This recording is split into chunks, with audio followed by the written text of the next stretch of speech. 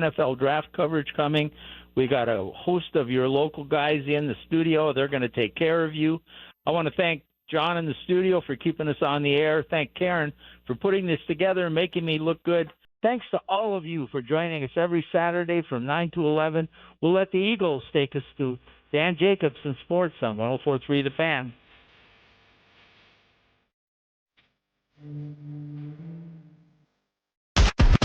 KKFN and KKFN HD1 Longmont, Denver.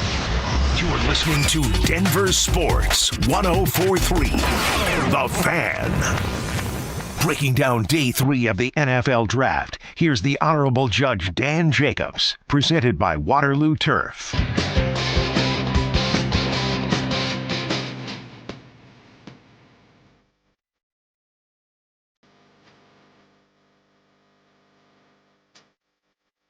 That's right. We got big corporate sponsorship on today's show. Waterloo Turf. Mark Schler, if you hear that, you need some help there, Mark? Waterloo Turf will be bringing you the show today. We're going to get right to this. Day 3 of the NFL Draft, and my man, Cecil Lammy. Hello. Like I said, I was telling Terry, I got an oxygen tank here. We need to give Cecil some oxygen. Woo! You're excited. Yes. Lay it on us, brother. Yeah, Jonah Coleman, the pick at 108 for the Denver Broncos, and I, brother, am over the moon because ever since December on these airwaves, you heard first about Jonah Coleman right here on The Fan. I always called him my favorite back for the Broncos in this draft, and that's no offense to Jeremiah Love, who I don't know if you know, Dan, but Jeremiah Love has his own comic book. It's called Jeremonstar. I did not know that. It's awesome. He's a comic book nerd like me, so he's created himself as a superhero. It's incredible. So I love Jeremiah Love. Jadarian Price would have been interesting with the speed and returnability, but I always felt Jonah Coleman, the Washington back, 5'9", 220, was the back for the Broncos. And listen, I do my rankings, and I don't really pay attention to any of the noise. And then once April hits and my work is done, I start kind of peeking at, hey, what's Matt Waldman think? What's Matt Miller think? What's Chad Ryder think? What's Mel Kiper think, right? I look at what other guys think. Nobody is high on Jonah Coleman as I am. And it doesn't mean I'm right and they're wrong, nothing like that, but it's just like I can't believe there were so many people that I trust and like personally that weren't as high on this guy as I was because he's got everything you need. He's got balance. He's got power. Okay, speed is overrated. He's a 4.5 guy. We were talking about it off air. He's got plenty of speed, everybody. Watch the highlights. Turn on the film. You're going to see a guy that can move. Doesn't need to come off the field because he can catch out of the backfield and has really natural hands. He's a plucker, scouting terms, where he's going to get that ball away from his body. He doesn't let things come into his body, which causes bobbles, which causes interceptions. He doesn't fumble the ball. He doesn't drop the ball as a receiver. The number one fumble rate and drop rate in this class by a mile, it was him and Jadarian Price, were the guys that do not fumble. They do not drop passes. I'm getting a lot of questions about why didn't they take Mike Washington, the running back from Arkansas, who became everyone's like sexy pick when he splashed at the Senior Bowl. Here's the thing. Washington has the worst fumble rate and drop rate in this draft class. So, man, I feel so great because this was the perfect player for the Denver Broncos, and they got him in round 4. I'm crazy, as you well know, Dan. Mm-hmm. I would have taken him at 30. That's how much I believe in this pick. Nobody else would have done that. I would have done that, and now it's time for Jonah Coleman to find his way in this Broncos backfield. I'm looking at this board over here that you big Bo's board. Yes, yeah, Bo's board here. Mike Washington, running back number 1. Jonah Coleman, number 2. Well, and that's the way we talked about them. Mm-hmm. I believe Coleman might have been the first player of Bo's board, but it's one of those players we've been talking about a long time. We know a lot about his game, and again, he doesn't need to come off the field, so you immediately have a player that can push J.K. Dobbins. Not, and I think people might be getting this wrong right now. Dan Jacobs, you need to call these people out. They might be getting it wrong right now. Okay. Saying that he'll be like the third guy, and he's clearly behind J.K. That may be true, and that's probably true. But I'm not going to say that this kid can't come in and win the starting job week 1. He's that good. He's not going to win the starting job week 1. He's that good. Come on. He's that Come good. on. You didn't pay J.K. Dobbins. You didn't pay him that much. Yeah, and doesn't it make more sense for J.K. Dobbins if maybe he's a reserve? Because then he'll stay fresh, and then he'll stay healthy. J.K. Dobbins is a really good back as a runner. Jonah Coleman's a better back. And R.J. Harvey is a really good back as a receiver. Jonah Coleman's a better back. They got an incredible find today in the 4th round. I'm over the moon. It doesn't. They could draft punters the rest of the way. I'd be like, it's great. It's an A+ draft for George Payton and the Denver Broncos. All right, so let me ask you this. There's going to be a mix there at running back. It almost strikes me, though, because you said he needs to be on the field. He doesn't need to come off the field. Yeah, he's a 3-down player.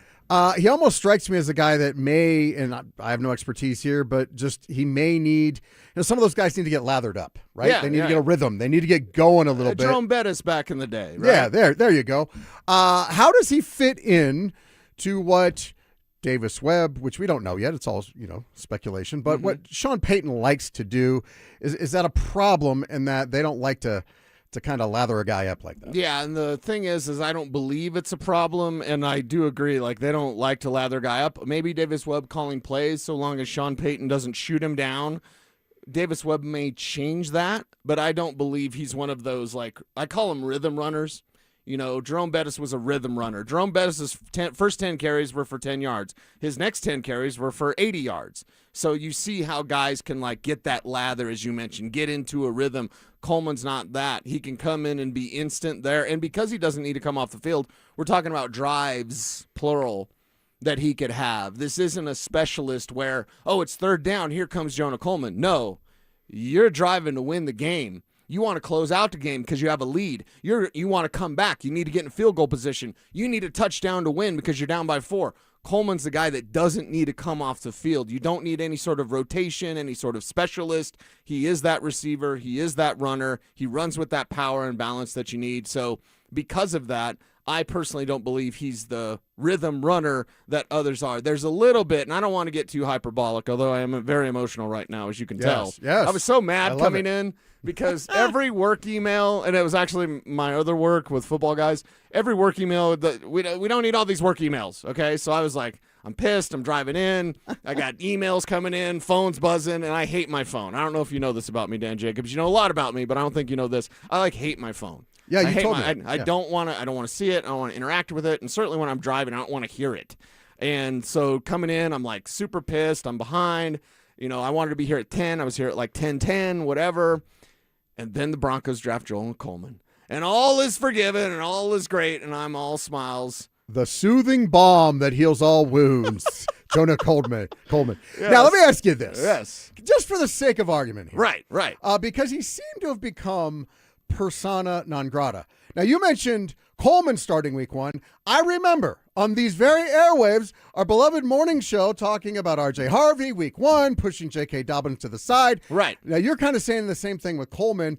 I hate to have to remind all you guys that do this for a living during the week, R.J. Harvey had 12 touchdowns. Yes. He's a valuable dynamic. He could be a dynamic piece. Yes. I think people struggle with, if he's not playing the Tony Dorsett, Terrell Davis role, then he has no value. R.J. Harvey has value, does he not? 12 touchdowns, my friend. Oh, I'm not saying anything about R.J. Harvey because R.J. Harvey's going to continue to be R.J. Harvey, but is he going to grow and do more? That's unlikely. Most running backs, when they come into the league, that's who you are. It doesn't take time. Outside of Thomas Jones, which I always share the story, nobody remembers. He's a first-round pick for the Cardinals in the 90s. Jack guy, right? Yeah, he was. You remember him because he bounced around. He played for KC. He played for the Bears. He played for the Jets. He all had 1,000-yard seasons with those teams. But in his first 4 years, he didn't do anything. And all of a sudden, he was cut by Tampa because he was a first-round pick for the Cardinals. Last 3 years, gets cut, is with Tampa for half a year, kind of gets it, quote-unquote. And then, as I mentioned, with those 3 other teams, 1,000 yards, 1,000 yards, 1,000 yards. So he kind of got it. That light bulb came on for that talented runner. That's not how the NFL works. You come in, you're who you are as a running back. So with R.J. Harvey, I've seen some fans say, like, can R.J. grow? And I'm not saying that he can't grow. Of course he can grow. But is R.J. Harvey ever going to be that 3-down player? Is he going to be your guy that you can rely on? I don't like using TD as an example. I compare Jonah Coleman to a little bit of C.J. Anderson. There's a little bit of Frank Gore. Don't at me there. He's not Tyrone Moss. I can say this name because you're a Miami guy. Yes. And I did appreciate Moss back in the day, although he definitely didn't have any speed for the Miami Hurricanes, your beloved Hurricanes.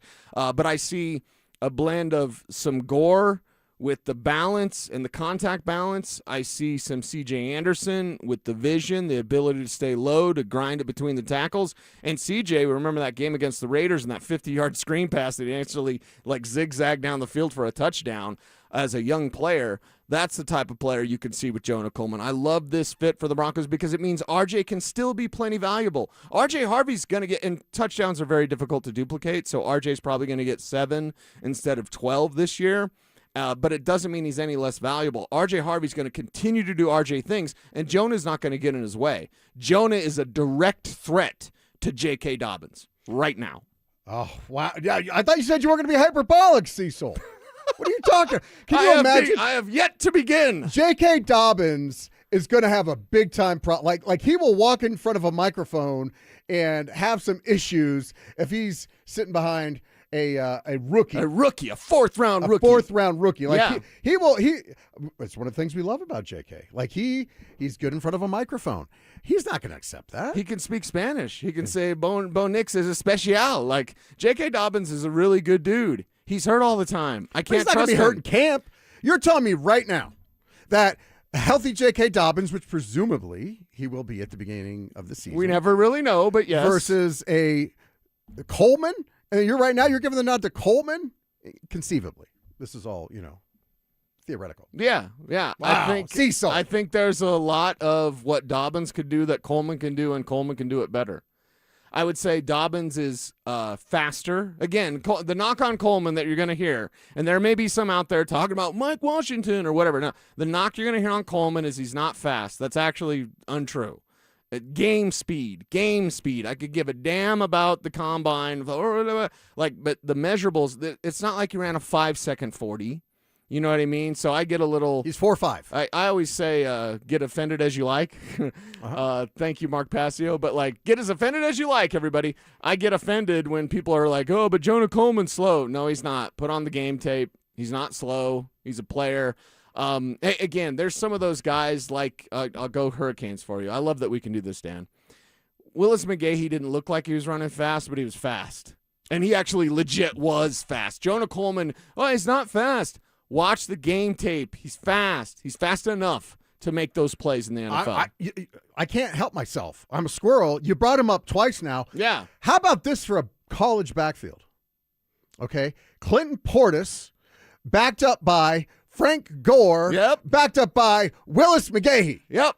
Talk about your all-time best backfield. I know. You talk about incredible Hurricanes memories there. I'm going down memory lane for you. But I think it's not just me. I think everyone should be excited. And really, if you want kind of the closest comparison, think of when C.J. Anderson was at his slimmest.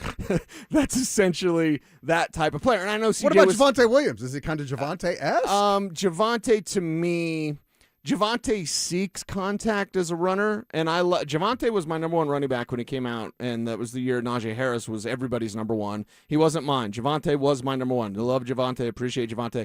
We saw when Javonte was here, and even with Dallas, and it's a little bit different with their Dallas rush scheme, but Javonte, instead of seeing the hole, he'd be like, whose ass can I kick, right? Who's out there? Who can I run over? So Javonte was running to contact. Jonah Coleman runs to daylight. And much like C.J. Anderson did, when a guy's got him in the hole, Coleman's got the capability. And even as portly as C.J. may have been at times, and he's a dear friend, so I say it lovingly. We know. He could make guys miss in tight spaces. And yet he's a big-bodied guy. It's because of that bowling ball, 5'9", 220, when you're short and squatty, but you've got power. And Coleman by no means has any portliness to his game. No. That's all beef. That's all muscle, baby. So I love his ability to make defenders miss in tight spaces, and that's why I give him the comparison of there's some Frank Gore to his game and there's some C.J. Anderson to his game. Well, and I wonder if he's got, thick legs or something, because as soon as he's drafted, of course, you started doing cartwheels. You're ping-ponging off the wall. And I'm looking at the TV. And the first thing I look online, it says, well, he's 5'8", and he's 220.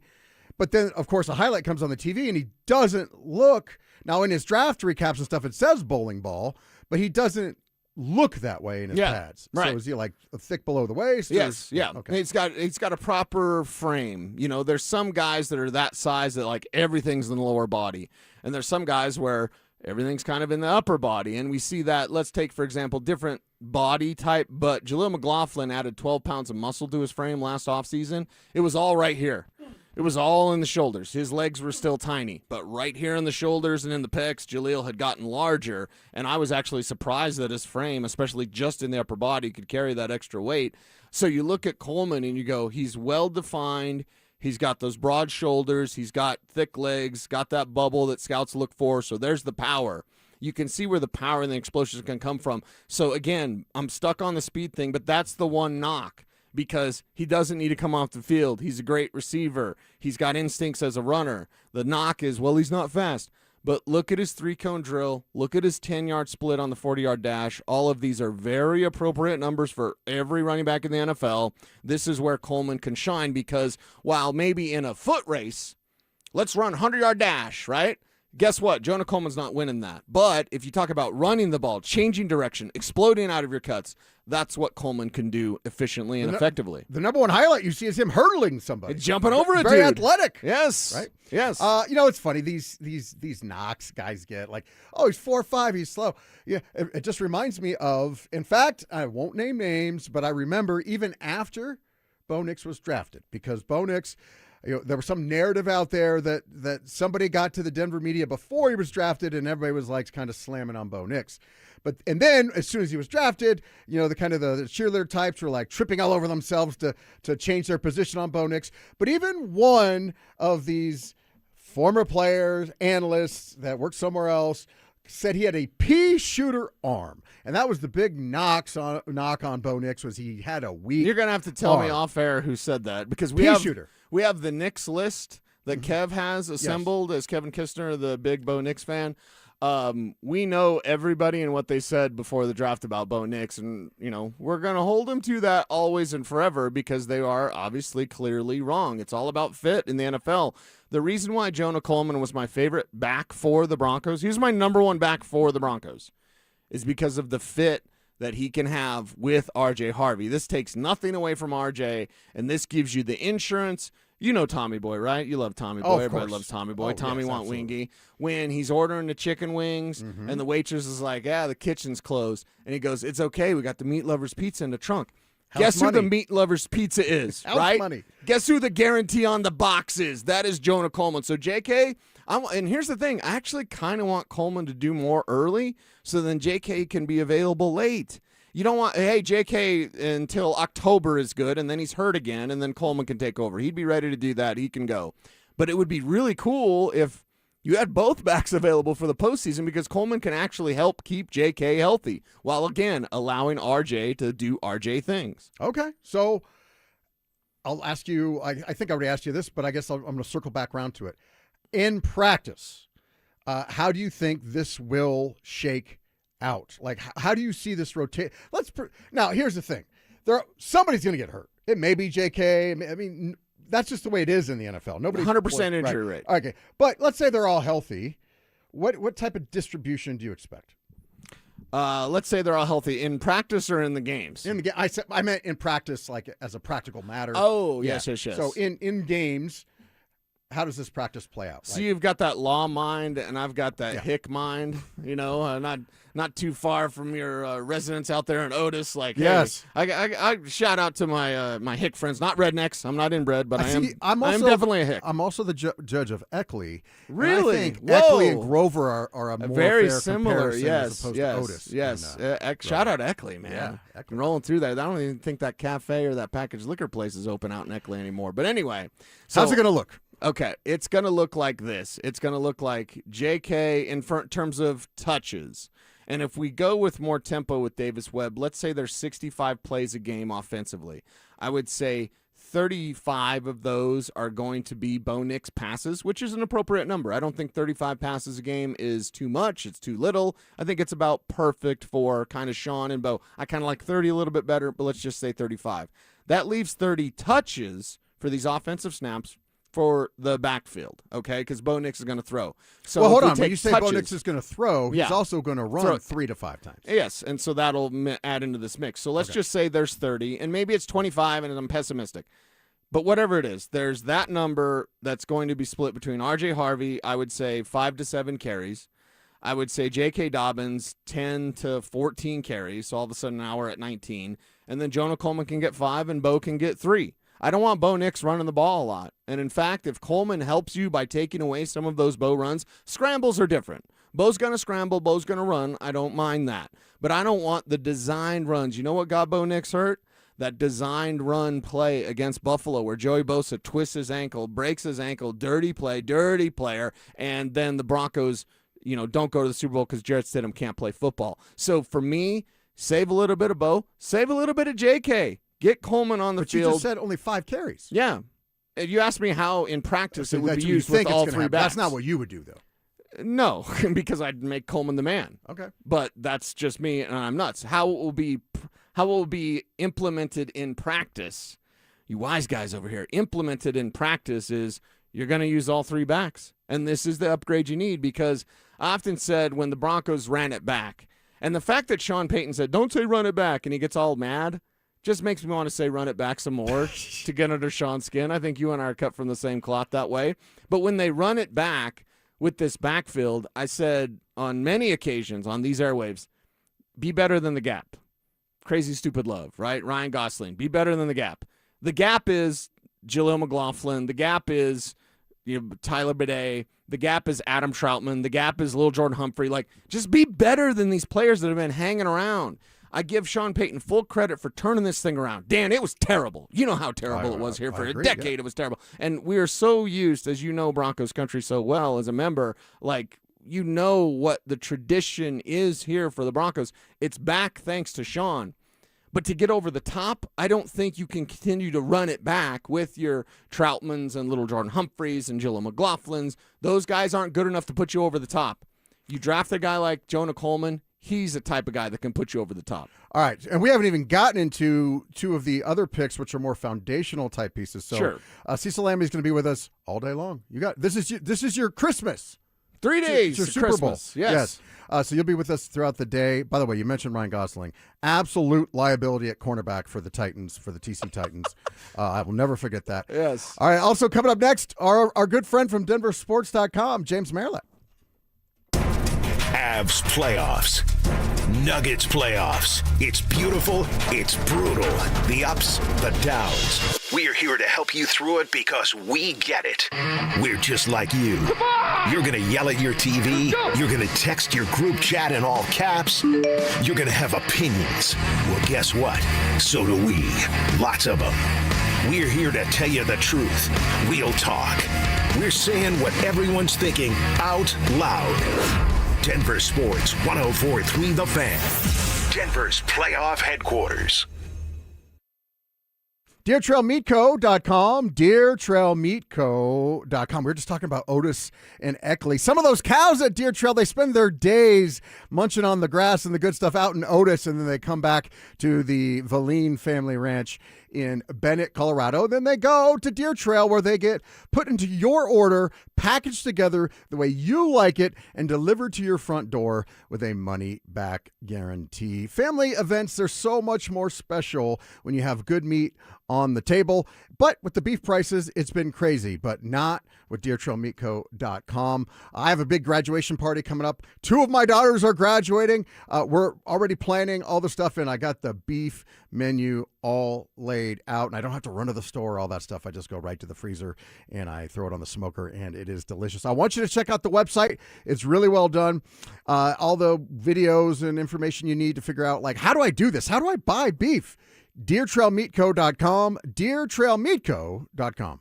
How was your break? It was great until I stopped for gas. Prices have gone up almost $1 with no end in sight. I might have to start watching how much I drive. That's exactly why I use Upside. I never pay full price for gas with the free Upside app. Upside? Yes, Upside. It's the free app that gives you cash back just for buying the gas you're already buying. So even with the rising gas prices, I'll never have to limit how much I drive. Does that actually add up to anything? Just last year, I made over $200 with the Upside app. Wow, that's serious extra cash. I'm downloading the free Upside app right now. Download the free Upside app to earn cash back on the gas you're already buying. Use promo code THRIVE25 for an extra 25 cents per gallon bonus on your first tank. You can cash out anytime, right to your bank account, or an e-gift card for Amazon and other brands. Just download the free Upside app and use promo code THRIVE25 for a 25 cents per gallon bonus on your first fill-up. That's THRIVE25. Offers vary by user and location. Go to upside.com for terms and I conditions. remember brushing my hair and looking down and thinking, oh my gosh, do I have any hair left? I used to look at women with thick, beautiful hair and think, why doesn't my hair look like that? My thinning hair is making me feel so old. If you want thick, healthy, gorgeous hair, then you need Hair Volume from New Nordic. With clinically proven ingredients like apple extract, biotin, and millet, Hair Volume nourishes your hair follicles to promote thicker, healthier-looking hair. Say goodbye to shedding, thin, and dull hair, and hello to thick, healthy hair with Hair Volume. Since taking Hair Volume, the shedding has all but stopped. Now, instead of being jealous of other women's hair, I have friends who are jealous of mine. My hairdresser couldn't believe the difference in my hair. Now she's using Hair Volume too. Available as a tablet or delicious gummy, Hair Volume is available online at Amazon and NewNordicUSA.com, or find Hair Volume in the hair care aisle at your local CVS. Between groceries, travel, and higher prices, it's easy to feel overwhelmed, especially if you're already relying on credit cards to cover the basics. If that debt is piling up, you're not alone. If you're a homeowner, you might have considered reaching out to American Financing, but hesitated because you don't want to give up your low mortgage rate. That's why American Financing created the Smart Equity Loan, a simple, smart way to get your finances back on track without giving up your low mortgage rate. Unlike a HELOC, which can fluctuate with the market, the Smart Equity Loan offers a fixed rate, so you'll have one predictable monthly payment. It lets you use your home's equity to pay off high-interest debt, free up your cash flow, and still keep your existing mortgage intact. There are no upfront fees to find out how much you can save. Call 303-695-7000. That's 303-695-7000, or visit them online at AmericanFinancing.net. NMLS 182334, NMLSConsumerAccess.org. Breaking down day 3 of the NFL Draft, here's the Honorable Judge Dan Jacobs, presented by Waterloo Turf.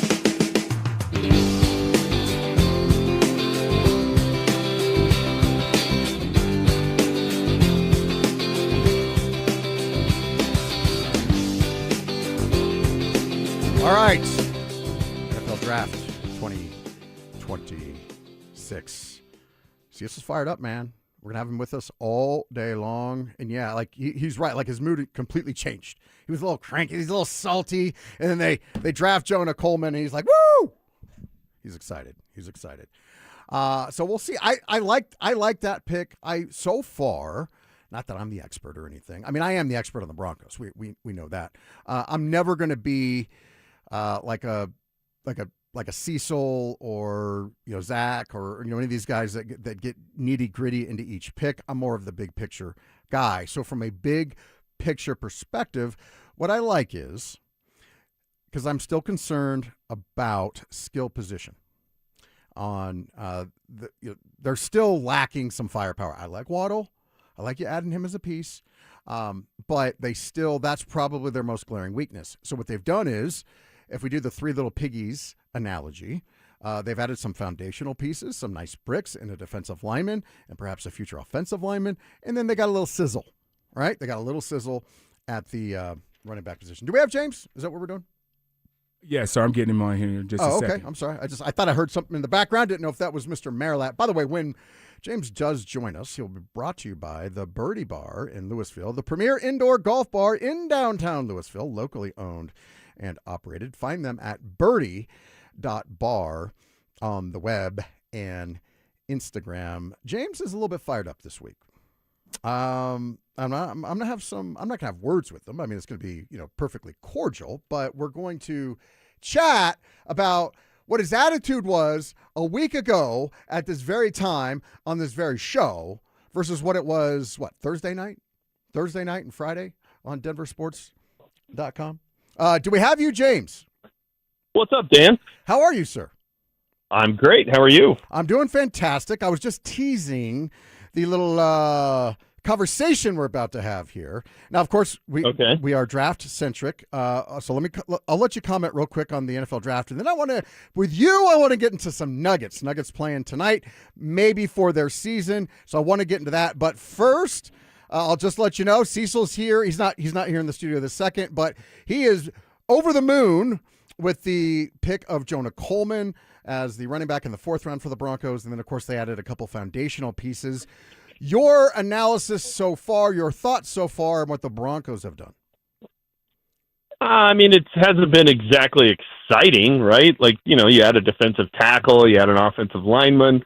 You got to bolster the trenches. I don't have necessarily an issue with that. It's probably smart moves, savvy moves, just not necessarily exciting. And then, they took a running back out of Washington that, it's kind of a bowling ball type of a guy, tough to bring down. So, all right, nice addition. I don't think there's anything that's earth-shattering here, but it's been a fine draft. That's how I would grade it. Cecil says if it were up to him, you sit JK down and you put Mr. Coleman in the driver's seat. He doesn't need to come off the field. Big pick. Nice value. Are you on board with it? Did I lose you? James, are you there, sir? I got music playing in my feed, Dan. I can't hear you very well. I got music blasting for some reason. Okay. Well, I don't know what to do about that. So if you can you hear me now? Now I can. Now the music has stopped. Yes. Sorry. Right, what was your question? All right. So let's just move along to the Denver Nuggets. I had you on the program last week. I said, James, you got to pick. You can't play both sides of the fence. Right? You can't call Adelman a JV coach, but say he does great when he wins. And you said you were on board with this Nuggets team. And then, boy, since how much a difference a week makes, I could just tell coming through the keyboard, you were steaming, hopping mad at what you've seen out of the Denver Nuggets this week. Talk to me, baby. Yeah, I mean, Thursday night was unbelievably frustrating. You get called out by the opponent, and then you show up, and that's your performance. It just showed a lack of heart. It showed a lack of championship mettle. And I know they won a title, and everybody wants to throw that up in my face. But it's like, the so-called best player in the world has won. He's won one championship.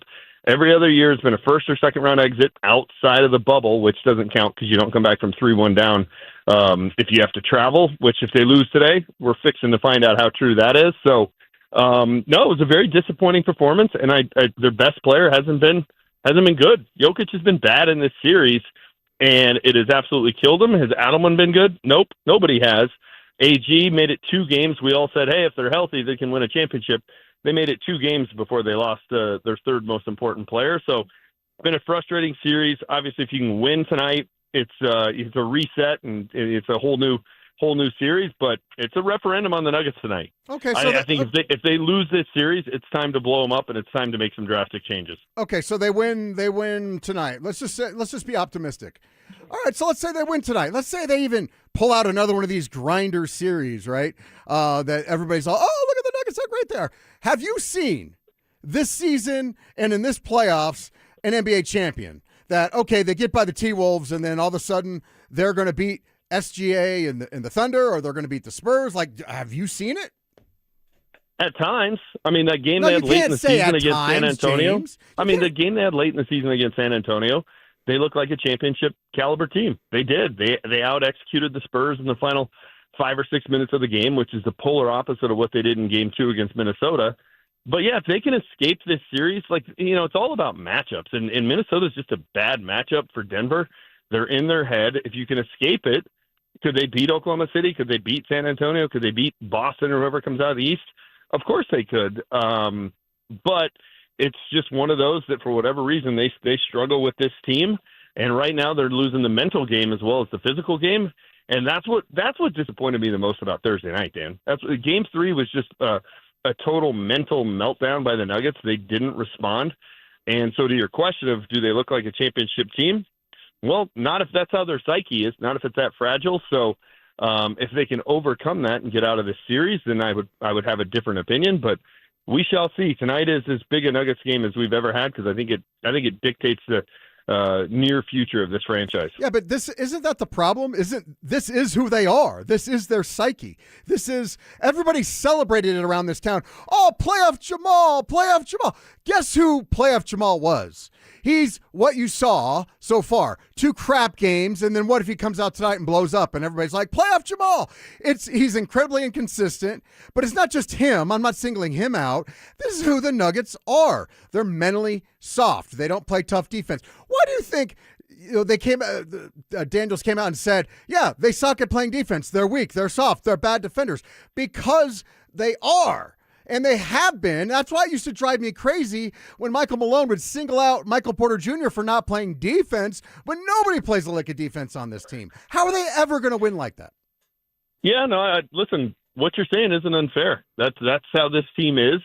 I do think they're mentally soft. I think we've seen it in years past, and it tends to be against Minnesota, right? Like the year they blew Game 7, blew the 20-point lead in Game 7. That whole series had meltdowns. Well, what did they do in Game 6? Do you remember, James? Exactly. What happened in Game 6? They lost by like 40. Yeah. I mean, they were awful. Didn't even show up. You had Jamal throwing the heat pack. You had Jamal looking for his dad in the crowd, complaining about the refs. You had, rage timeouts from Michael Malone. They just unravel against this team. The Timberwolves get under their skin for whatever reason.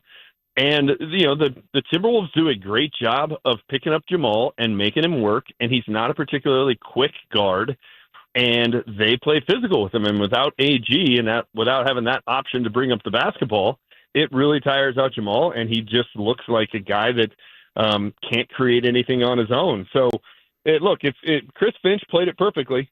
He worked the officials after Game 1, and the next 2 games they've been allowed to be extremely physical with the Nuggets. If that's the kind of whistle Denver's going to get, they're going to have a hard time because physically they can't deal with it, mentally they can't deal with it, and it's going to be a short series if that is how it continues to be called. Well, I can already hear the excuses coming up because you mentioned a little bit about they get tired. We've already heard in the first round we heard about they look tired. Okay, so they go 6 or 7 games with the Timberwolves. I guarantee you we'll hear about how tired they are in the next series. 100%. And I'm not buying that excuse. It's first of all, it was 2 games into the playoffs. You can't already be saying that they're tired. And it was a late start. I mean, I believe the Timberwolves started the game at the same time, right? It was an hour. Minnesota may even be an hour later than Denver. I think it is. So it's like I just don't want to hear that excuse. You are right. If they get into round 2 and they lose in San Antonio in Game 1 or Game 2 or both, we're going to hear how tired they are because of this series. I just don't buy it. They play every other day. Sometimes they get a couple days off in between it. It's like, Jokic played, 65 games this season. I just am not buying the tired excuse. Honestly, Dan, I'm over excuses with this team in general. I'm just done. I'm done with excuses with this team. Go perform.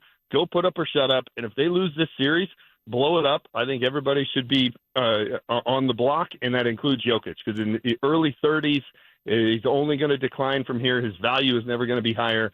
If you can do something that, turns into what Oklahoma City was able to do when they parlayed their pieces and rebuilt that team, that's the kind of move the Nuggets would need to consider if they lose in the first round. Because if they lose in the first round, what are we doing? What are we doing here? It's Groundhog Day. Like, what's the point? All right, let me suggest an alternative to that theory. One that you actually brought up not that long ago. You used to bring this up frequently on this show when you were talking about Michael Malone. What if instead of blowing it up, you remember when the Bulls went from Collins to Phil Jackson? Yep. I don't know. I mean, I think the issue is this group needs somebody that can unlock not their potential, but their desire, their hunger, their mental toughness, and they've just been soft. And I know that's what drove Michael Malone crazy. Like he just could not figure out a way to get these guys to play with the tenacity. They coast off talent and they get exposed in the playoffs. Is there potentially a coach out there that could come in and be the Phil Jackson to the Bulls' Doug Collins? Maybe. I mean, that's the logical first step, right? Rather than start trading away your core players, because that's a long-term type of a solution. So they could do what the Nuggets did when they decided to move on from Jeff Bzdelik, brought in George Karl, brought in a seasoned NBA coach who'd had success, and they went 32-8 or whatever in the first 40 games that George was in charge. Yeah, they could make that kind of move. That would be the first thing I would try. And you and I talked about it last week. Like, I don't think David Adelman's a JV coach, but we're going to find out in the playoffs. Well, right now he looks like a JV coach, and that's an issue. So go hire somebody, go spend some money on a coach. Don't be cheap again when it comes to that position, and see if that can light a fire under them. But Dan, if this team hasn't learned their lesson at this point about coasting, I mean, you would have thought that Game 6 in Minnesota, when they just took the night off and we'll win it back home in Game 7, and then they blow a 20-point lead and their season is over. If they haven't learned their lessons at this point, they're not going to. It's just a team that they are what they are. So, yeah, could a coach make a short-term difference? Probably. But I think to some extent this is just their DNA. All right, James Merilatt. All right, so last thing for you. What do you think? Which Nuggets team do you think we'll see tonight? Do they have any heart whatsoever? I think we see the best version of the Nuggets tonight. I think we're going to get what we got last year in Game 4 in L.A. They're going to even up the series, and we're going to have one of those grinded outs going to go 7, and they escape it. I think we'll see a Nuggets team that's backed against a wall tonight. That's when they play their best, and it goes to what we've been talking about. It's unfortunate they have to be in that position, but that's when they tend to show up. I think they show up tonight. All right, let's hope you are correct, sir, and then we'll see some good stuff out of the Avalanche tomorrow. James Merilatt from DenverSports.com, thank you so much for your time. You bet. Appreciate it, Dan. All right, that's James Merilatt. If you want to react to anything that he had to say or that I had to say on the matter and NFL draft, of course, your chance coming up next. Game 4 in Minneapolis, and Denver walks in carrying the sting of that Game 3 embarrassment. Especially Nikola Jokic, who got pushed out of rhythm in a way you almost never see. Take it back. Take it back. Now it's about the response. Can the Nuggets MVP recover and set the tone early to take back control of the series? Can Jamal Murray steady the offense and quiet the crowd? And can Denver match Minnesota's physicality long enough to flip the momentum back their way? Denver Sports 104.3 The Fan, Denver's playoff headquarters. Jacob's Law, 303 Law 4040, 303 Law 4040. I was so proud of one of the results we got this week for one of our clients. Just a very nice lady. Again, just like all of you, not looking to get rich, but she just didn't know what to do. The insurance company was trying to work her over, so we took on the case. We had what's called mediation this week. This is where you meet with a former judge and they try and work out an argument, right, or a resolution. Well, they offered us $35,000, and then the judge, this former judge, did what these guys like to do. Well, and we just said, you know what, we're leaving. You know, if you're not going to be serious, we're going to leave. And the judge says, well, boy, 50% of these cases end up paying $0. Do you really want to walk away from $40,000? Trying to scare our client into taking what is not fair. Well, guess what happened? 2 hours later, $1.1 million. She almost fainted. She couldn't believe it. We went from $30,000, $35,000 to $60,000. We said, we're just done. $1.1 million. So proud to be able to help that lady. She's just a wonderful person. We will help you if you need it. 303 Law 4040. Save that number in your phone. You never know when you're going to need it. It's 303 Law 4040. You recognize the name Valerie Bertinelli. She rose to fame starring in the television show One Day at a Time, winning 2 Golden Globes.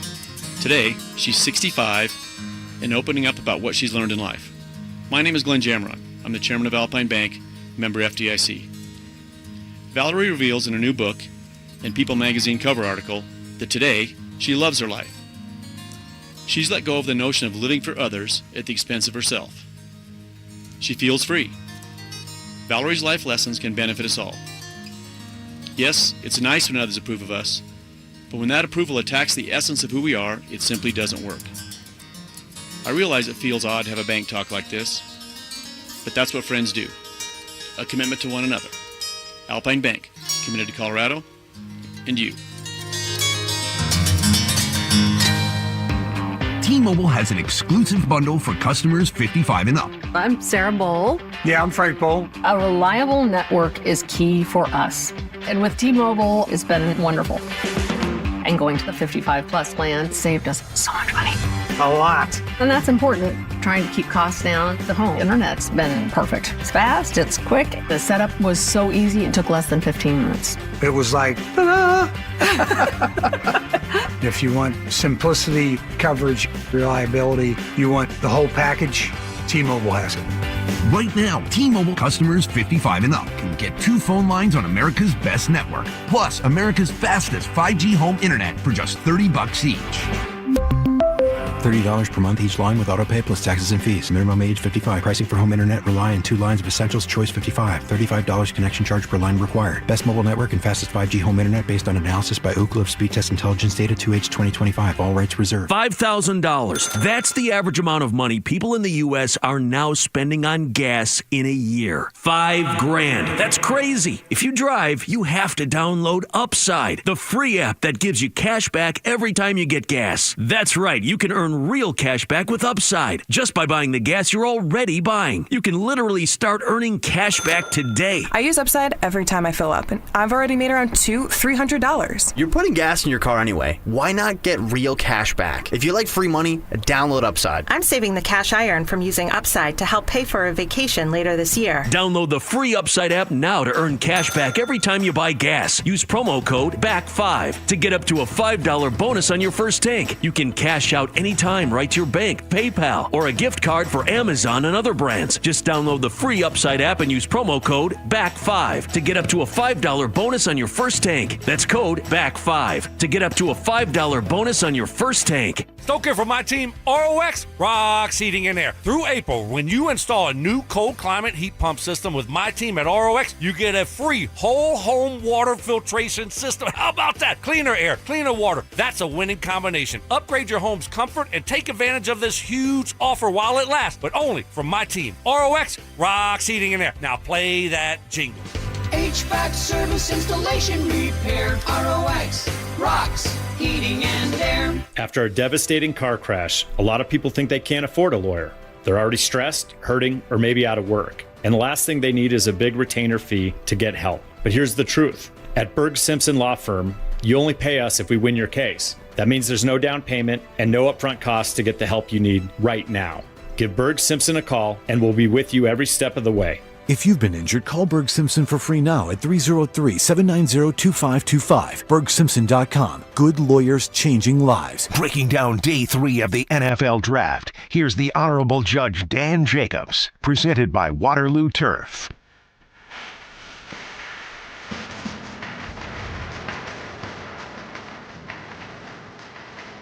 NFL Draft enters its final day. We're here with you until 6 o'clock. You know the good stuff. We got Cecil be with us throughout the show. Cecil and I were talking, watching the draft before the show. And this phenomenon now with the NFL Draft, they're bringing out, especially on like day 2 and 3, they're bringing out all these, I don't even know how to describe it. Like, I'm just watching now the guys, whoever this fan was of the Colts, I don't even have the audio on. You can just see him. He's up at the podium screaming about some nonsense. Going off, of course, nobody, and they'll go, yeah, and nobody claps because they're in Pittsburgh or whatever. Like, nobody cares what this, whoever this guy is, like some fan wearing a Colts jersey is going on. So it's like, it's funny because I looked to see who the Broncos had. The Broncos were like, yeah, we're not doing that. So there's like a guy on standby who's like some unknown VP from the NFL that if your team doesn't want to be goofy, they'll just have him come out and read your pick. That's what the Broncos did in the 4th round. But some of these teams, they're trotting out all these interesting characters, I guess. So that's funny. So the Broncos, splashy. We like it.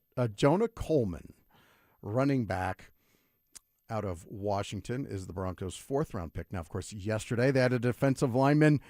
And then today they also added a young man, I think his name is Cage Gacy, out of Boise, played tackle in college, but is projected to play guard in the NFL for the Denver Broncos. So, of course, I asked Cecil immediately, because my thought was he was a tackle.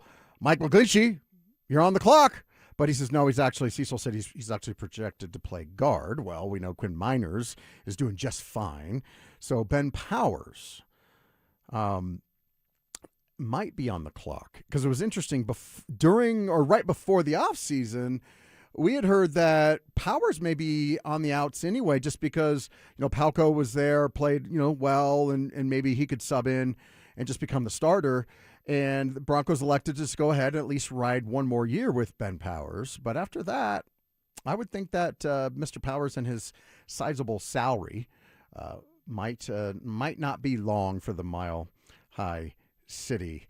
On the text line, somebody says, reminds me of prime Jerome Bettis. Really? Already? You know that? So that's interesting. Let's see what else here. I'm going out to the RamosLaw.com text line. See, a lot of you guys got fired up over the Nuggets stuff.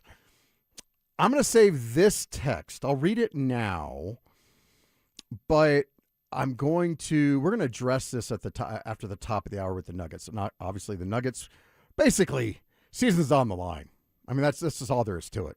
Like, if they don't win tonight, if they don't get a win on the road, then I think it's over. Right now, I know technically it's not a must-win game, right? And they've done it before. The Nuggets, in fact, didn't they do it last year? Sean, didn't they do it last year with the Blazers or Clippers? Yeah, they went life and death with the Clippers after a first round that was a drag out with the Suns, I believe. Yeah, and then they did it in the bubble, with a couple, I think back-to-back rounds. So can they do it? Yes. I just don't think it's likely. If they don't show some life tonight, I think they've packed, the season's over. Without Aaron Gordon, Dan, I don't see them having a road to success. I almost got into that with James, Sean, because we ran promos, we heard it, right? And I kind of mocked it. I made fun of it because but a lot of people were saying it. A lot of people agreed with you, Sean, that actually Zach Bob was the first one, I think, he came out and said it, and we ran a promo on it. It was like, well, if we don't have Aaron Gordon, they have a 0% chance of winning the NBA title, something like that.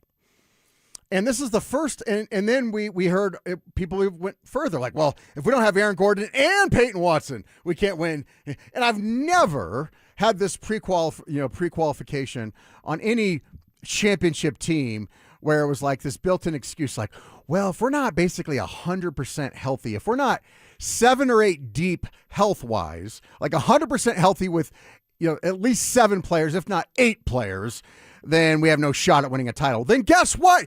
You have no shot at winning a title because the odds of you sailing through the playoffs with nary an injury are practically zero.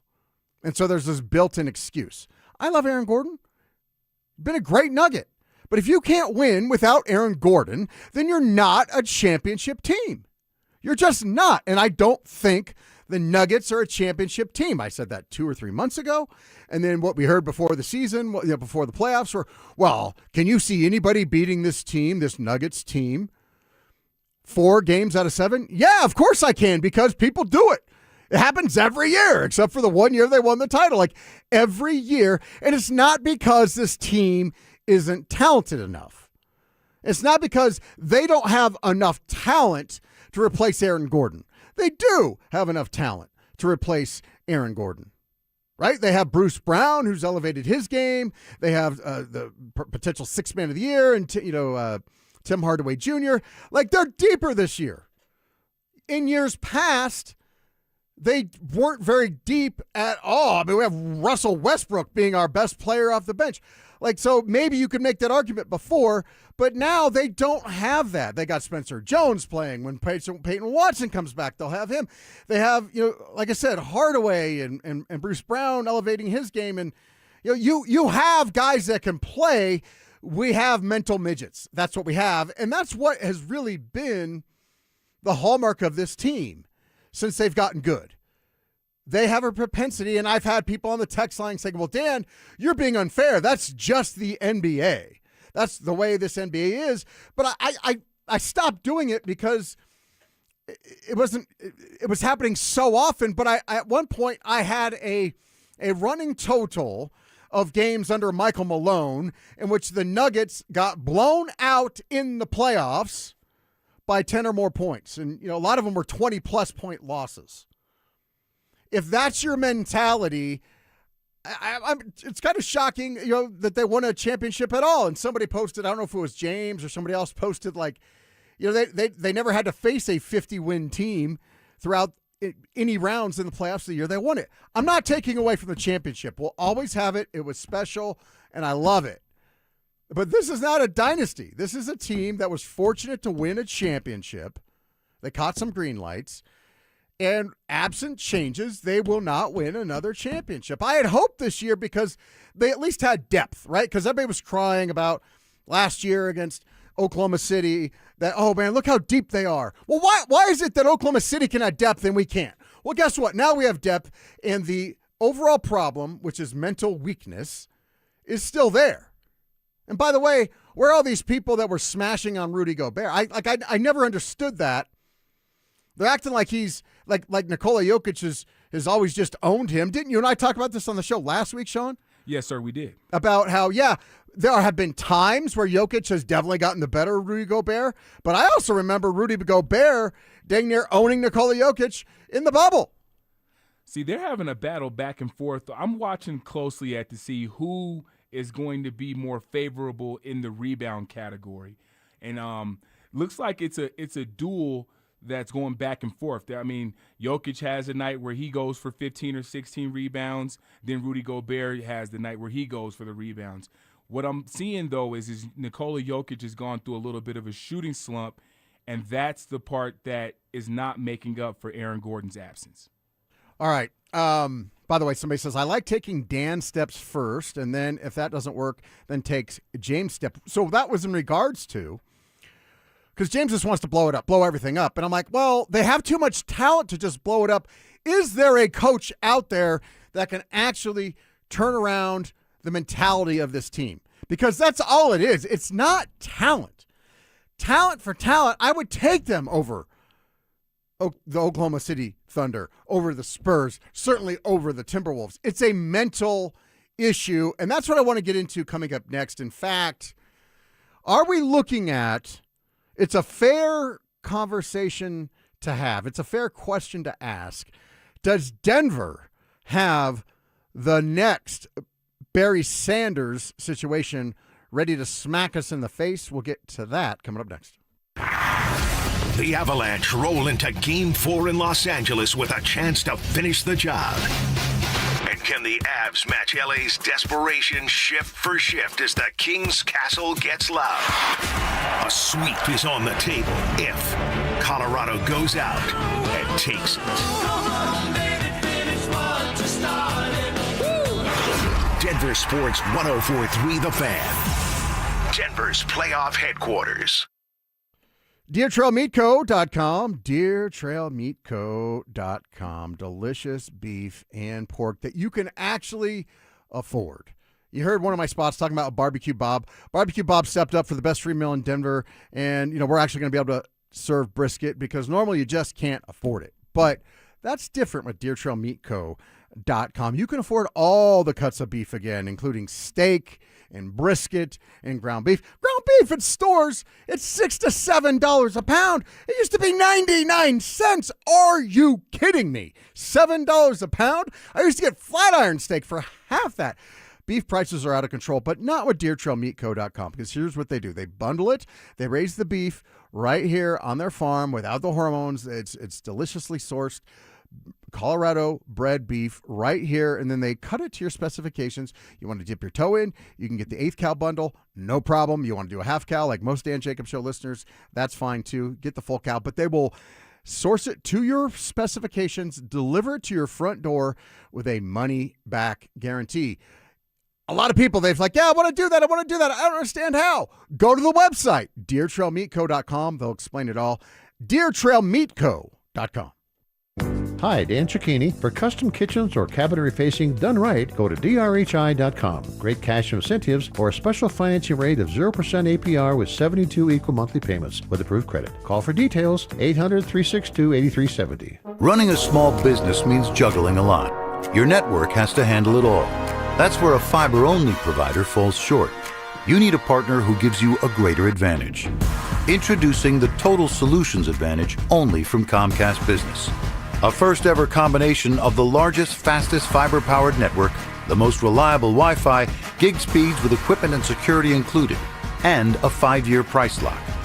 Plus, it's all backed by a 30-day money-back guarantee. The Total Solutions Advantage only from Comcast Business. A new standard for small business with reliability, security, and savings in one. Switch today.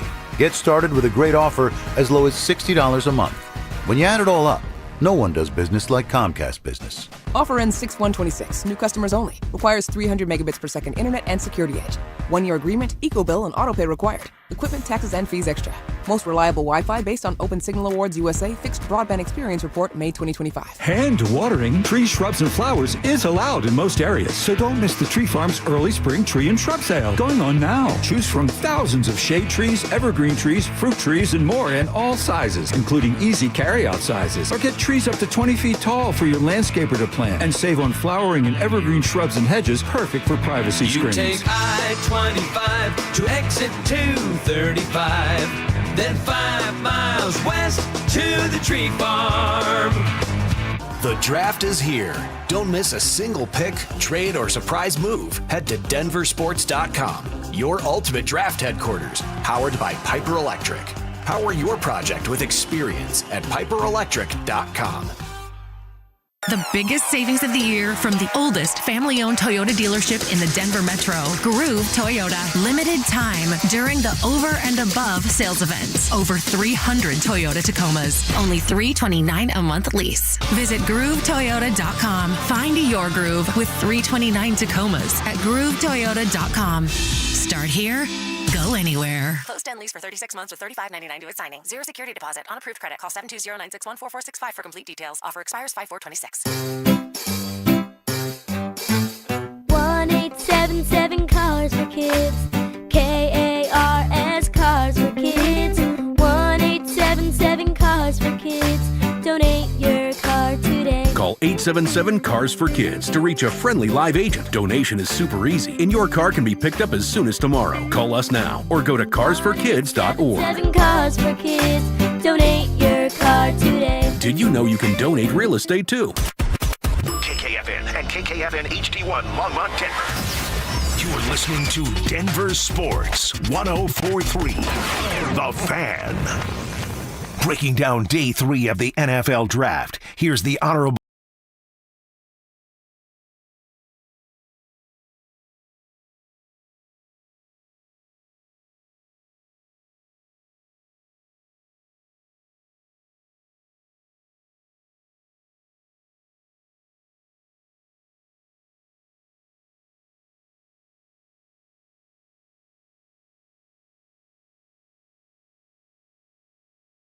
says. Where's the great Cecil? Don't you worry. He's coming up in about 20 minutes.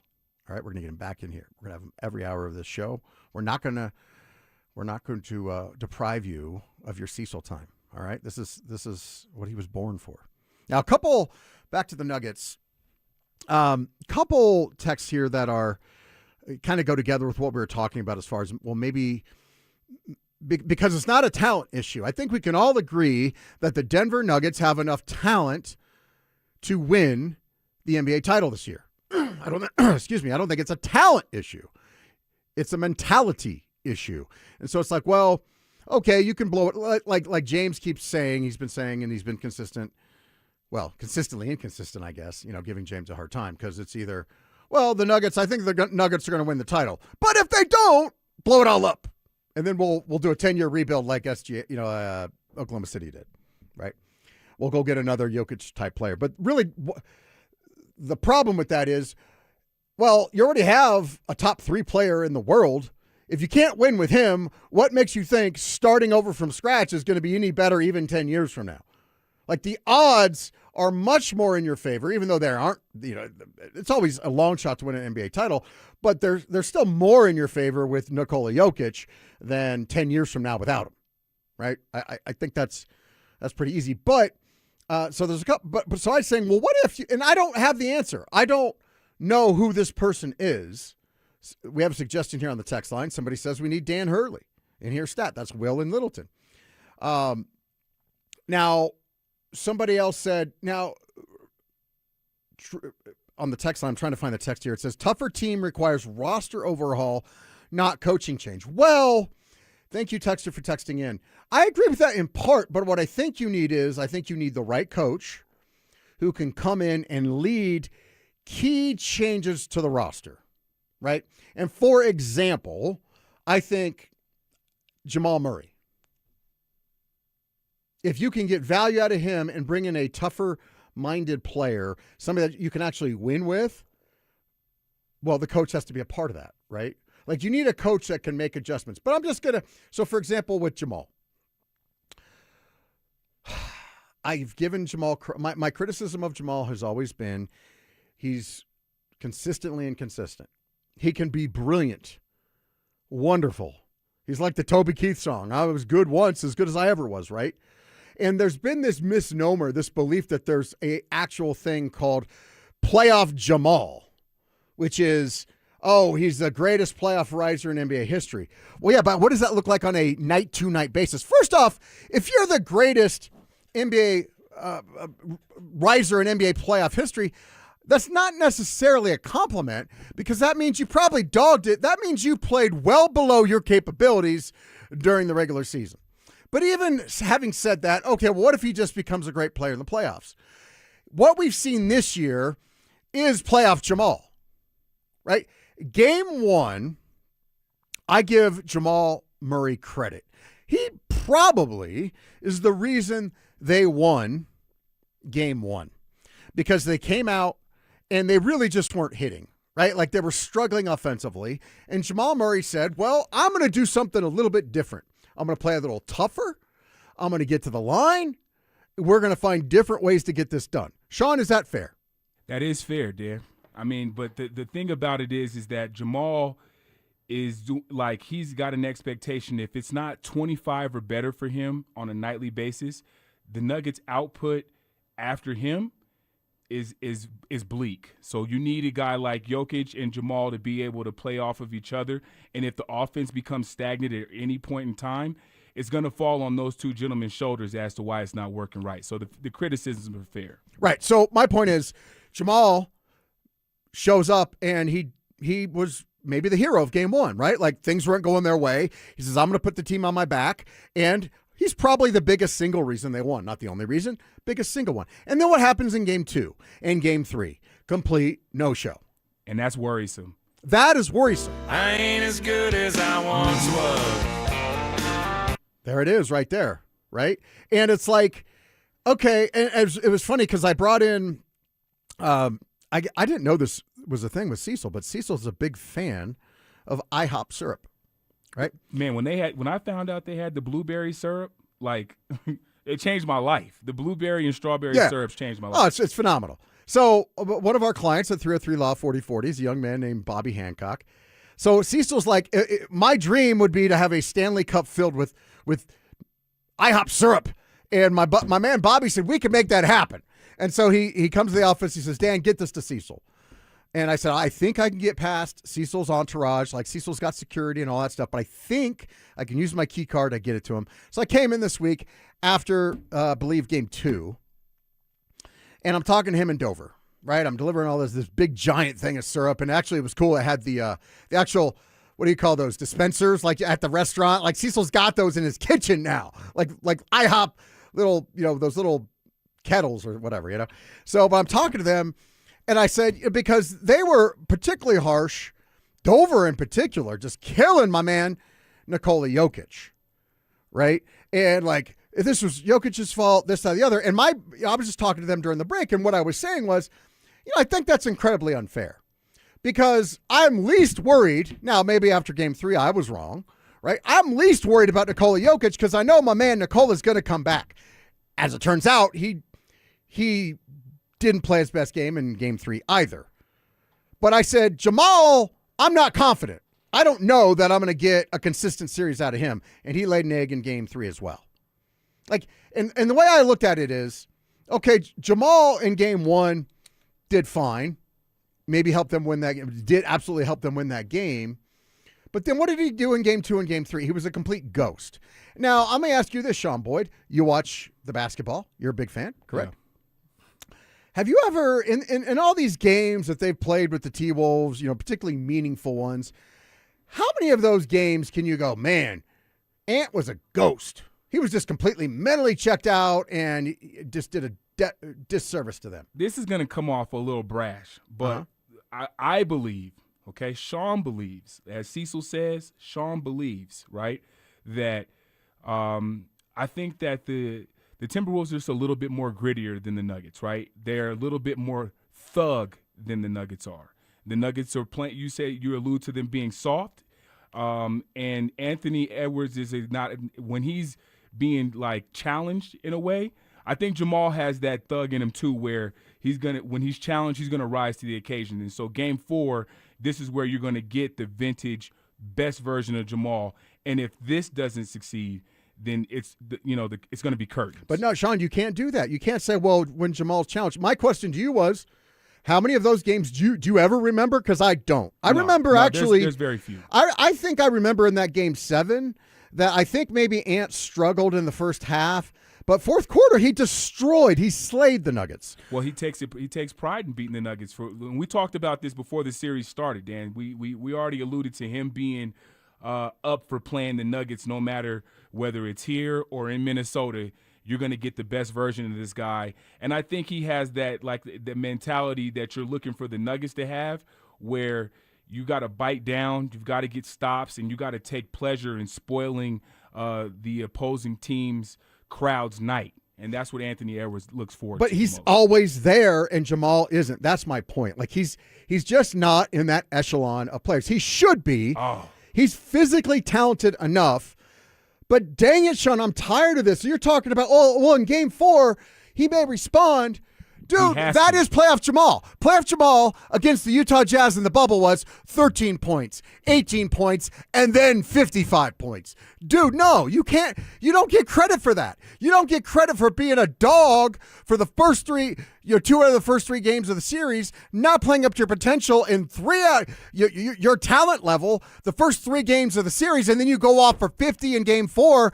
Man, that ain't right. That's not playoff Jamal. That's roller coaster Jamal. But that's who he is. That's who playoff Jamal has always been. They were talking about even 2 years ago. He comes in, he's killing the Nuggets, destroying the Nuggets for 3.5 quarters, and then comes in and hits a game winner, and everybody's like, playoff Jamal, playoff Jamal. He was terrible, right? Like you don't get credit for that.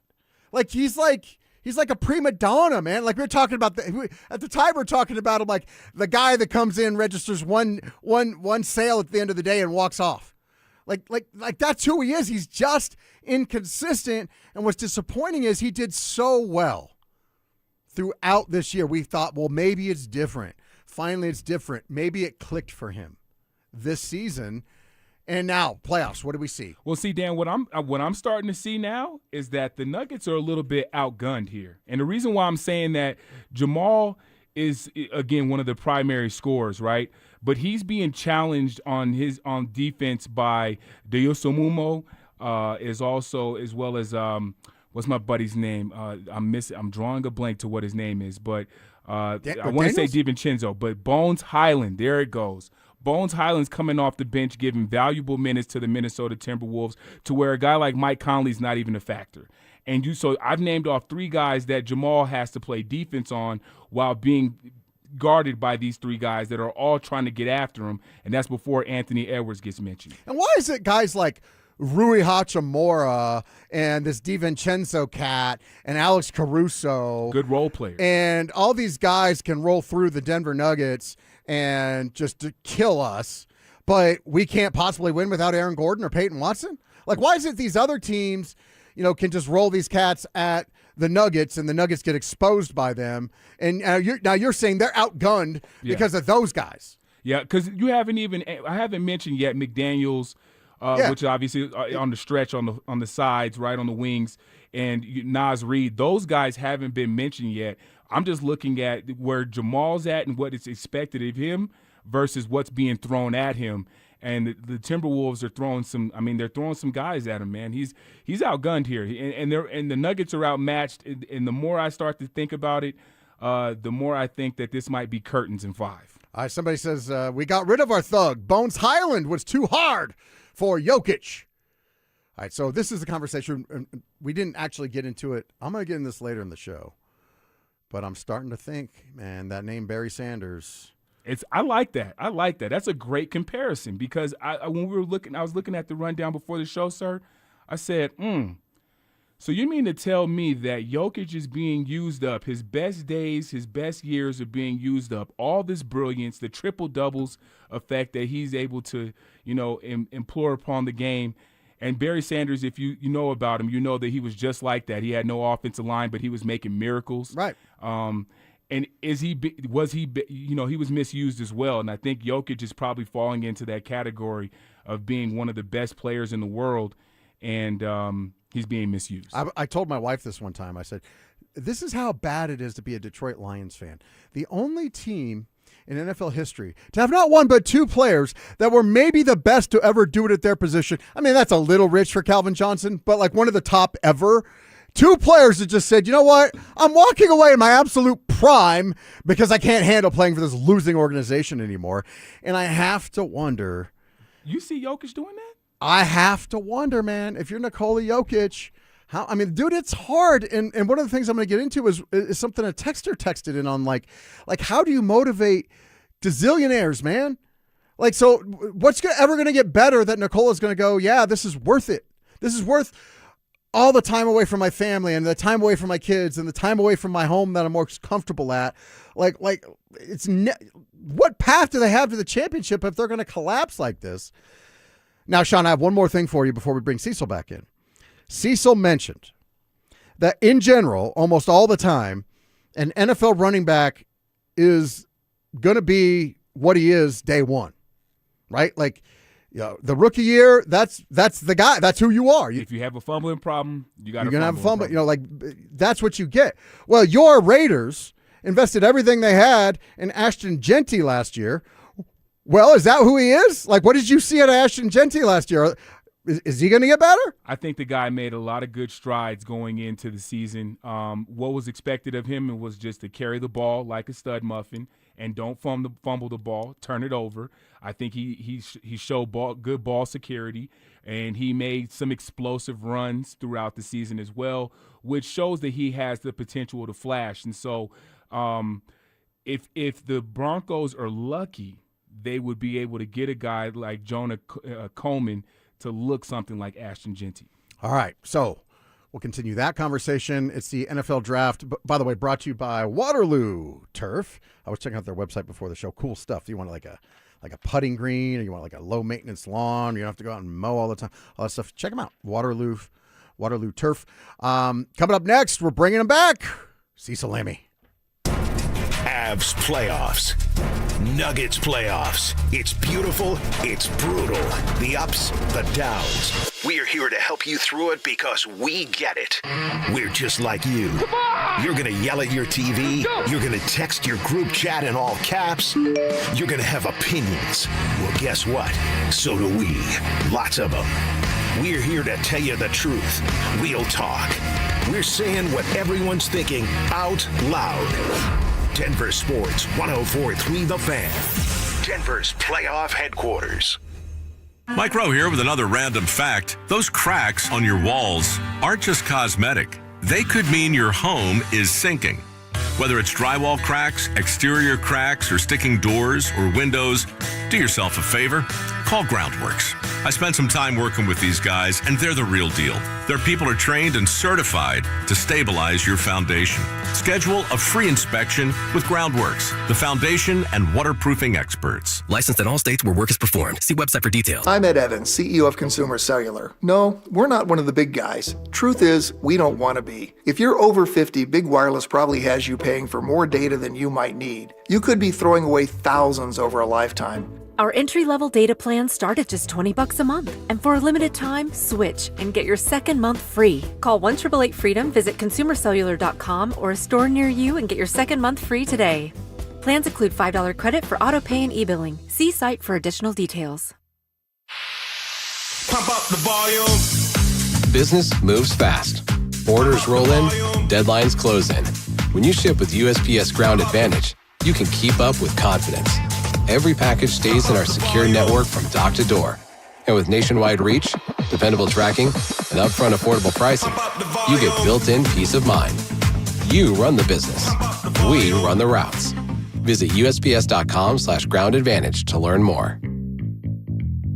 Soda weight loss is state-of-the-art. You've heard me say that for years and years now. Why? Because it's so true. And SodaDietNutrition.com is the website you need to go to, or call them up, 1-866-800-SODA. Listen, I lost 60 pounds a few years ago with SodaDietNutrition.com, and I'm never going back. Haven't gained the weight back. Why? Because I know how to eat, what to eat, and when to eat. All thanks to my friends at Soda Weight Loss. Soda, Diet, and Nutrition. You can join Soda for a short time to have results that last a lifetime. Join now, and your partner joins free. It's 2 people with real accountability for the price of 1. Online, SodaDietNutrition.com, or call them up, 1-866-800-SODA. And just having that real nutritionist, having that program in place to help you lose the weight, it means everything. And right now, when your partner can join for free, with you get 2 people, real accountability, the price of 1, it's a no-brainer. SodaDietNutrition.com is where you need to go. Soda Diet Nutrition, they're state-of-the-art. Draft weekend is here, and there's zero time to mess with your lawn. At Waterloo Turf, they help Denver homeowners trade yard work for game time. No mowing, no watering, no mud on game day. Just green, championship-level lawn all season long. Perfect for watch parties, pets, and backyard get-togethers. From backyards to putting greens, Waterloo Turf installs premium artificial turf built for Colorado. Visit WaterlooTurf.com/Denver and book your free consultation. Waterloo Turf. Get your Saturdays back, and don't miss the pick. Breaking down day 3 of the NFL Draft, here's the Honorable Judge Dan Jacobs, presented by Waterloo Turf. Wow. Woo! Here on the text line, this is one of Cecil's guys. F-word, hoops talk. Talk draft or get off the radio. Whoa. Wow. Yes, okay. Man, that guy's fired up. Wow, he is fired up. It is the NFL draft. It is going on right now, waiting for the Broncos to make another pick. But, yeah, I mean, you got the Nuggets today, baby. And yeah, man, people are fired up about maybe they'll Nuggets. bounce back, but maybe they're just done because they got emasculated by the Minnesota Timberwolves, who I hate. But, yeah, that doesn't make me happy. Jonah Coleman makes me happy. So, and the Broncos draft so far has made me really happy. Well, let me ask you this though, real Sure. quick, because I want to. When I can get my licks in on my man Sean Boyd behind the glass, I like to. Okay. So I just asked him this before the break. Yes. You had said last hour that an NFL running back generally is who he is from day one. Almost immediately. Yeah. Yes. They may get better, maybe but they may improve incrementally, but they're going to be the guy. Whoever they are, that's who they are. He's a big Raiders fan. Okay.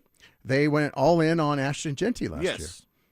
How do we feel about that? Is Ashton Genty who we saw last year? Because that's not Barry Sanders running around out there. Right. Well, and I had compared Ashton Genty to Marshall Faulk. So he's got a lot of room for improvement. It's got to stay healthy. Raiders offensive line, it should be better this year. They draft Mike Washington.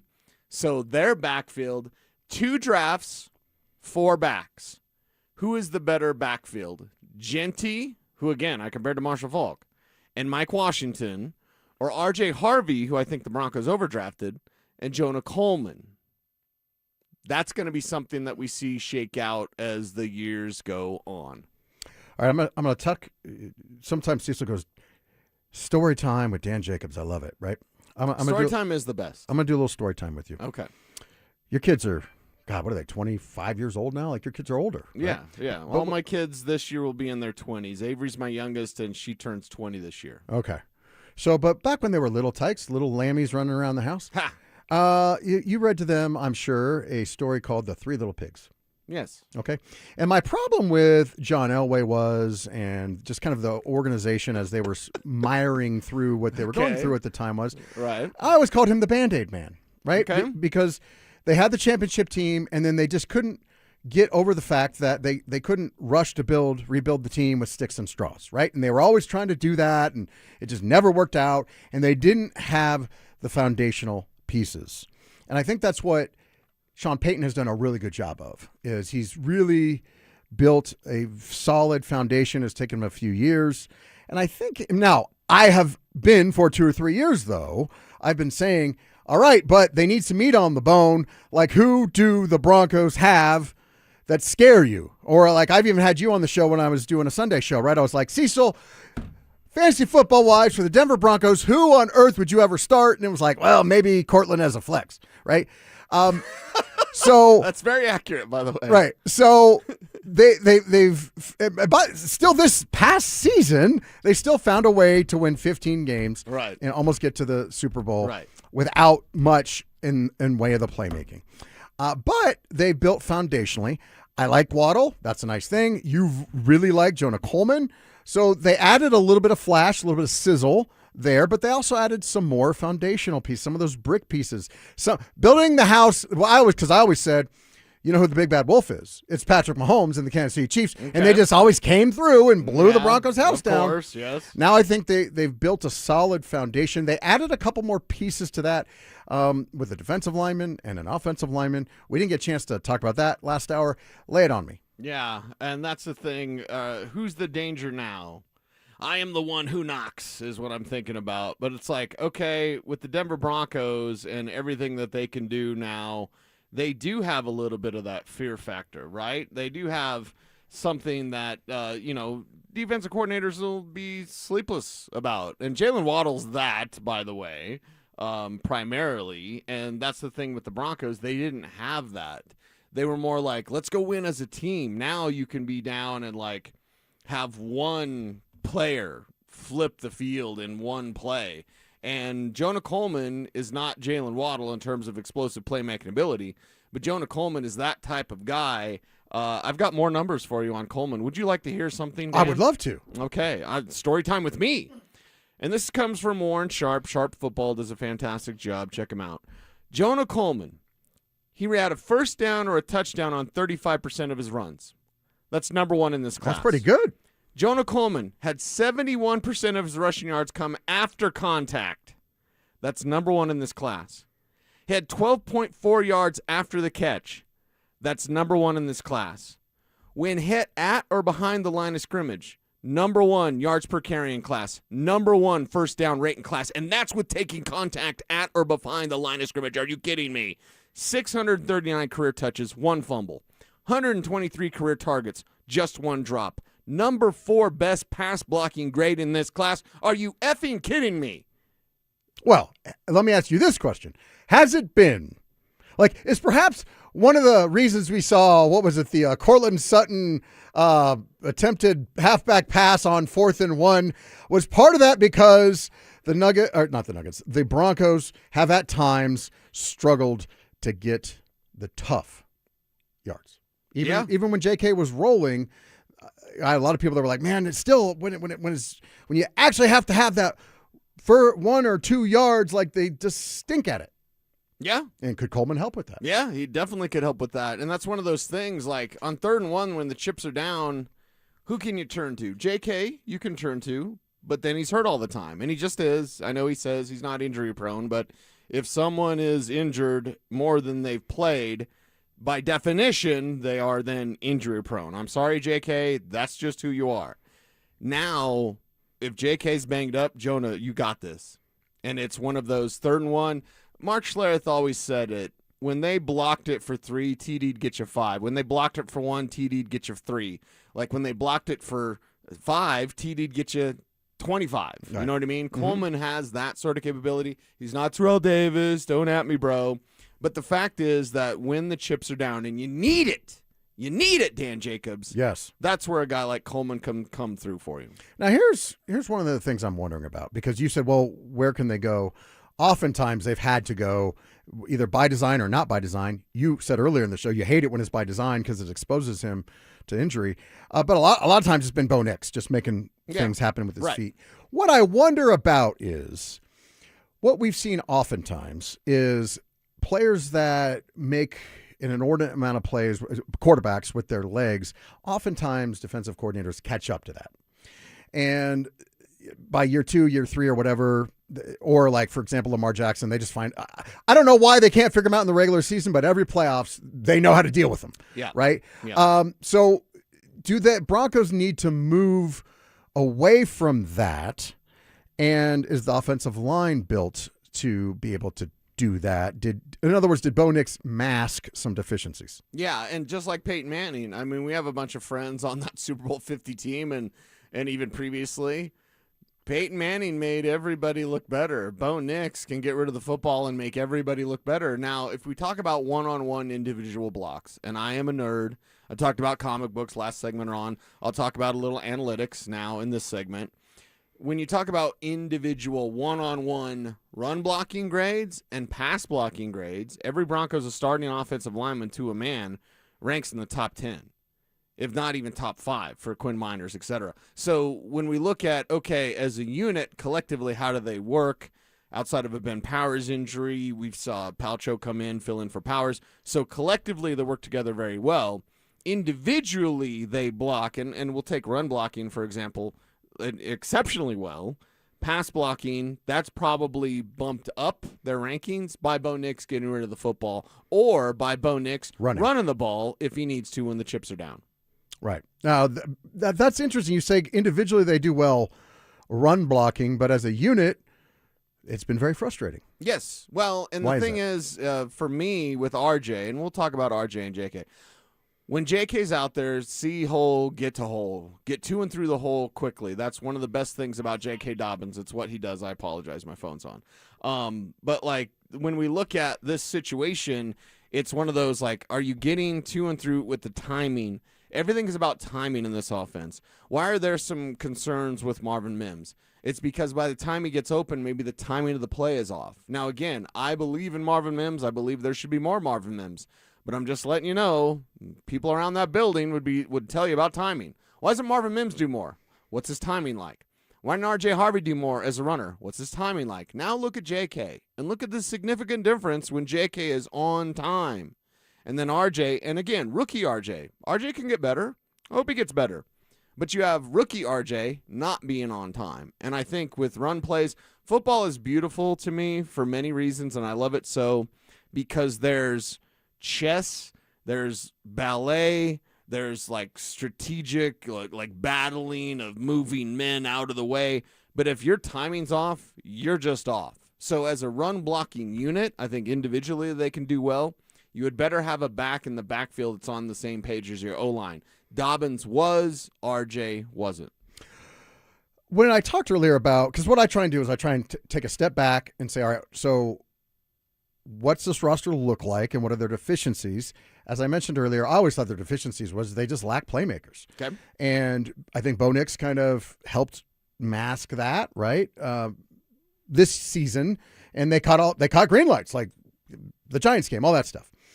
But the reason they haven't had playmakers isn't because they've tried to draft that, right? Like they've tried to draft, they drafted Javonte, they drafted Ingram, they drafted Mims, they've drafted, Greg Dulcich. They've tried, they just haven't had a lot of success developing those guys. Like you mentioned Mims, like we're all like, why can't we have more Mims? Why can't we have this and that? And it just, none of it has really seemed to work out, although I know they have massive confidence in those receivers. Yes. Right? Like they just do. That's why they love Troy Franklin. Yeah. They love those guys. Right.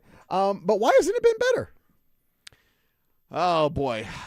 Part of it's Sean Payton's system. I mean, honestly, it's a complicated system. I'm not making excuses for those players as well. With Marvin, I know from their perspective it's timing. I believe Marvin Mims is a better route runner than he was when he came out of college. In fact, I know he is. He may not be as good as they want him to be. Again, this is what they may think, not what I think. Troy Franklin, he's got that speed, but we also saw last year, about halfway through the year, he was their leading receiver in targets.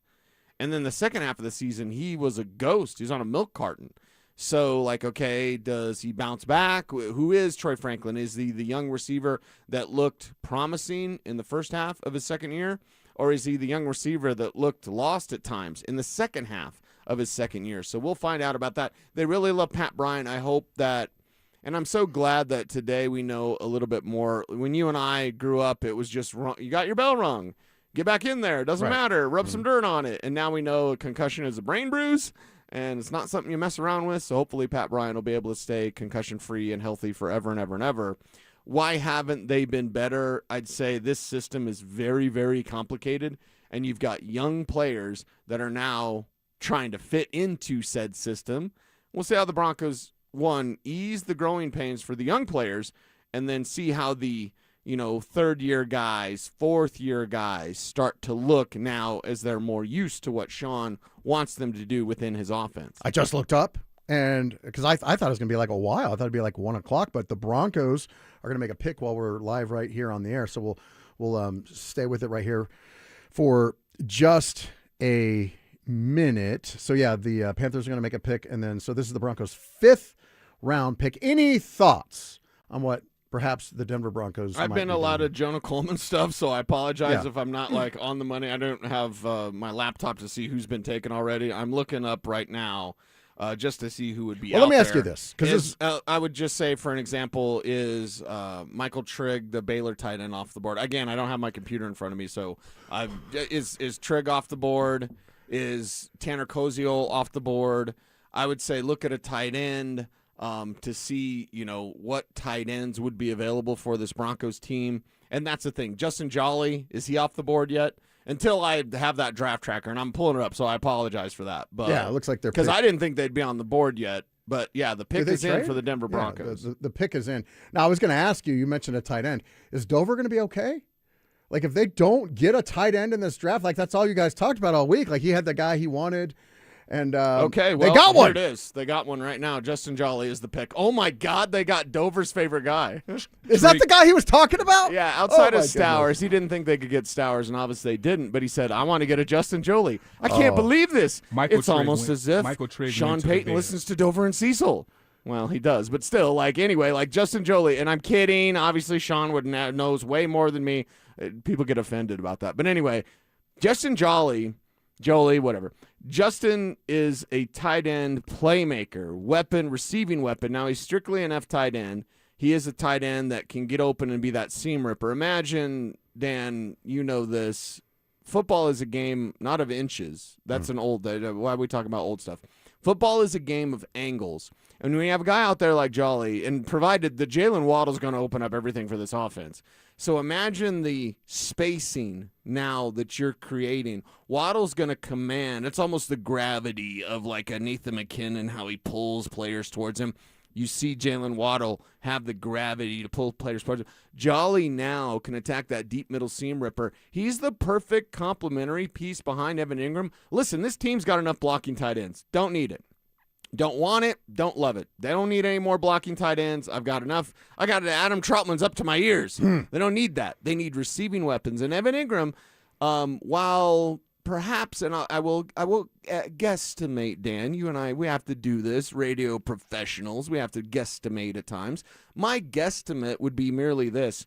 Evan Ingram's pretty frustrated by Sean Payton. My guesstimate about Evan Ingram would be he's pretty excited about Davis Webb, his draft classmate with the Giants, by the way. Interesting. He's pretty excited about Davis Webb calling plays, and I think if you're Justin Jolly, you're going to be excited to be learning from Evan Ingram, taking over from Evan Ingram, let's say in a year or two. This is a fantastic pick. I mean, holy crap. Are the Broncos crushing it here on day 3? This is outstanding. And they did. That's why I caught us off guard. They did trade up. And I know, like, somebody's, like, screaming at us, like, well, you hear us talking live on the air. Like, right? Like we're talking to you. So, yeah, they traded up to get him. And it was funny because that was what I was going to throw at you. When you asked me earlier, when do they pick? I was like, 180. And when you asked me to come in, I was like, they're not even picking yet. And right. So it caught it. Yeah. So that's awesome that they got. So what I was going to ask you was, is Dover going to be okay if they don't get this guy, the tight end off? Because you're going to be, I was like, Monday, you're going to be excited. You're going to be happy. You're going to be peacocking around the studio. But poor Dover. But now both you guys are just going to be, well, depending on what happens with the Nuggets, but both you guys are going to be pretty happy guys on Monday. Let me just say this.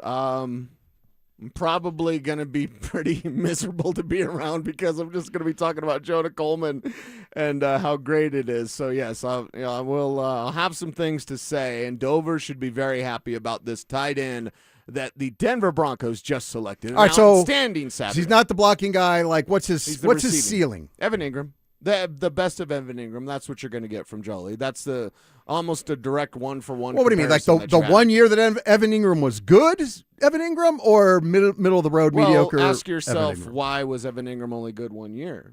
I don't know. It's all about fit in the NFL. He didn't fit what Sean was wanting him to do. Davis is going to ask him to do different things. We might see the best of Evan Ingram this year. Now, look at his career statistics. Obviously, he's had some success with the Giants and with Jacksonville. That's what you're looking for with Jolly, and you're looking for him to be more consistent than Ingram. So as we're not frustrated when we talk about, well, Evan Ingram was supposed to be better. Okay, well, who is Evan Ingram today at age 31 or whatever he is? And then who was Evan Ingram? I think that's where Jolly could fit in. You've mentioned this a couple times. Miami Hurricanes running backs? No. Davis Webb this, Davis Webb that. You think Sean Payton's going to let him do that much different? A big departure. You want to know what I think? Or yes, I want to know what you think. I want to know both. Do you want to know what I think, or do you want to know what I know? Yes. What I know, I might not be able to tell you on air. And what I think is there's going to be some headbutting. And I believe that would only be natural. And I don't say this with any sort of slide at Sean Payton or any sort of alarm bells are ringing. Don't at me, bro. Nothing like that. But I just believe, like naturally in a work environment, there's going to be guys that, kind of clash a little bit. We've seen it with Bo and Sean Payton, that Raiders game. And who was in between them? Davis Webb. So now with Webb dealing with – Sean Payton is tough to deal with. Let's just be honest. Of course. Okay? We're not messing around here. We don't work for the team. We don't have to worry about, offending Sean. Get as offended as you like, Sean. You're hard to deal with, dude, and everybody knows it. George knows it. Davis knows it. Greg knows it. Everybody knows it. He's frustrating. He grinds on you, but you're also going to win. You're going to win a lot with Sean Payton. So Davis Webb, there's probably going to be some pushback. There's probably going to be some headbutting.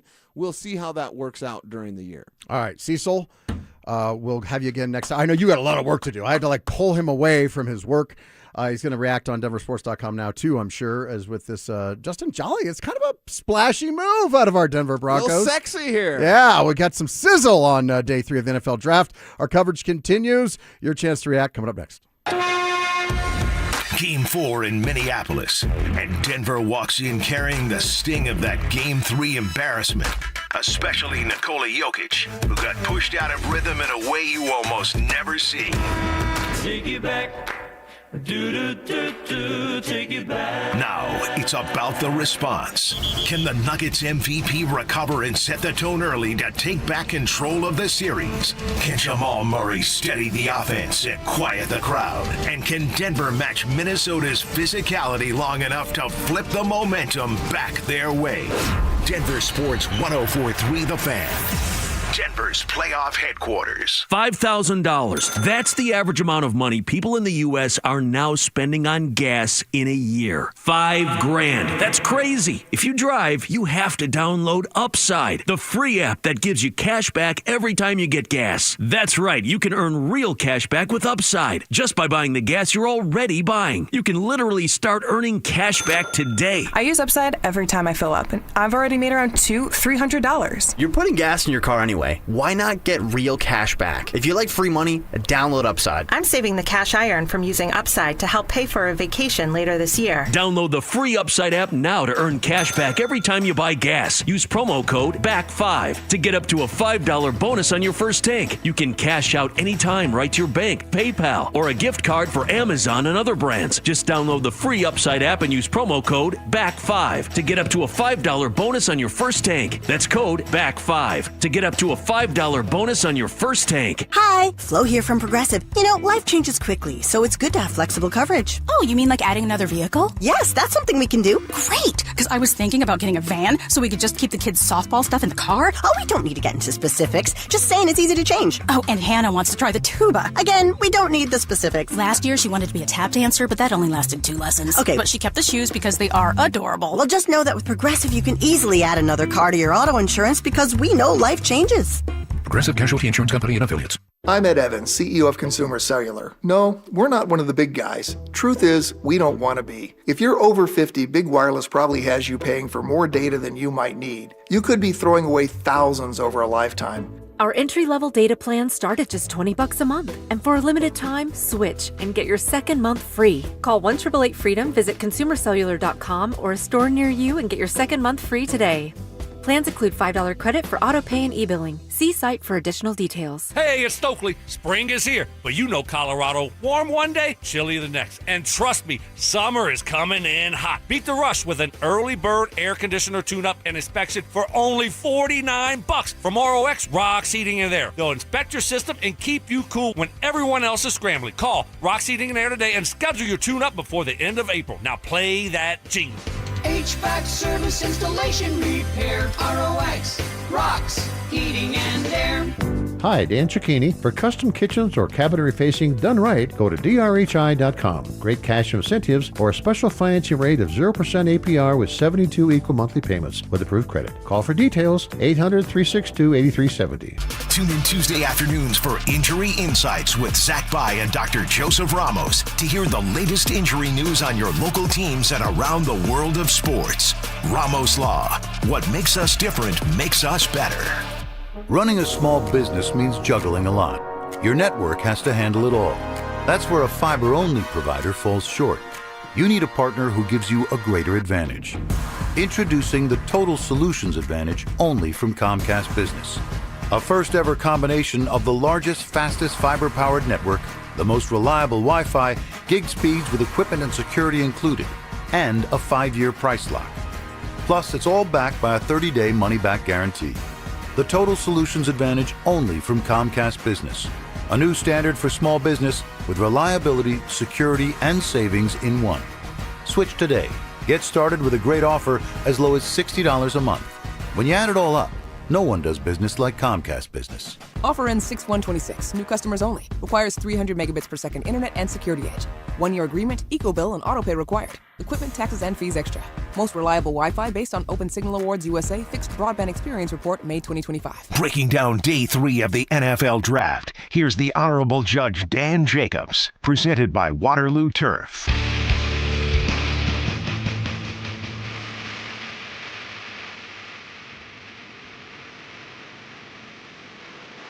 All right. Thanks to Cecil. We'll get him in again next hour before we get out of here. Also, a reminder that not done with the Dan Jacobs Show either. We have special coverage. John Davis and Chad Andrus will be keeping the coverage going, courtesy of Waterloo Turf, all the way from 2 p.m. to 6 p.m. I'm sure it's like Irv used to say about Sandy, just with Cecil's like, you can just throw a pizza in the corner and he'll go 24 hours a day. That's like Cecil today. Like we're gonna get our money's worth out of Mr. Lammy. Also check him out on DenverSports.com. He's got the instant reaction. I'm looking at Andrew Mason's Twitter. By the way, so yes, they traded their 5th round pick and 6th round pick with Cleveland with the Browns for that 5th round pick, which they used on Justin Jolly. So, but Andrew says Broncos get their tight end, a player they had in for a visit, and they got a very intriguing tight end at excellent value. Justin Jolly and Jonah Coleman on day 3. Sign me up. Well done, Broncos. That's instant analysis from our own Andrew Mason. He also says one guy's opinion, but after Eli Stowers, Justin Jolly has one of the highest ceiling of any potential tight end. Amazing value for the Broncos. So far, it's interesting. I've been doing these day 3 shows on draft day for the Broncos, I think for like 7 years now. And generally on day 3, there's a little bit of intrigue or stuff like that. But it's not the most exciting stuff. And I gotta be honest, man, there's a little juice in this draft. There's a little juice.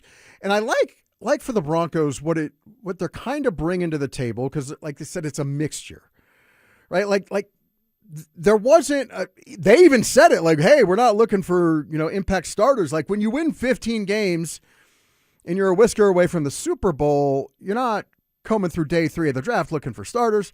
And they weren't even in the entire draft looking for starters. They're looking for value. They're looking for contributors. They're looking for guys that can come in and make a good team great, or a really good team even better. And they have some nice pieces that are intriguing. And like I was talking to Cecil, it's not like they haven't tried. They've just fallen short trying to fill the offense with playmakers. Now, part of the saving grace has been Sean Payton, as Cecil was saying last segment. He's a winner. He drives you crazy, doesn't he? You can almost sense that a little bit of that. Cecil was talking about that. He drives you crazy. He's not the nicest guy in the world. He's going to butt heads. He's quite frankly one of the most egotistical guys you're ever going to meet in your life. But you that's kind of what you needed to come in, somebody with experience to come in and reset this organization from a foundational level. And they did that. And they like I said, that was the problem with John Elway and even George Payton when he was in charge, right? It was always the flash. It was always like I said, the three little pigs. They always tried to Band-Aid their way, sticks and straws, and build a championship contender out of sticks and straws. It just doesn't work that way. And what Sean Payton has been able to do is come in and say, listen, we're gonna get back to building this thing with a rock-solid foundation. And one which surprising, like people don't talk about that much, like this team is built on defense, and then they're built on making plays during money time. Like it was almost like last year was very reminiscent of the John Elway, Dan Reeves days, right? Like, you know what you're getting for 3 quarters, and then they just found a way to make it happen in the fourth quarter. And that's kind of how they've been, but in large part because they haven't had talent at the playmaker positions. And the fact that they squeezed 15 wins out of that roster, out of that offense is quite frankly amazing. Now, am I a little bit worried that coming back like this year might be a little bit of a step back? Yeah, it could be. But also, hey, one of the nice things is the Chiefs are probably not going to be back next year. Chargers are going to Charger, right? Like there's nothing that you see in the division with the Chargers that says, oh, well, they're unbeatable. Like they are who they are. Highly talented, highly underachieving, right? So the Broncos could very well win the AFC West and then march on to the Super Bowl next year. And they've added pieces, right? They added Waddle. Now they've added a couple nice, intriguing offensive pieces that will, I don't think there's any doubt that these guys, Coleman and Jolly, will be able to come in and contribute. I don't know, Coleman, Cecil. Now, I think Cecil was a little excited. The odds of him starting day one, no. Cecil was saying he could, though. He could. But could he be starting at some point during the season? That's why we play the games. That's what's going to be fun to watch with these teams. By the way, how are your Raiders doing, Sean? You have any chance to take a look? I've taken a look at some of the Raiders draft picks. Actually, I've taken a look at all of them. I think that they're very quality picks. I would like to see these guys translate to being brick picks, and I mean that in the way of being foundational. So that means that there'll be long-term signees that you can look at to be pillars on the team. May not be stars, right? Because I don't need stars. We don't need the 4-3 guy that is John Blaze fast and, that catches everybody's eye. I think getting guys on the offensive line, in which they did from Texas A&M, as well as a pass rusher from Auburn. They also traded away their draft pick Tyree Wilson to the Saints and got another 5th-round draft pick from the Saints in the 2026 draft. And as well as they've gotten 2 Arizona safeties, which I find that to be a little ironic. The safety that they picked up in the second round, that gentleman was projected to be a more quality safety than Caleb Downs from Ohio State. So I think the Raiders are in good shape. I'd be remiss to say that I'm happy, but I have some optimism, and we're going to stay with the glass. I wonder if you didn't text this in, because on the RamosLaw.com text line it says Broncos possibly going to be 4th in the division. Raiders are going to be better than people think. That is not make a list of impossible things that could never happen. The Broncos being 4th and the Raiders being better than the Broncos next year. I see either the Chiefs or the Chargers taking a step back. Oh, the Chiefs are definitely taking a step back. I don't see the Broncos taking a step back. I got to be real about this. All right. So is Cecil happy? I feel like the Broncos drafted names he's been talking about. That's Chris and Parker. Oh, yeah. Cecil is way happy. In fact, I think what I'm going to try and do is I think I'm going to get Dover on the show tomorrow if I can. Because it's funny. The guys that it was weird because I'm sitting there. I'm on the couch before the show. We're watching the draft. And Cecil mentions the name Coleman. I'm like, wait a minute. Isn't isn't that what Cecil was talking about? Like, isn't that his guy? And then all of a sudden, like, the euphoria came over Cecil. Like, he was just, like, over the moon. And then my thoughts turned to Dover, because, like, how do you know that Josh Dover likes Justin Jolly? Don't worry, he'll tell you, right? Like, that's what they talked about all week, and both of them got their guys.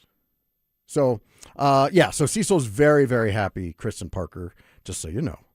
He's very, very happy. This texter says, great pick, according to ESPN draft ranking. He's their 5th ranked tight end, and he's the 11th tight end taken. Great pick. Oh, thank you.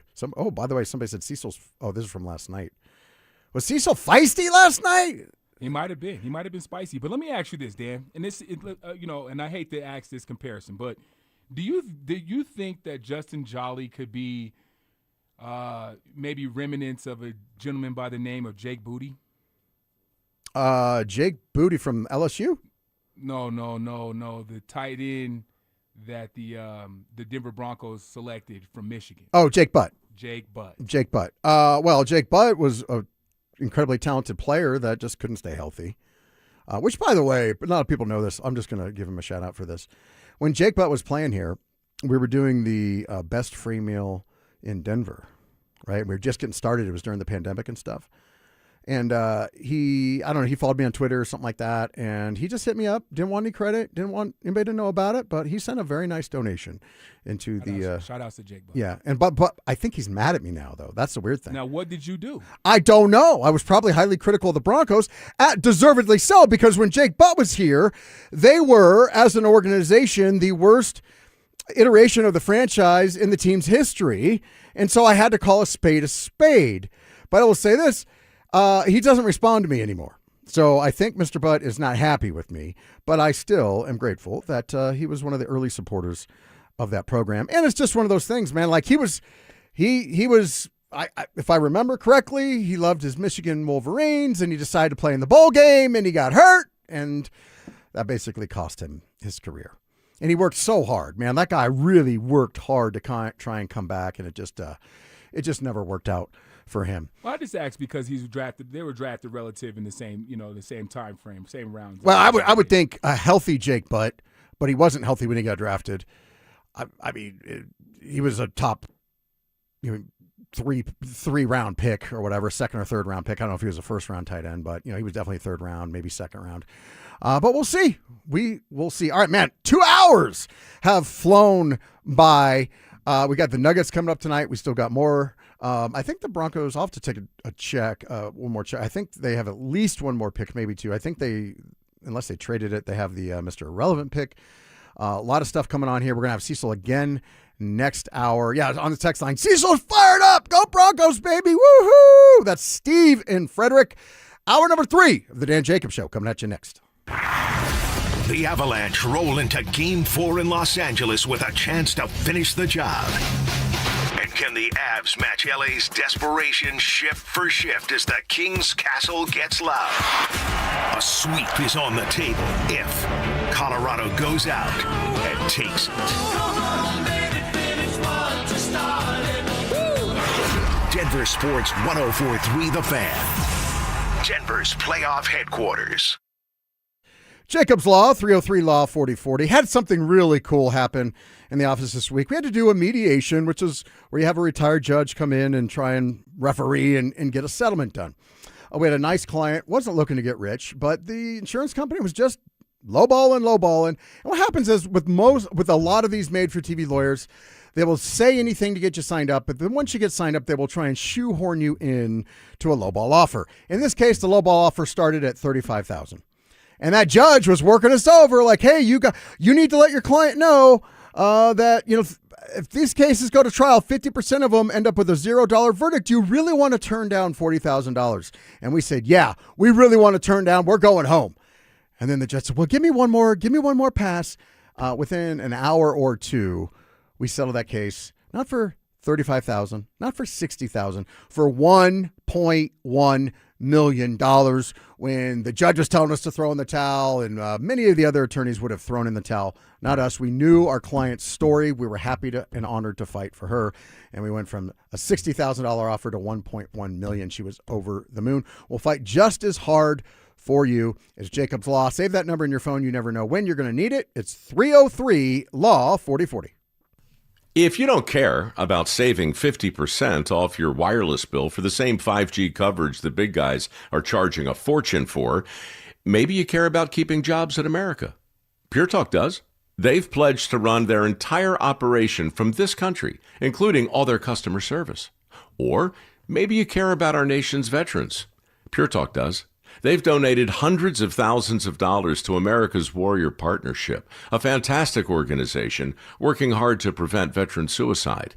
Or maybe you care about closing America's skills gap. Pure Talk does. They're a proud supporter of MicroWorks. They're helping my foundation train the next generation of skilled workers. Don't get me wrong. Saving money's great, and you'll save plenty with Pure Talk. But if you want to be in business with people who share your values, dial pound 250, say micro, and switch to an American wireless company that actually stands for something. Pure Talk. In the draft, when you're on the clock, every second matters. In your facility, that clock starts the moment the power goes out. That's why businesses trust Piper Electric. For over 40 years, they've delivered expert electrical construction, service, and maintenance, including fire alarms and large-scale power distribution. Their licensed electricians are built for complex projects. Starting something new? Make the pick that performs long after draft day. Include Piper Electric. Visit piperelectric.com. I'm Ed Evans, CEO of Consumer Cellular. No, we're not one of the big guys. Truth is, we don't want to be. If you're over 50, Big Wireless probably has you paying for more data than you might need. You could be throwing away thousands over a lifetime. Our entry-level data plans start at just $20 a month. And for a limited time, switch and get your second month free. Call 1-888-FREEDOM, visit consumercellular.com or a store near you and get your second month free today. Plans include $5 credit for auto pay and e-billing. See site for additional details. Drivers who switch their home and auto with Progressive could save money and time. Other things try to do this, but they really don't. Like the touchscreen at fast food places. It's not like you save time because it takes you longer to use a touchscreen than, I don't know, someone who works there. And another thing, you'd think it would save money because they're not paying a cashier, right? But no, same price. Also, why is there an option to tip? Who am I tipping? Exactly. Anyway, even if you can't save money and time with some things, you could with a Progressive home and auto bundle. Progressive Casualty Insurance Company, affiliates, and other insurers not available in all states or situations. Hey guys, Mark Schlereth here, and you can get a richer looking lawn with Rich Lawn. Using the organic based fertilizer Rich Lawn Turf Food, you'll get greener grass and build your soil for a beautiful yard. And while you're at it, don't forget to check out Revive, the treatment to revitalize your lawn for deeper roots and deeper watering. Rich Lawn and Revive products are available at Home Depot or your local gardening center. With Rich Lawn and Revive products, you'll have your yard ready in no time. KKFN and KKFN HD1 Longmont, Denver. You're listening to Denver Sports 104.3. The Fan. Breaking down day 3 of the NFL Draft, here's the Honorable Judge Dan Jacobs, presented by Waterloo Turf.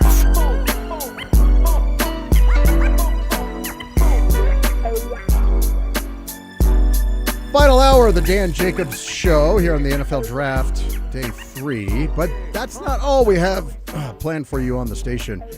We have John Davis and Chad Andrus coming in 1 hour from now at 2 o'clock, and they're going to go for 4 hours just to make sure we cover you soup to nuts, so to speak, on the Broncos. Now, the Broncos have 3 picks left.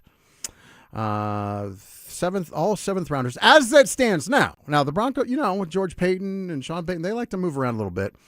But they have the 30th pick in the 7th round, which is number 246 overall. And then the last 2 picks, which are pick number 256 and 257. So potentially, if they don't do anything else, if they don't move up, the Broncos have 3 more picks to go. Now, somebody else said, I don't know who any of these guys are. It says, I used to know all these dudes because I followed recruiting hard, and I always killed my interest in college football, so I don't know anyone. Yeah, it's definitely made it tougher, and I think we're about 5 years away of knowing just what college football's ultimately going to become. Now, I still like to watch college football just because, I was raised on it. But I also am getting the benefit because my school right now, the Miami Hurricanes, are one of the haves, right? Not one of the have-nots. And if they happen to, I actually think, now they've had a pretty good draft. They have quite a few players drafted this year. I think they're going to have a good squad next year. They're doing the Band-Aid thing. Every year now, they just pay the money and they get themselves a nice big NIL quarterback, right? Their quarterback 2 years ago was the number 1 pick overall in Cam Ward. And then this year, their quarterback from last season, Carson Beck, I believe, was taken in the third round by the Cardinals. By the Arizona Cardinals. Yeah, went to the Cardinals. He'll be throwing to Trey McBride, Colorado State's own, Fort Morgan's own, I believe. So he was a really good player. And he was about 3 or 4 inches away from the national title last year. They just underthrew the ball. And that, he did win a national title. He just happened to win it for Indiana. Like if he would have thrown the ball 4 inches further, he would have won the national title for Miami. But now he's going to be seeing what he can do for the Cardinals. And then this year, they just reloaded. They went and paid a bunch of money. I think Duke is suing them, but they got the quarterback from Duke. So they're going to reload and try and go after it. But so I have reason to stay kind of interested in college football. But I got to be honest with you, it's really hard. And I used to be a huge college basketball fan. And I don't watch any of it anymore as far as college basketball. I'm still hanging in there for college football. It'll be interesting to see how long guys like me that are the diehards stay in there. Diehard, but not like Ohio State fan or Michigan fan, right? I'm more, I'm a step up from CU fan, right? But I wonder when the landscape settles, because right now we're still figuring things out and they're about to expand the playoffs again, which I think is a terrible idea. They're not going to do it next year, but the year after that, there's probably going to be, 24, 30 teams in the playoffs, college football playoffs, which is terrible. But as the text was saying, it makes it hard. It makes it really hard because there's too many guys on a football team to have to relearn the team every year. Which is bad enough if you have to do it if you're, like, for example, a college basketball fan. But if you're a college football fan, like, dude, it's just you have to be really committed to it. And I just don't know how much of the appetite's going to be there. And now that you can actually get away with, paying players, like, how much cachet does that have for a booster anymore? Now, if you're a Ohio State booster or a Michigan booster or a USC booster or a Alabama booster, yeah, because that's your whole world. But it used to be kind of the nice thing about, let's say you were an Oklahoma booster or a Texas booster or something like that, because it was kind of risque, right? Like the Sherwood Blunt from SMU, right? Like doing it on the down low. And yeah, that's, certain access to the program. Now it's just kind of like, everybody's doing it. So how much do you want to kick in to the kitty? It's just not the cool thing anymore to just be shoveling money over to these college football players. In fact, some of them, there was a booster I saw talking about was like, I gave, who was it? It was Troy Aikman. Troy Aikman actually said this. He says, I gave some money to, I think it was UCLA and this athlete. So I gave him some NIL money. I don't even think I never heard from him again. He never said thank you. I never got anything. I said, I'm done. Why am I doing that? I'm just giving this kid money for no reason. So I don't know how much bang for your buck. Now, I still think, and I don't know that, I know, like, for example, St. John's does this. The guy that, is it Vitamin Water? I think the guy that started Vitamin Water is a huge St. John's fan. And so not only does he give them money, but then he can use the platform of a top 10 college basketball team to also promote his product. And that was the one thing, and I don't think we've seen it yet, but that could be cool, is that if any corporation wanted to, they could literally come in and just say, you know what, we want to buy a national championship and we want to make our brand prominent, right? I always use the example, I'm just pulling this out of thin air before, but like Beats by Dre, right? Isn't that $1 billion company, Sean? Ooh, with some vitamin water? Beats. No, Beats. Oh, yeah, that's beyond $1 billion. Yeah, so they could go to say, you know what, we want to own a school. So we're just going to go to CSU, and we're just going to buy a national championship. And CSU from here on out, it's going to be the CSU Rams presented by the Beats. or Beats by Dr. Dre or whatever, and every top quarterback in the nation, how much you want? 10 million, 20 million, done, right? And they just buy every player. Like, you can do that now. Like, CSU legitimately, if they found a corporate sponsor that was willing to pay all the top athletes in the United States, they could be the national champion. Now, that's intriguing. Is it going to happen?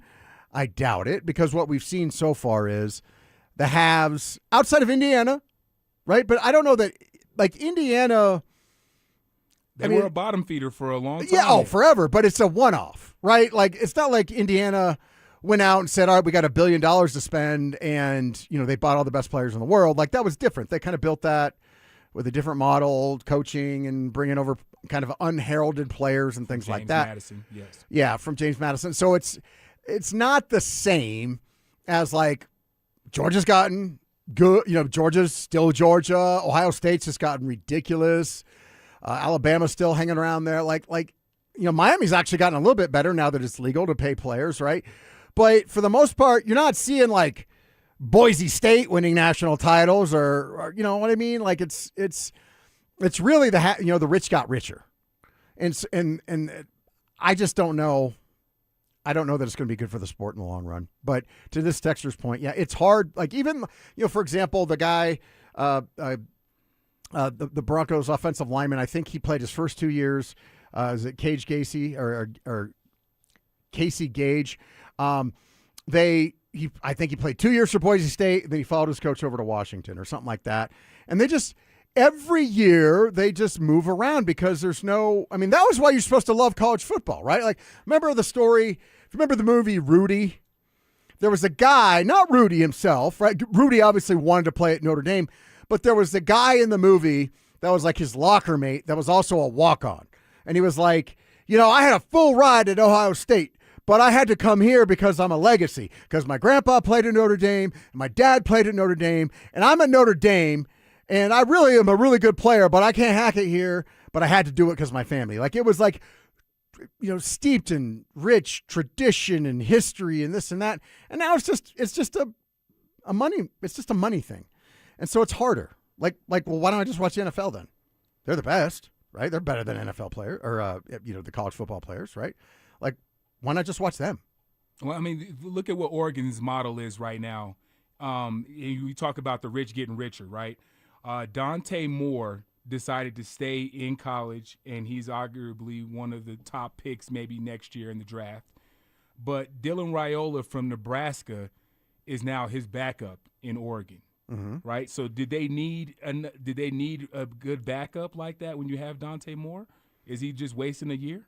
Well, probably, but Raiola makes, because I would assume he'll have another year left. He brought his brother with him too. Yeah, so Raiola kind of flamed out, right? That's fair to say. Now, didn't he have like a catastrophic injury too? Well, no, it wasn't. It's just that Nebraska kind of was fool's gold down the stretch of the Big Ten season, and they just started looking like, Okay, I thought he had kind of a nasty. No, he finished the season injury as well, but yeah, he kind of flamed out. He gets a reset year. He gets to go to a big program, and that happens. Heck, what do you think happened to Bo Nix? Yeah, Bo Nix went to Oregon to die, right? No, he came back. He resurrected himself, and that's what Dylan, and that's a good system for him, right? Because they run a lot, they throw a lot of short stuff. Like Dylan Raiola, personally, I don't think he's going to translate as an NFL quarterback at all. But that's a system. The Oregon system is good for him. So yeah, it was shocking, right? Because I think when Raiola went to them, the idea was he'd be the man. Yeah, because Moore would have been gone. Yeah, but that's not the way it happened, and so we'll see. Or maybe Raiola transfers again. Well, he changed his number, so he went from being fake Pat Mahomes to being Dylan Raiola now. So, all right. So yeah, Broncos doing some things now. Somebody says on the text line, "Oh my God, aren't we overhyping a 5th round tight end?" Well, what do you want us to do? All right, we're excited. We got to play him.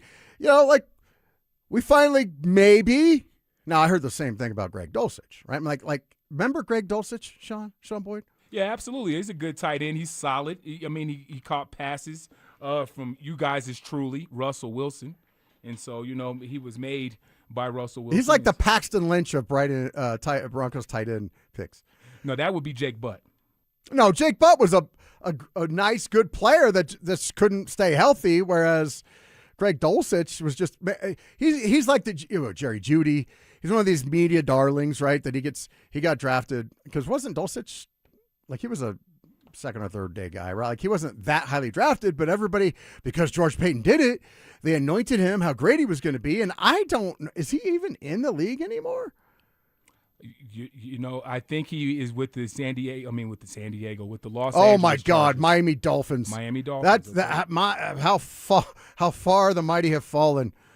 Oh man, he's on the Dolphins. Like the Dolphins are actively tanking. Well, no, they had a good draft this year, Dan. I thought they picked up some very quality guys, and they got some receivers as well to pair with this guy Malik Willis that I think that you'll like. If you're a Dolphins fan, there's a little bit of optimism. It's just the wrong color of orange. Yeah, well, Dolphins are I think they're probably going the March for Arch route, even though I don't even know. I don't even know if you just signed Willis. You can't march for Arch. I don't know that Arch Manning is actually going to be much of an NFL player. Like, he's got a lot of work to do.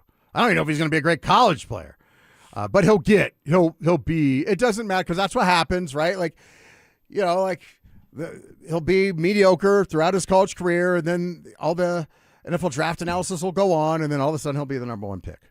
Well, yeah, you got to think about it like this. They did bring him one of the best wide receivers in college football in Coleman from Auburn. Auburn had a stud wide receiver that was pretty much, he was looking like Nikola Jokic. He was just being misused. He's a stud muffin in his own right. And now he's over there in Texas now making head-top plays. And you might want to look out for Arch Manning and Corey Coleman. Arch, I don't know, man. Like, obviously he's going to get every opportunity. He's got all sorts of talent and all sorts of players around him. I don't know, man. Like, he was muy disappointing last year. We'll do a couple more texts here, and then we'll see if Cecil's ready to check in one more time. We're almost done, man. This show has flown by. Where has time gone? Where has time gone? But I want to make sure you guys get heard as well.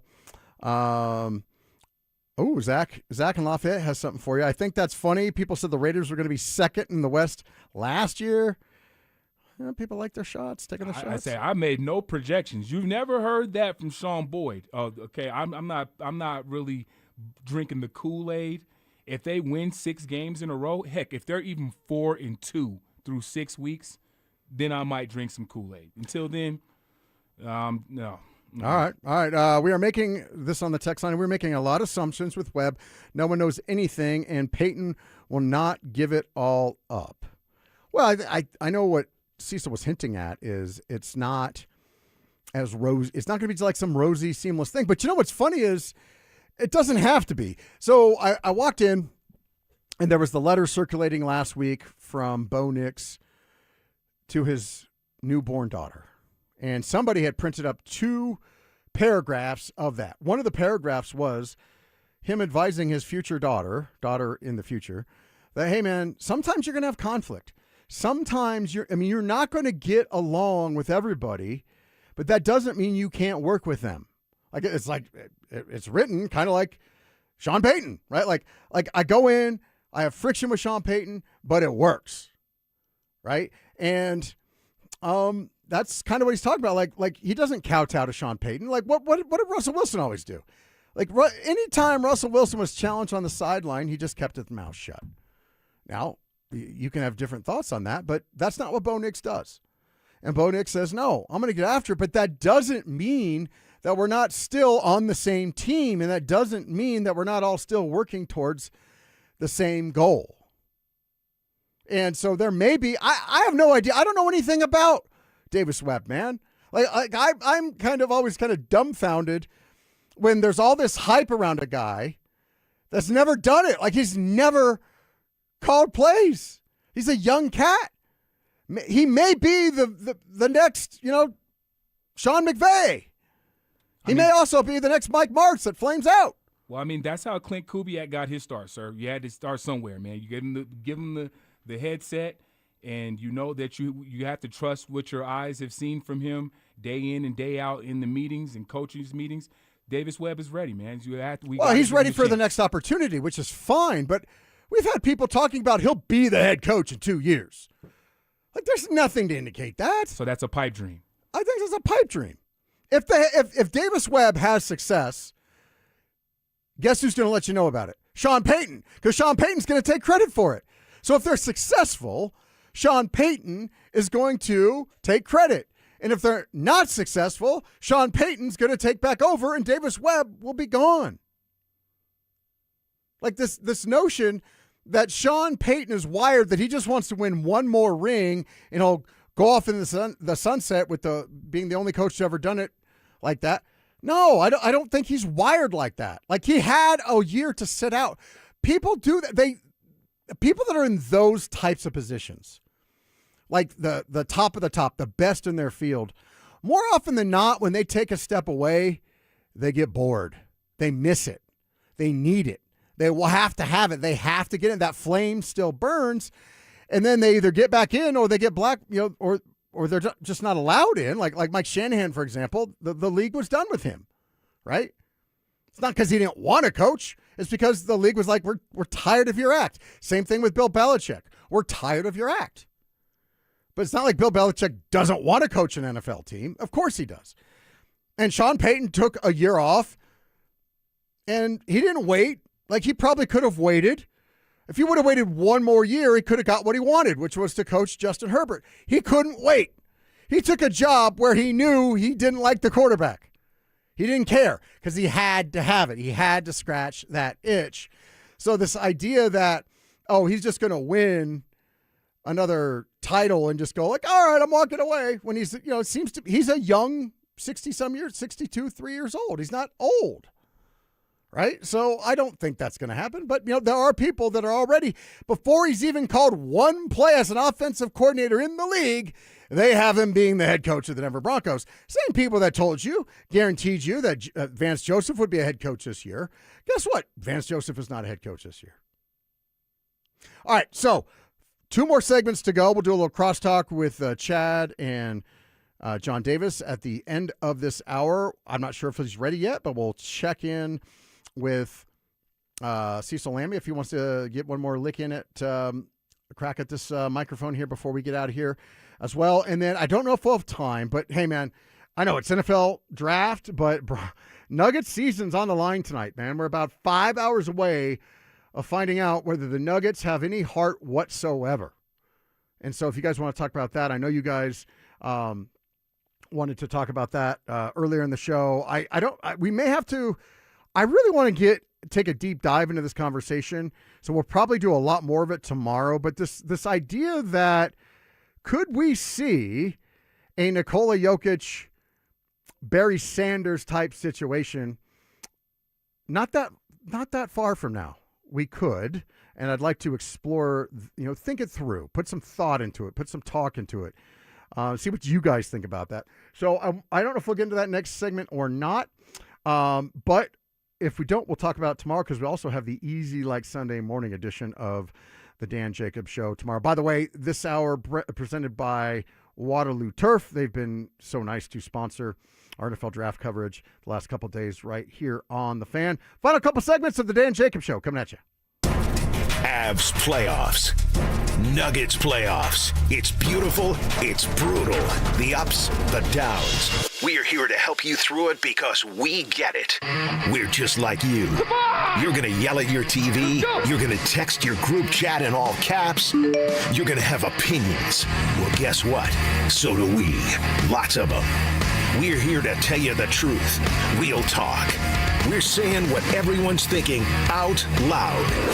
Denver Sports 104.3 The Fan. Denver's playoff headquarters. DeerTrailMeatCo.com, DeerTrailMeatCo.com. I know for years, actually what happened with me was I found out the hard way. I was one of those people, like, you're at a party, you're talking to somebody, and you're always like, hey, let's go in, let's buy a cow, let's just do a full side of beef together, we'll split it up, and you're like, you never do it because you're like, how does that work? Is it cost effective? You have no idea how to do it. Now, I did do this one time before Deer Trail, and it was terrible. It was tough. It was chewy. It was horrible. So when Travis Valine at Deer Trail Meat Co. contacted me, he says, Dan, I listened to the show.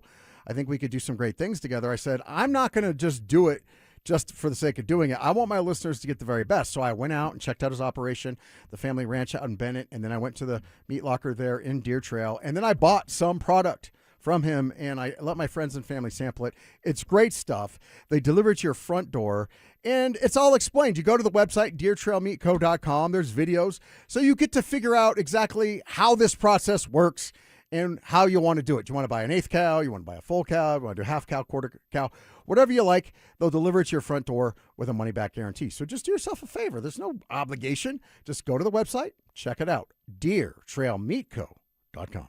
$5,000. That's the average amount of money people in the U.S. are now spending on gas in a year. $5,000. That's crazy. If you drive, you have to download Upside, the free app that gives you cash back every time you get gas. That's right. You can earn real cash back with Upside just by buying the gas you're already buying. You can literally start earning cash back today. I use Upside every time I fill up, and I've already made around $200-$300. You're putting gas in your car anyway. Why not get real cash back? If you like free money, download Upside. I'm saving the cash I earn from using Upside to help pay for a vacation later this year. Download the free Upside app now to earn cash back every time you buy gas. Use promo code BACK5 to get up to a $5 bonus on your first tank. You can cash out anytime right to your bank, PayPal, or a gift card for Amazon and other brands. Just download the free Upside app and use promo code BACK5 to get up to a $5 bonus on your first tank. That's code BACK5 to get up to a $5 bonus on your first tank.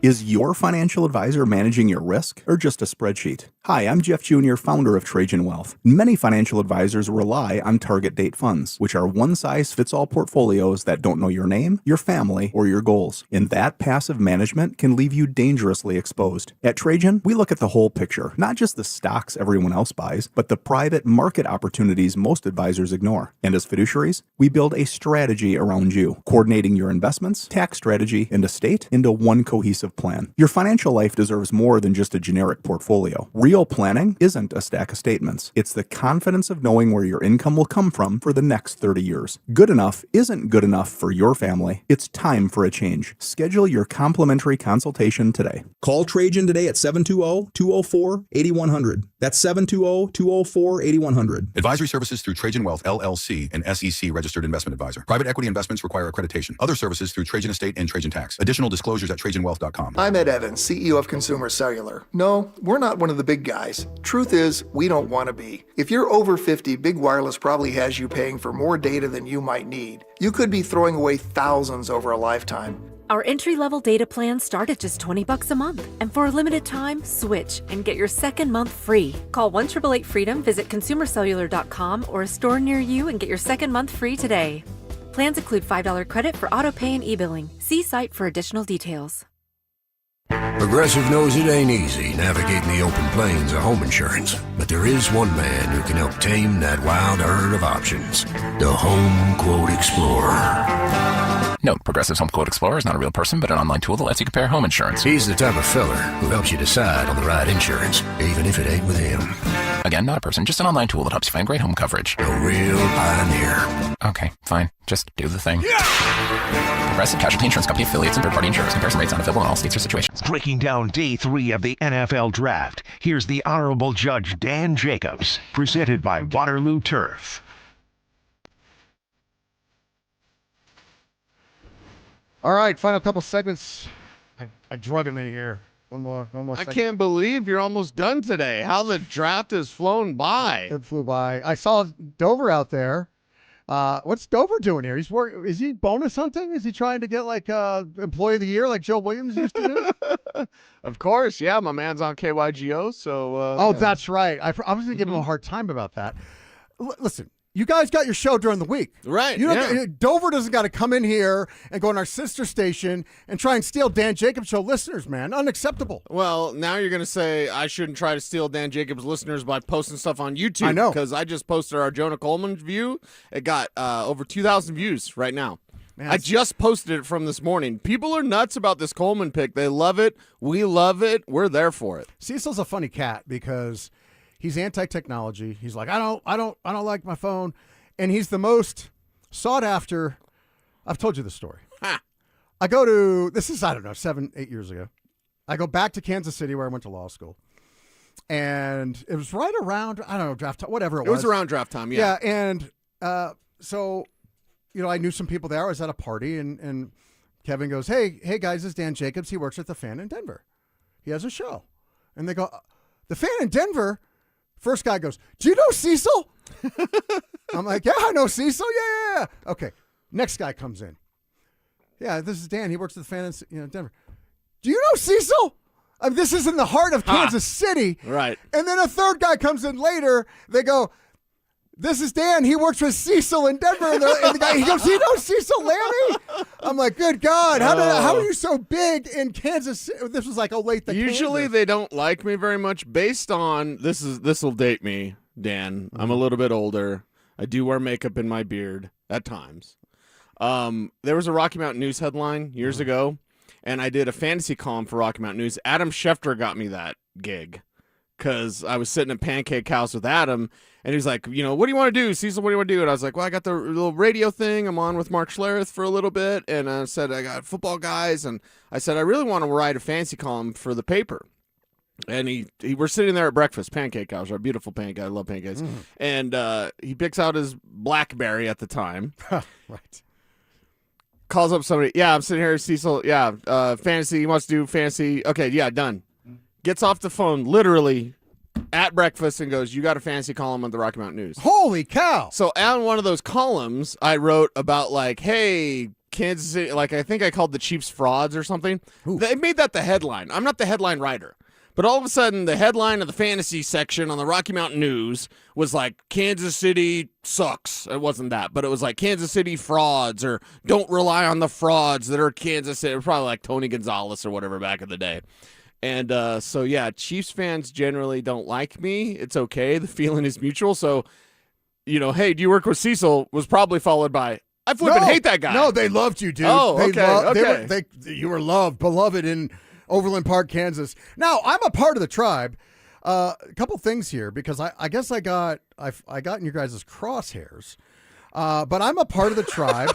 Wait a second. We don't have tribe, baby. It's all laid back. We got a peace pipe. We don't have any crosshairs. Well, I don't know if you know this, but like sometimes, because you guys do your tribe roll call. Yes. And like my lovely wife, Kimberly, she'll be sitting there manning the 303 Law 4040 phone. And we'll get a random text like, this is Christian in Longmont just trimming trees and pimping. And she's like, why is this guy telling me he's pimping? I'm like, oh, that's the tribe roll call. Right? They'll text into my phone. Okay, really? Right? And so one day. Yes, it's not 303 Law 4040, although we do love 303 Law 4040. Yeah. So I'm one day I'm just minding my business. I'm over at the palatial, Law 4040 offices right over here. And they said, dude, Dover and Cecil are coming at you. I'm like, what? I'm like, what are they saying? They said, well, other than, your DeLorean's cool, but you're a chump. I was like, what are they talking about? What? Yeah. And I found out what it was. It was because I get the pleasure. Now, you're a hardworking guy. You and Josh, you're the big-time celebrities around here. You need a day off from time to time.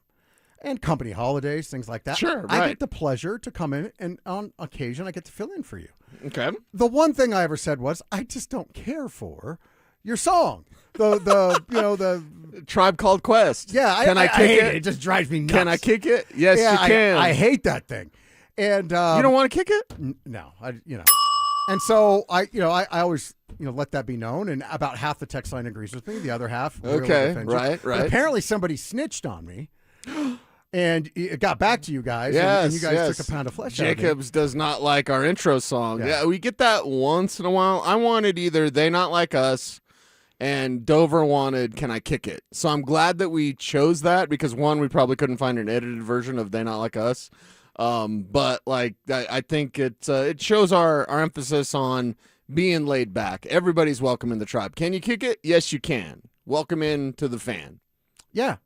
Well, everyone else has athletes. You have to respect Dover and Cecil, because we are the only non-athlete show, and we kick ass double live Gonzo. Because listen, we love Stink, we love Stoke, we love Phil, but we also know with that comes ego, and with that comes like big. Mark Schlereth's got a rider that's as long as your arm, right? He wants the M&Ms, he wants everything right. Dover and I just come in, and it's like we're not looking down on anybody. We're all part of the tribe. We're all together, right? We don't have any hoity-toity athletes up in here. Mark Schlereth, Brandon Stokely, Philip Lindsay. So we do it a little differently. What I like is you should love that, man. I love all of our teammates. You're old school. You're old school like Irvin Joe, baby. I love it all, but the stories I like are, because I identify with it as well. Zach Bye's in this crew. Josh Dover's in this crew. You're certainly in this crew. Holy cow, scratching your way.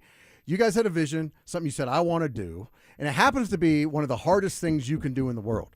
There's like, how many NFL head coaching jobs are there? There's 32. How many full-time sports talk major market radio jobs are there? The odds are stacked against you to do it, and you guys had to work job after job after job to get your shot, and you worked your way up. It wasn't like nothing against the other guys the way they did it. Hey, they earned their ticket, right? Playing pro sports. You guys did it your own way, and I like seeing people fight to achieve a goal, to overcome odds, to achieve a goal. And you guys have done that, and I think it's pretty awesome. Well, and as long as you've been with the fan, Dan, you remember the fledgling days of Cecil Lammy of like, can I just come on and talk fantasy, please? I just want to talk fantasy football. So it is a journey. It's a hell of a journey, but it's a lot of fun, and it's a wild ride. Well, it was Cecil Lammy and the Mile High Hair. Very good. Because you had hair that was stacked was it up. tall. Yes, Mike Evans loved the high hair, the high and tight flat top. Which was one of the things that I had issue with you that I've shared, but I'll share it. I'm like Jim Rome and Chris Everett. I'll share it to your face. With great hair comes great responsibility. And that is very true. And lots of shampoo. Now, I'm not going to make fun of a guy for his hair or anything like that. And I've heard what you say. There was a spiritual reason for you growing your hair out. Yes. But there would be times when you would just hack off your hair and kind of thumb your nose at guys like me and the rest of us that are just hanging on to whatever we got.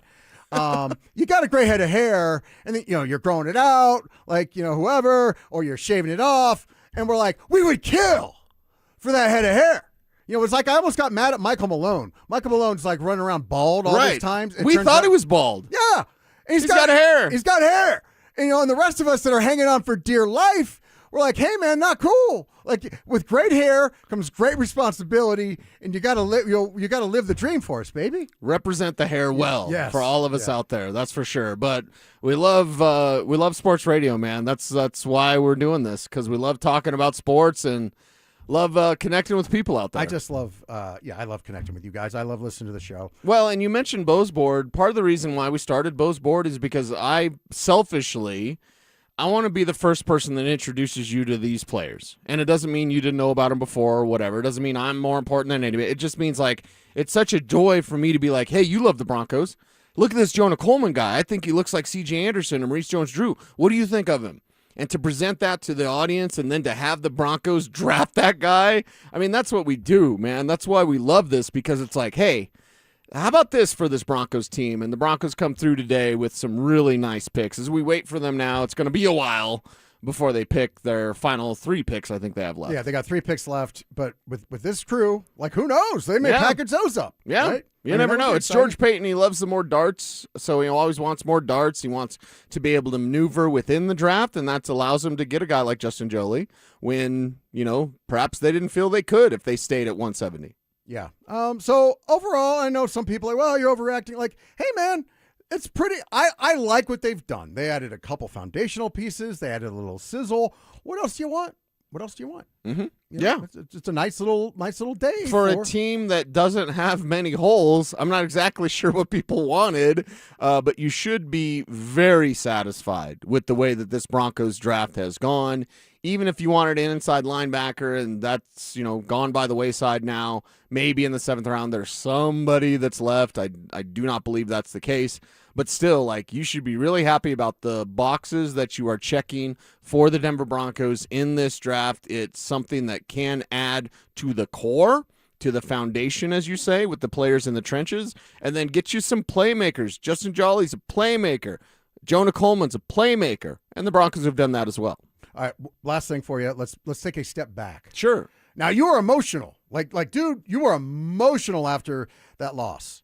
Right, in the AFC Championship game. Oh, I said I don't ever want to see Jarrett Stidham again.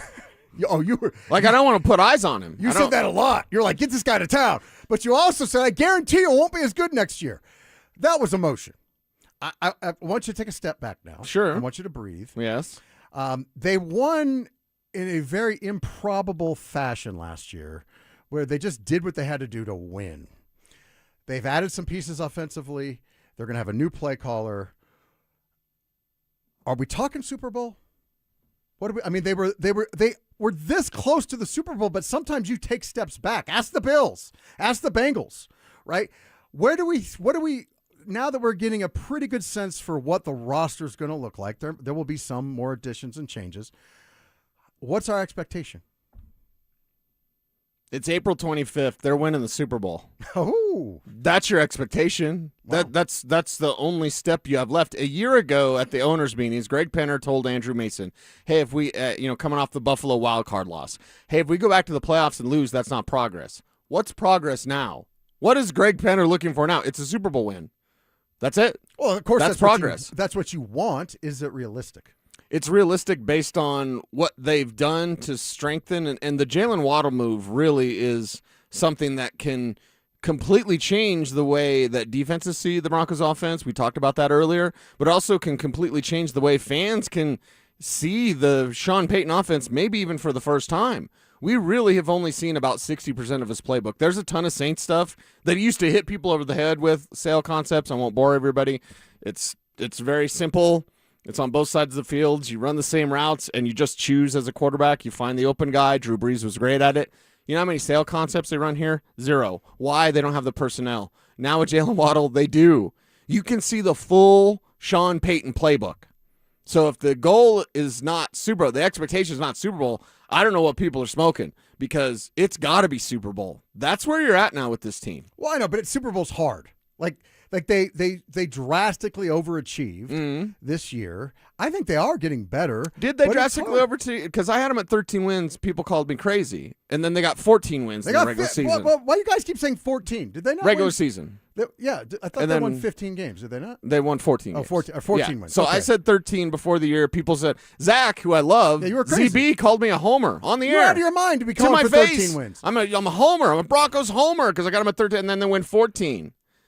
Cecil, you were crazy to pick 13 wins. Yeah. You were out of your mind. I'm probably not going to pick 13 this year. Schedule's got to come out. I want to see how this thing flows. I want to put my eyes on him. I want to see Jonah Coleman. But when the schedule comes out, I will make my emotional decision, and it might be 11 wins. It might be 14 wins. But I think the problem was because we never found out who they were. Every week it was something different. It was maddening. People were it was the most unsatisfied 14-win season in history. Right. And we never did find out who they were, at least offensively. Well, and then you take the 3 losses. Jacksonville kicked their ass. Take that one away. And then you have the field goal, right? You got the Colts game. Right. And then, oh, God bless America, what the other one score, like last second loss. Like they were leading in all of these games. Was it Chargers and Colts? Am I misremembering that? But it's like this team was right there. They could have won Chargers. Yeah. They could have won 16 games and 1 loss. That's how they were in the way things fell. Now, much like Kansas City 2 years ago when they were, 11-0 in 1-score games, and then the next year they went like 5. Right. That's what I'm worried about. That's going to come back to earth a little bit. Here's how you fix it. Do you know how you fix it? I'm waiting for you to tell me. This is the best way to fix it. Don't make it 1 score, baby. Oh. Go out there and just score and score and score, and that's what Jalen Waddle's here for. You hear us, Denver Nuggets? All right, so you got us all day long. You got us on the YouTube channel, which is a big deal. Yep. We're getting people to our YouTube channel. We got DenverSports.com, all sorts of good stuff. We got Orange and Blue today coming up. Mason and I do this OBT After the Dark thing that people love. It's fantastic. It's amazing. And so we turn the lights down low. At the end of the night, every day of the draft, we did it Thursday, we did it Friday. We're going to do it tonight, probably about 11. We haven't decided on the time. The last 2 nights we've done it at 11. But when the day is done and the work is complete, we'll do a show. So we will have another Orange and Blue today, OBT After Dark, coming up tonight after the draft. And like I said, it's probably going to be about 11 o'clock, but it's our tradition. Like Fiddler on the Roof. Tradition. Well, it sounds like those shows that used to be on TV when we were kids, like such and such After Dark. Right. Gorgeous Ladies of Wrestling. Remember that? All right, so that's good. By the way, somebody said you were spicy last night. I was spicy. I was on the text line. It was like, Cecil spicy. Okay. What happened? I don't know what happened. I You got spicy. Just somebody on YouTube told me to calm down. I was like, Me and calm down in the NFL draft are three words that cannot coexist. Yeah, cannot happen. It's the draft. I'm over the moon. All right, Cecil Lammy. He's our guy. Stay locked. They're going to have him on also. We got John Davis and Chad Andrus coming up for the next 4 hours. Cecil will be jumping on with them. He'll be doing the YouTube. He'll be doing DenverSports.com. All the stuff. He's here with us. This is the day, baby. Broncos doing a pretty good job here on the NFL draft. We'll have our final segment before we hand the ball over to John Davis and Chad Andrus coming up next. Game 4 in Minneapolis, and Denver walks in carrying the sting of that Game 3 embarrassment, especially Nikola Jokic, who got pushed out of rhythm in a way you almost never see. Take it back. Take it back. Now, it's about the response. Can the Nuggets MVP recover and set the tone early to take back control of the series? Can Jamal Murray steady the offense and quiet the crowd? And can Denver match Minnesota's physicality long enough to flip the momentum back their way? Denver Sports 104.3 The Fan. Denver's playoff headquarters. Jacob's Law, 303 Law 4040, 303 Law 4040. Cecil, you're not going to believe this. You know what happened this week? We go to a mediation. They offer $30,000. We said, thanks, but no thanks. We'll see you later. They said, whoa, hold on. We'll give you $60,000. And we said, nah, we're just done. Just, thanks for the effort, blah, blah. And the judge that was there says, are you sure? What if you get zero? You should take $60,000. No, you know what we end up getting an hour or two later? $1.1 million. $1.1 million. We were so happy for our client because she was just a good people. She's like a tribe listener. Good people, not looking to get rich. They just want what's fair. And she had been severely impacted. And we were all doing like cartwheels around the office. It was fantastic. We'll fight just as hard for you. Save the number on your phone. I hope you never need it. I'll just do draft breakdowns with Cecil for a living from here on out. But until then, we're here. It's 303 Law 4040. Save that number in your phone. You never know when you're going to need it. It's 303 Law 4040. Hey guys, Mark Schlereth here from my friends at Cutarelli Vision. Here's my story. I wore glasses growing up for a long time, and then when I hit my 30s playing for the Broncos, I ended up having LASIK surgery, but when I hit my mid-50s, I needed those readers for everything I did, whether it was going to restaurants trying to read menus, whether it was reading statistics, studying film, I needed those reading glasses. Well, I decided to go see Dr. Cutarelli at Cutarelli Vision for refractive lens exchange, and I can tell you firsthand, total game changer, and you can join Dr. Cutarelli for his live webinar this Wednesday at noon. Learn more about refractive lens exchange from Cutarelli Vision. This free webinar is the perfect opportunity to meet Dr. Cutarelli and have him answer all your questions like, is RLE for me? Am I a good candidate? What's the recovery time? What's the cost? Is there financing? Cutarelli is Colorado's most experienced with over 90,000 vision correction procedures, and he can tell you when it's time for you. Make sure you join that live webinar this Wednesday at noon. Register at ColoradoRLE.com. That's ColoradoRLE.com. Everyone loves a surprise pick on draft day. But when you're bidding an electrical project, this isn't the time to gamble. You want the first round talent, a team with a 40-year winning record. That's Piper Electric. From commercial construction to preventative maintenance, fire alarms, and power distribution, they handle the jobs that can't afford mistakes. Their electricians are safety-driven and highly skilled. So when your project goes out for bids, make the first round pick. Include Piper Electric. Visit piperelectric.com. Draft weekend is here, and there's zero time to mess with your lawn. At Waterloo Turf, they help Denver homeowners trade yard work for game time. No mowing, no watering, no mud on game day. Just green, championship-level lawn all season long. Perfect for watch parties, pets, and backyard get-togethers. From backyards to putting greens, Waterloo Turf installs premium, artificial turf built for Colorado. Visit waterlooturf.com/Denver and book your free consultation. Waterloo Turf. Get your Saturdays back, and don't miss the pick.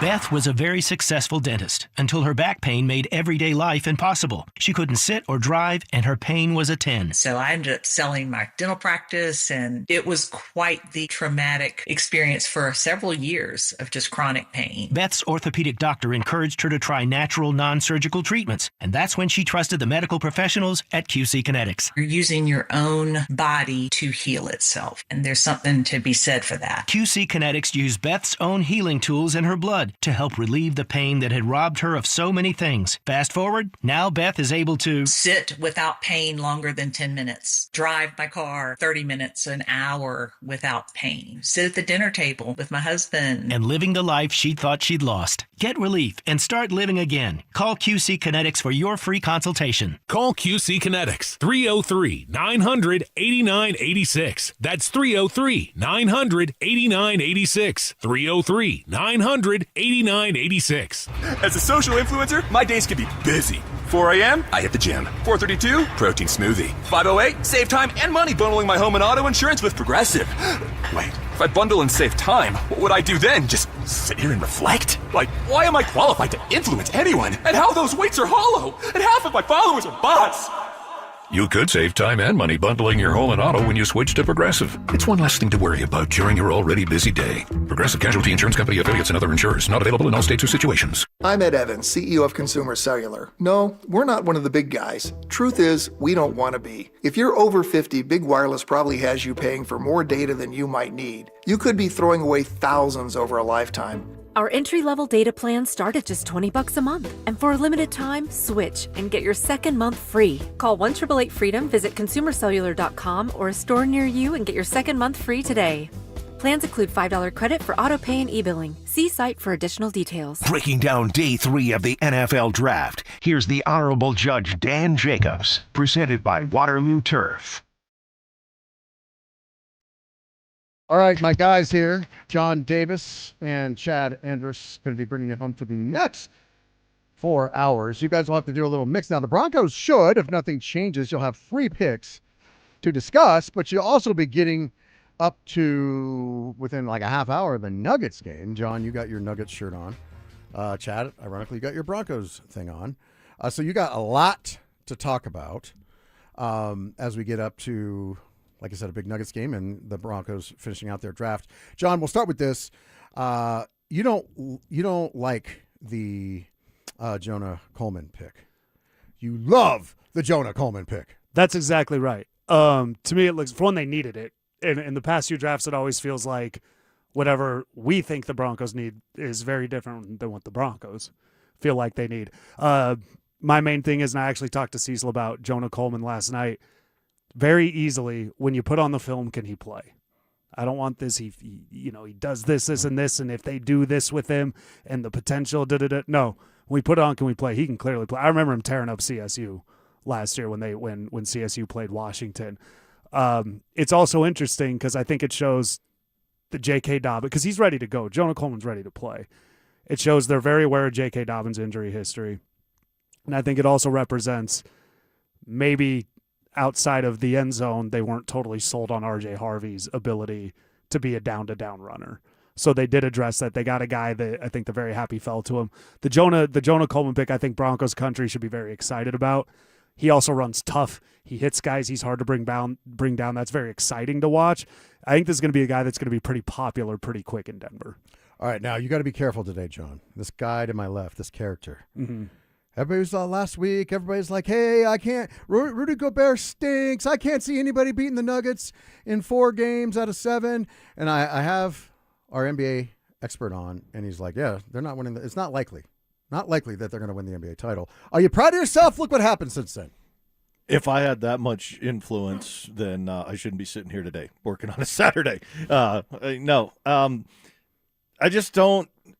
Look, you're always going to get an objective opinion from me. You're always going to get an analysis of what is actually factually happening. And I know that is pretty much absent and void in our current world that we live in. No one wants to live that way. People just want to hear what fits their narrative and be optimistic and, be all roses and rainbows all the time. The Nuggets are in a group of 4 teams that all have flaws that on their best day could play with anybody, but they have far fewer best days than the best teams. And that's what I told you last week.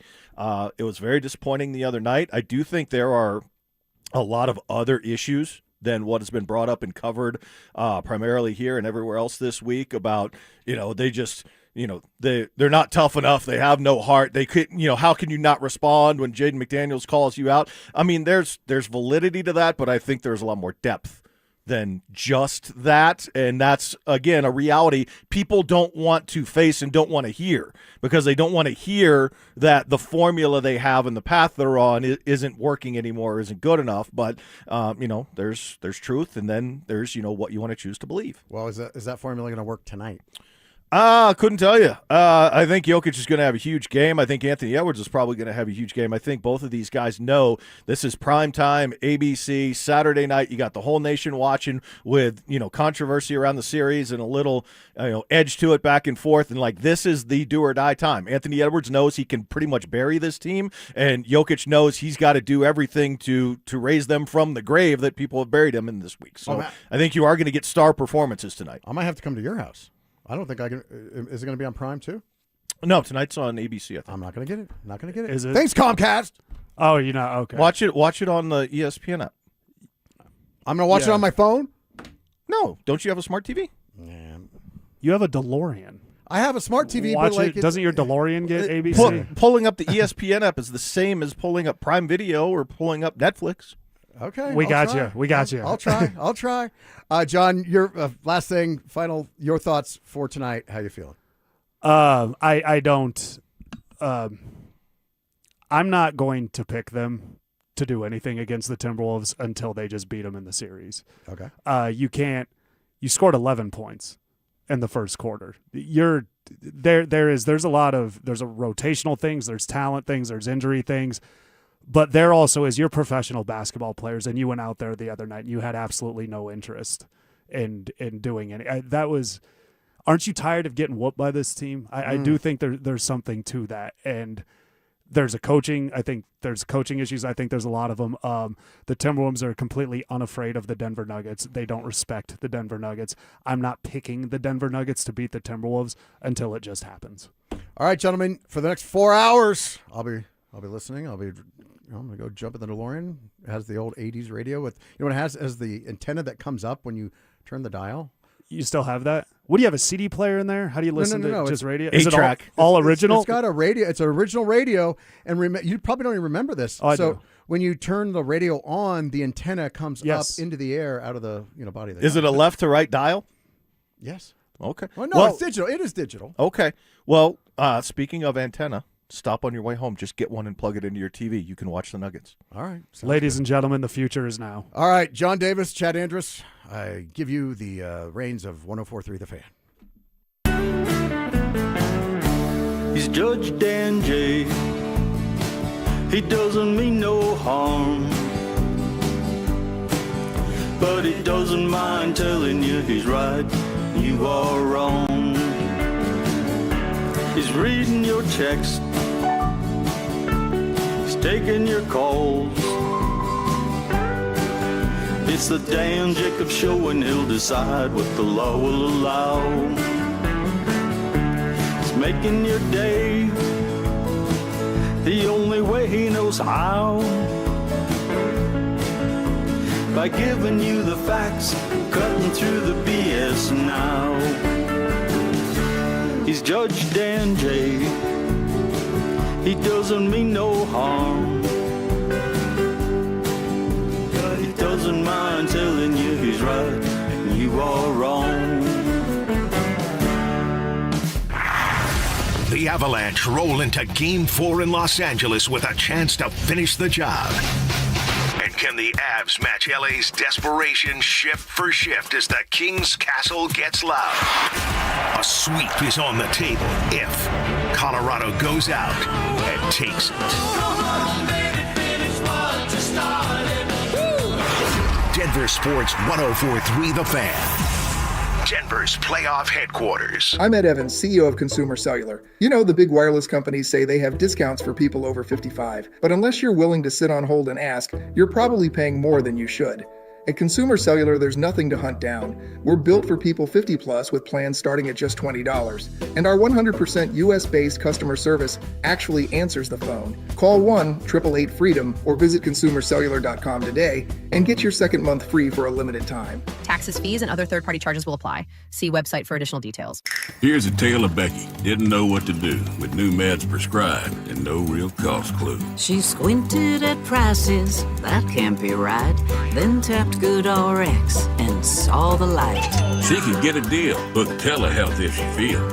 Learn about those meds without any stress. That one little app does all the rest. Even my horse downloaded it. Dang, save time and money on prescriptions. Check GoodRx. GoodRx is not insurance. Imagine all that could happen in 5 years. Jobs may change, kids will grow, new memes will come out, but what if you had reliable, intelligent Wi-Fi and the price didn't change for 5 years? Thanks to Xfinity 5-year price guarantee, you don't have to worry about that part of your future. You're guaranteed 5 years of Wi-Fi that boosts speeds to your devices that need them the most, that finds and fixes any issues before you even notice them. It's like a super intelligent Wi-Fi that keeps you protected from online threats. You'll get incredible gaming speeds on multiple devices and no battling for bandwidth. For the next 5 years, all your devices will be working in perfect harmony, and you get our best equipment with no annual contracts, no fees, no strings. Plus, get online in minutes with same-day Wi-Fi. All with Xfinity's 5-year price guarantee. Lock in your price and unlock the possibilities. To get started, call,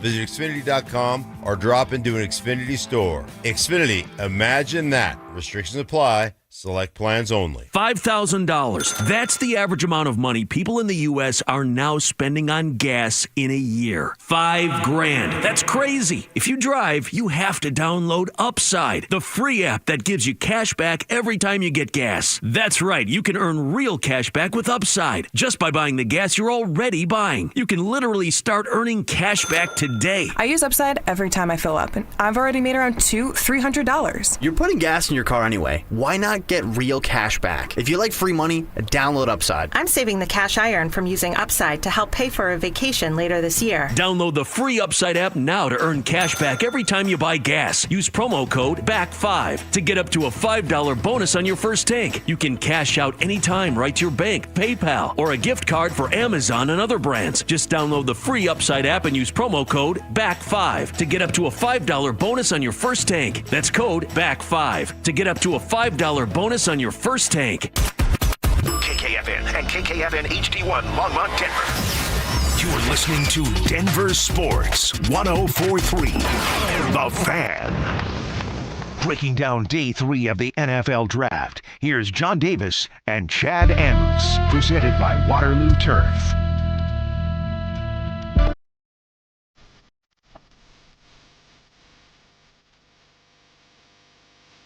Is this Rexon effects or is this the Jay-Z Just Blaze? Which version of this beat is this?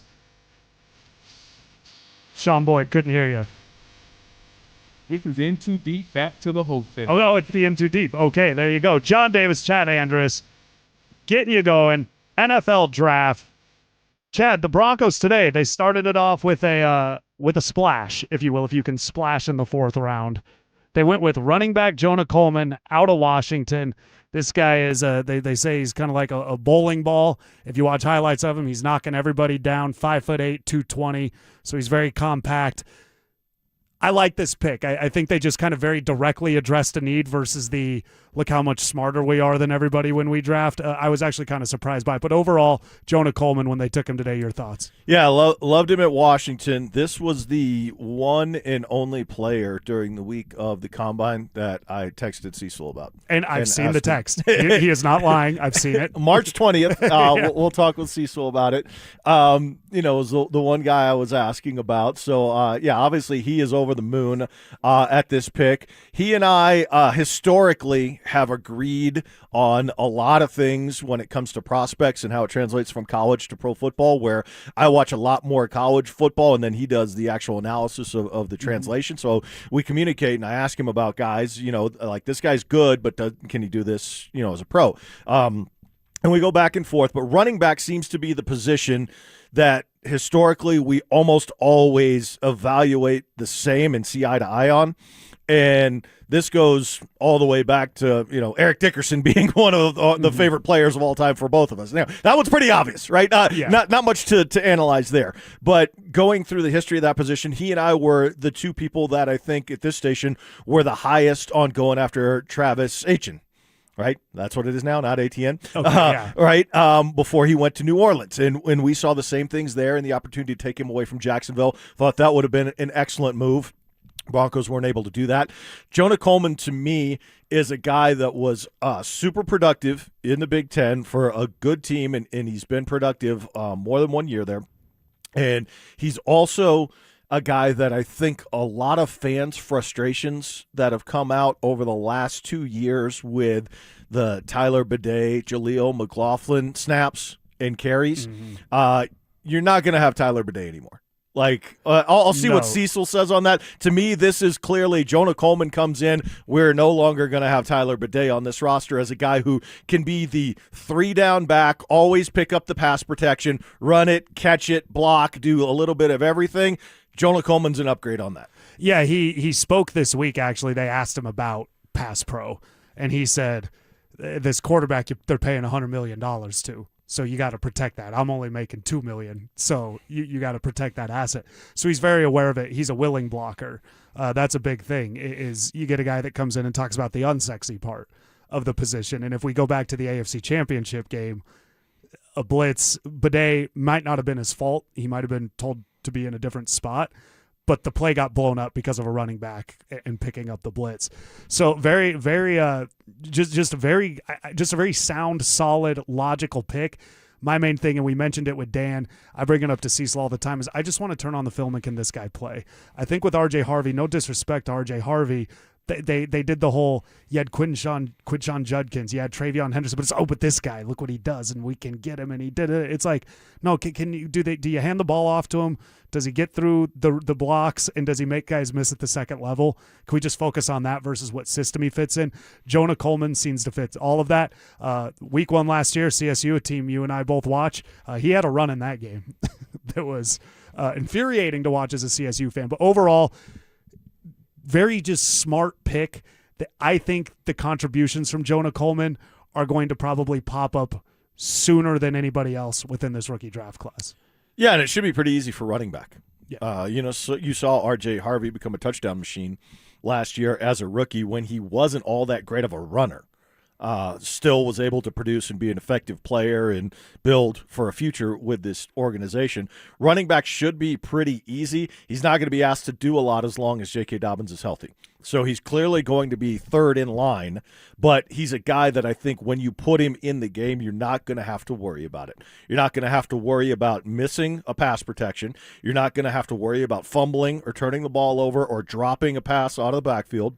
And it's a guy that is capable of slipping tackles and always falling forward. He's not a burner. He's not a guy that's just going to run away and have long breakaway runs, but he's fast enough. He's fast as any of the other guys that they've had back there in recent memory outside of, maybe Melvin Gordon.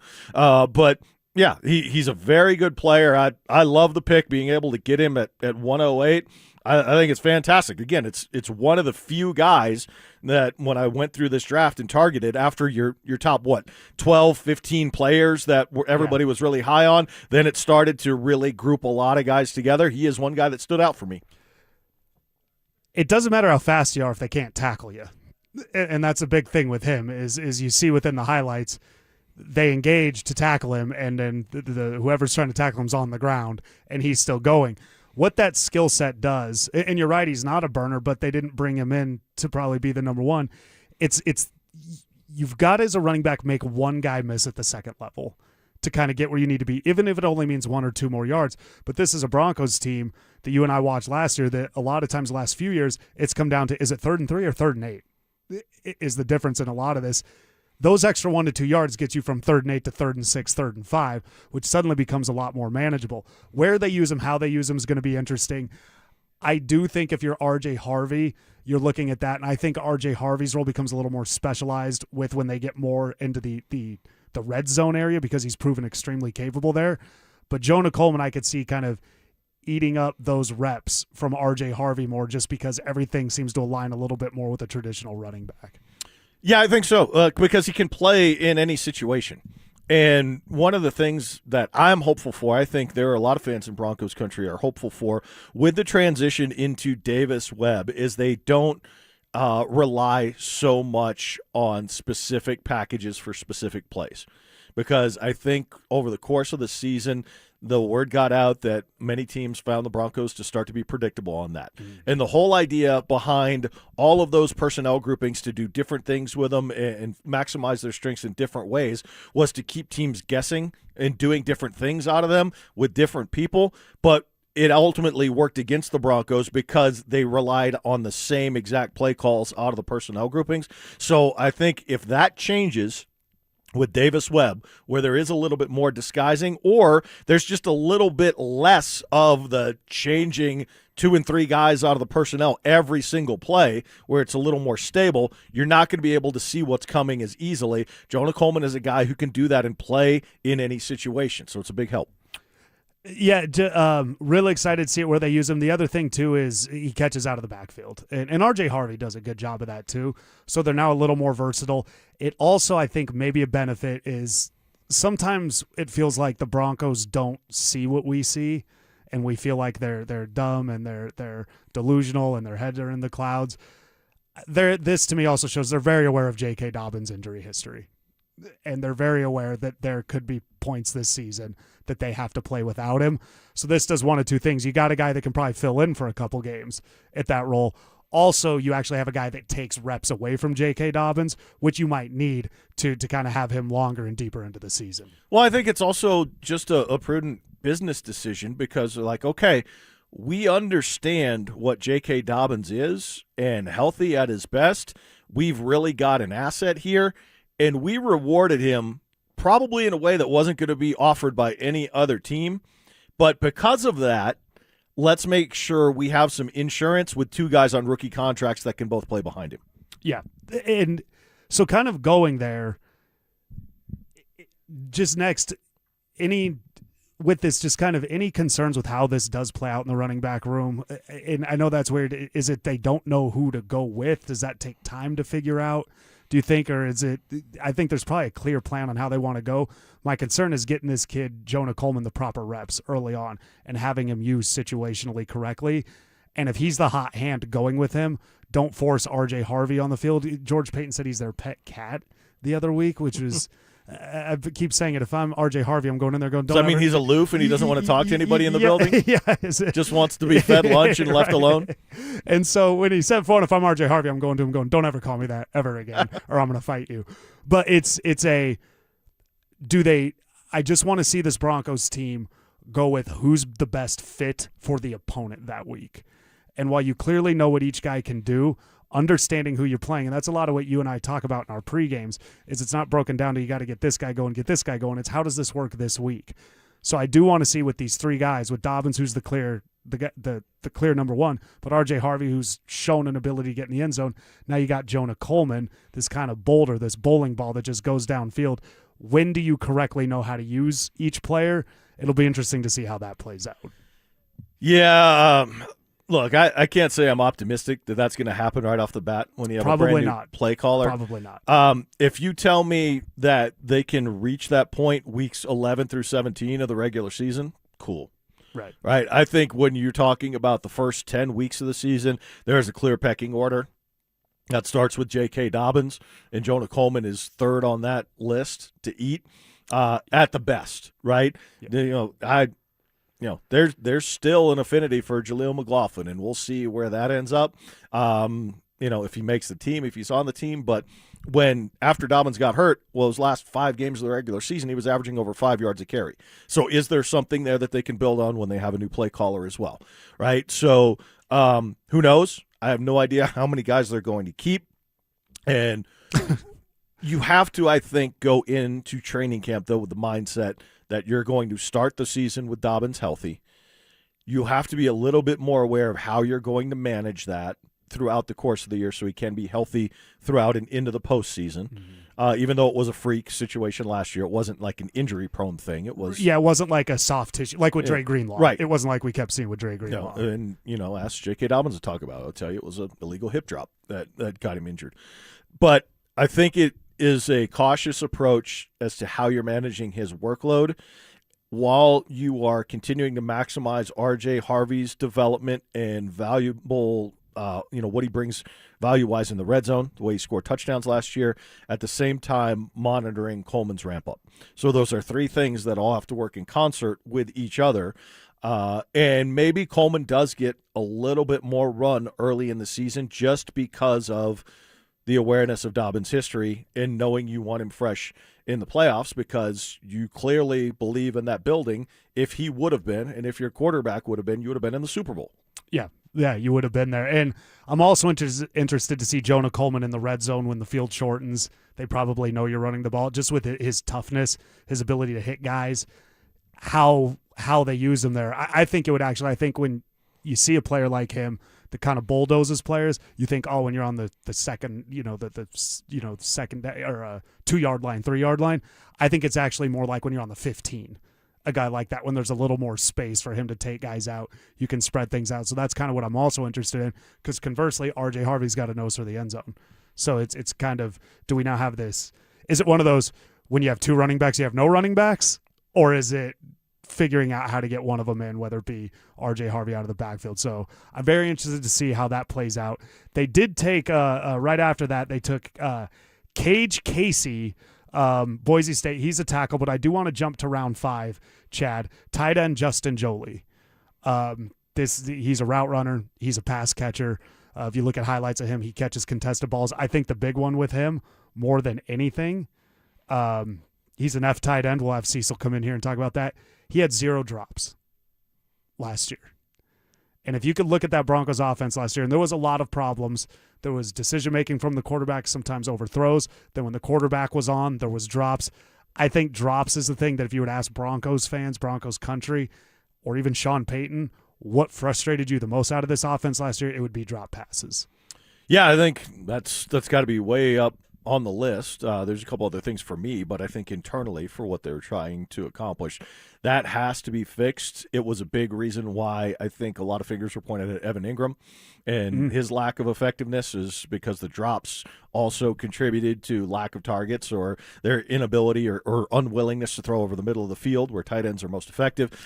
Those are a lot of things that I'm all really anxious to see how they change, because Waddle is a guy that doesn't drop the ball. Waddle is a guy that works over the middle of the field. What is Davis Webb going to do differently with these additions when you talk about Coleman in the backfield? If, the new tight end has any opportunity to get on and play, I think it's going to be tough given that they brought Troutman back and they have Ingram. They love Troutman. They love Troutman. You're right, though. This is the path to getting on the field for Justin Joly, tight end out at NC State, I don't think is as obvious to see as the Jonah Coleman path to getting on the field. No, it's going to be more difficult. But again, I don't want to speak in any absolutes, because I am starting with a blank slate with Davis Webb and with Bo Nix in year 3. I am not drawing any conclusions after what we've seen for 2 years, because I'm giving them the benefit of the doubt that the change is being made because they want to do something different and they want to be more dynamic and more explosive. So I want to see how that plays out. And maybe that does mean you're going to get a whole lot more bodies with opportunities, but I don't know that yet. So until training camp comes, I've got to see it. Yeah, you're going to have to see it with everybody. And with Justin Joly and Jonah Coleman, this is something I do want to point out. I really like both these picks based on what we know about these players. Joly seems like a guy that they probably rated higher than maybe other people did. He's not a blocker, but he can catch. He can catch the ball. They really need that. They specifically need that again. And in the red zone, remember Christmas Day, Kansas City, Cortland Sutton just dropping everything you throw at him in the end zone. They need sure hands somewhere. They need, and it's kind of what Pat Bryant's done as well, the role they wanted for him. They need guys to come in and execute certain situations. So if Justin Joly has 2 catches a game, but they're both 3rd and 5, then this is a home run of a draft pick. And I think that's kind of where people get mixed up, is don't look at the final stats of certain players. Look at when they come in, when they contribute. It's finding a way to get him out there. Tight end, even though he is the F, between knowing the route tree and the blocking schemes, it is a little harder to get on the field. Yeah, and it's a 5th-round pick behind guys that you know are going to play. Right. And what's interesting, again, Cecil's going to be with us on and off throughout the course of the 4 hours here, but there's two routes you can go once you get into the late rounds. You can go with who is the inexperienced, underskilled super athlete that has upside because of their physical ability and they're just freakish and maybe they turn into something, or is a player available now because they're a really good football player, but they are a bit undersized, or they are a step slow, or whatever the case may be. They've been injured the whole time. Right, and Justin Jolie is an undersized tight end. Right. So that's what you're dealing with. You're not getting a physically dominant player that you can throw out there and get physical mismatches with. You're getting a guy that knows how to play football and will catch the ball when you throw it to him. Right? So it's one of those things when you get into the late rounds. Are you gambling on athleticism and upside and being able to coach him up and teach him how to play, or are you accounting for and relying on this guy really knows how to play, but I don't know if he can hang athletically. And that's an interesting balance to strike. Josie Jewell was the guy that was always in the right spot, but you saw his jersey chasing Kelsey down the field all the time.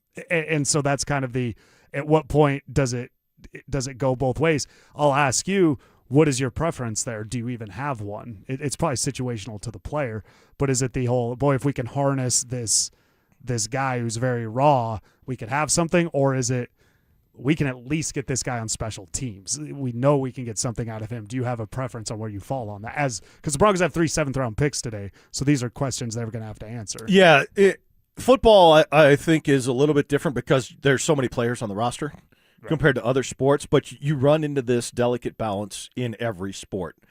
And it is really matchup dependent because you can get teams and organizations who always rely on athleticism and speed and strength, but they don't know what they're doing and they're really dumb, and you dominate them. And the Raiders are an example of that. The Raiders will always draft athletes and fast guys, but they don't know how to run their organization, and they don't have, well-coached, smart players to execute football. So you kick their butt when you are skillful and you understand the game.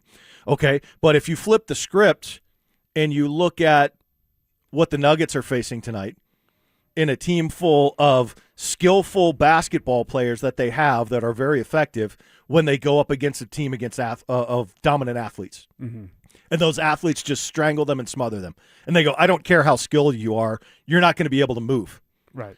And when you have those guys and they can do that, it can negate skill. Skill can also negate athleticism if the athleticism doesn't know what it's doing. In football in particular, because of the number of players on the roster, you need the healthy mix of both. Mm-hmm. Obviously, the greatest players have both. There are just very, very few of those guys. That's where you're picking at the top of the first round all the time. That's Demaryius Thomas. Exactly. He got it all. Yeah. Smart, 100%. athletic, yeah. 100%. You've got the total package. I think it is kind of interesting in this draft when you look at the roster construction, because if you were going to take those, if you only had those two choices and you look at this draft in particular, it's almost like the Broncos lean and shade more towards like a Nuggets model of we're going to draft skilled players that know what they're doing, that are smart, that are good in the locker room and know how to play, and we know we can count on them to not make mistakes. And then you look at the way the Chiefs are shaping their roster, and the Chiefs are getting all athletes, all guys that can run and jump and hit. Yeah. Right? So you have that dynamic in play like you have the dynamic with the Nuggets and the Timberwolves. But it's just an interesting mix that you have to put together, particularly in the size of a 52-man active, or a 52-man roster for football. And that's kind of what we see. 53, whatever. With however many they suit now. Yeah. However many. 46 on game day, whatever it is, it changes. I like the point you make about the smart player that's in the right spot, because Justin Jolie might be undersized, no drops. That is a mistake-free type player. This kind of goes back to last year. Pat Bryant's not the fastest guy, but they had, with how much he played at Illinois, you were able to see he got better, but he caught everything. Mm-hmm. And he caught everything in important moments. Jonah Coleman, okay, he's not as fast, but he follows the blocks. Right. He knows how to make a guy miss. Jonah Coleman, if you look at him, he's one of those guys that looks like he sees things right before they happen, and he's able to adjust with it, which might be what was missing with R.J. Harvey. But to your point, they lean more in that we need guys that we give them this playbook. We don't have to sit there and hold their hand much. They're going to know what to do with it. We can hit the ground running with them. Reliable guys. And the roster's starting to fill out that way. I think that's why Sean Payton, he got rid of Russell Wilson. He got rid of Justin Simmons, kept Cortland Sutton. Because that's a guy that's going to do what you ask him, and he's going to always be where he needs to be. Yeah, and Jonah Coleman's a guy that's a team captain. You mentioned the quote about saying, I see how much money the quarterback's making versus how much I'm making. Yeah. My job is to protect him. He's a guy who's going to come in and embrace the job he's being asked to do without any questions, without any pushback, and he's going to go do it. Right? Yeah. He's going to do what's asked of him.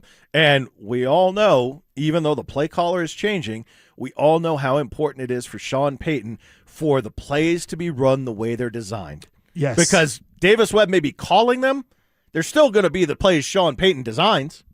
And Sean's going to have a say on who's out there, too. And I do want to point out, Justin Simmons was always in the right spot when he played. I was trying to, but Sean kept him. But no, Sean, we're running this play. You're exactly right. This is not a negotiation. And even with Davis Webb, I think Sean's going to have a very big say in the personnel that's out there. Davis Webb calling the plays might actually benefit with Sean Payton being able to kind of look at it from that perspective. But you're right. This is what we're doing. This is who we are. You need to go out there and do what we ask, and that's catch the ball. And I think that's what was just infuriating Sean Payton at the end of the year was, I'm asking you to do one thing, and it's not happening. Well, it's the story of the offensive struggles and the number of 3-and-outs they've had over the time that Sean Payton has been here, right? Whether you're talking about Russell Wilson taking sacks and holding the ball too long, whether you're talking about Bo Nix not being able to connect, throwing deep balls to guys and them taking it basically off the table for 15 games of the season last year, the drops last year by the players. Sean Payton sees this canvas and he's painting a picture over the course of a game, and he is calling plays that he sees opportunities for them to work based on what the opposition is doing, and then they're not being executed.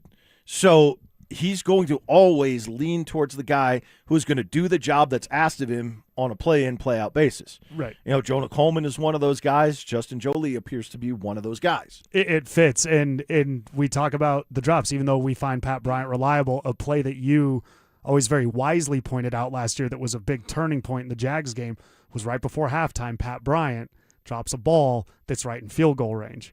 That whole game swung on that play. Because Vance did his, there's 2 minutes left, let him go 80 yards and walk right into the end zone.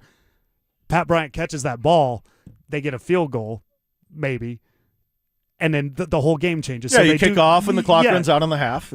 But they need less of those. Cortland Sutton, if I'm him, I'm so thrilled about the fourth down play called in the AFC Championship. That way everybody forgets that I dropped a pass on third down on the previous drive that would have been in field goal range, that would have made it 10-0.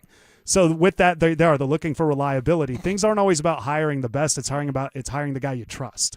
And Sean Payton wants to trust these players. And again, I'm looking forward to the fresh start and how it is different with Davis Webb and what dynamics change. But what we've seen over the first 3 years of Sean Payton is he showed the ability to find gaps in the way teams were defending them, and continually plays failed to be executed. Mm-hmm. Yes. And that's kind of what it all was. Now, at some point, Sean, you got to maybe pare things down to help these guys out. But in his mind, the play's perfect. And that was his thing with Russell Wilson. Everybody's open. So why aren't you getting him the ball? Why are you taking sacks? So with that, the Denver Broncos, they've made a few picks today. I think fans are a little more excited today than they were last night. What do they have? I'm going to keep it going with Jonah Coleman and Justin Jolie. Our guy Cecil Lammey is going to come in and break down why these players are going to fit with the Denver Broncos. We'll do that next. Avs playoffs. Nuggets playoffs. It's beautiful. It's brutal.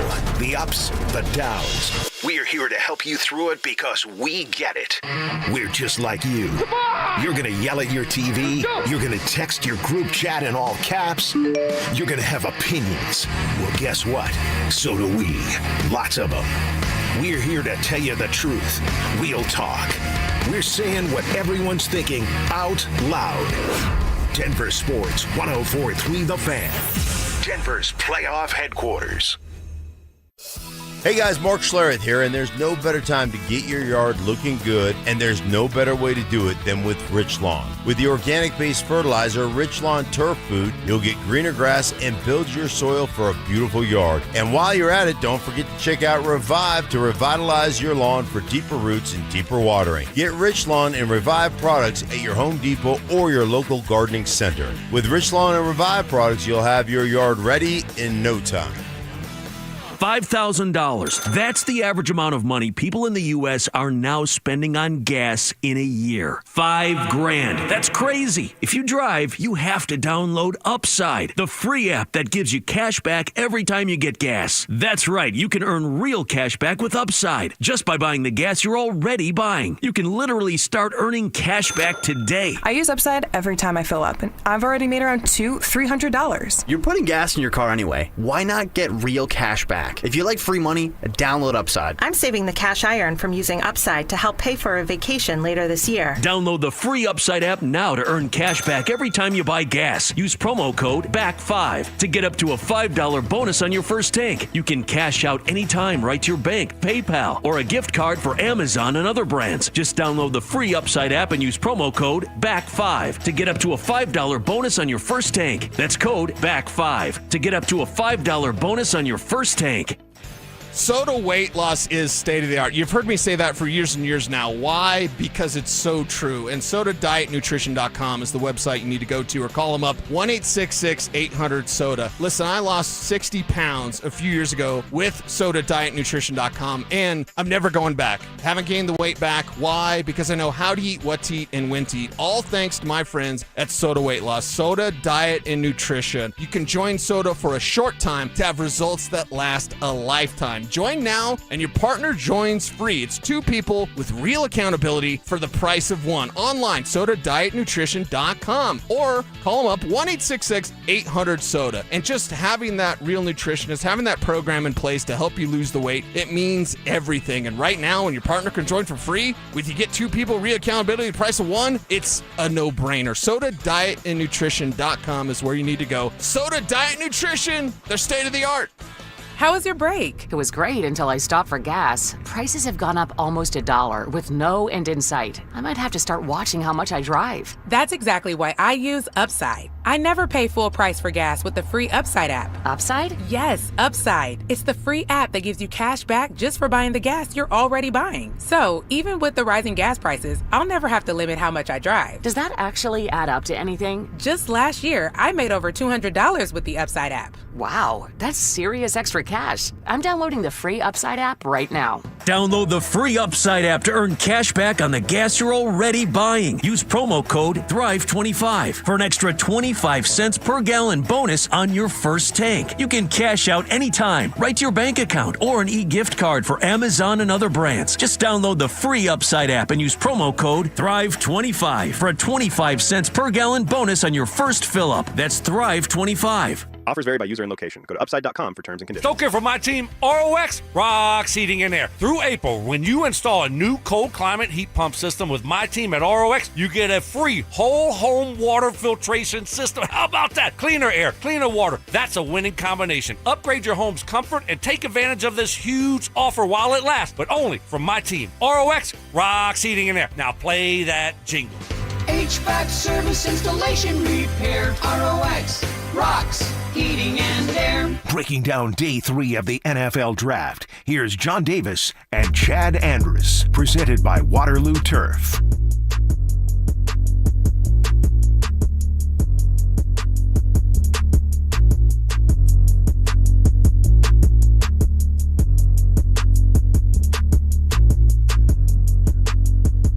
We got him here. My guy, Cecil Lammy. Cecil, I spent this time of year. I'm Chad's guy too. You're Chad's guy too. Yeah, it's our guy. Okay. Cecil Lammy. Yes. And we're your guys. Cecil, this is where I'm going to start today. For one, I like the picks today. I love Jonah Coleman. When we were going off the air last night, you let me know. You talked me into Jonah Coleman throughout the show last night. And then Justin Jolie. So this is where I'm going to start with this. Okay. Why is Jonah Coleman different than Devontae Booker, different than who's down there in Dallas? I'm playing Javonte Williams. Yeah. Audric Estime, Right. all these guys. And why is Justin Jolie different than Dulcich and Hireman and Fumagalli and Jake Butt and those type of Noah Fant draft even? misses Yeah, why? Because of these are the past. two positions they keep missing on. Yeah. Why are these guys different? Why are these guys different? Let's start with Jonah Coleman. And the most recent example, I don't want to make fun of Javonte Booker, but we'll go with the most recent example, Javonte Williams.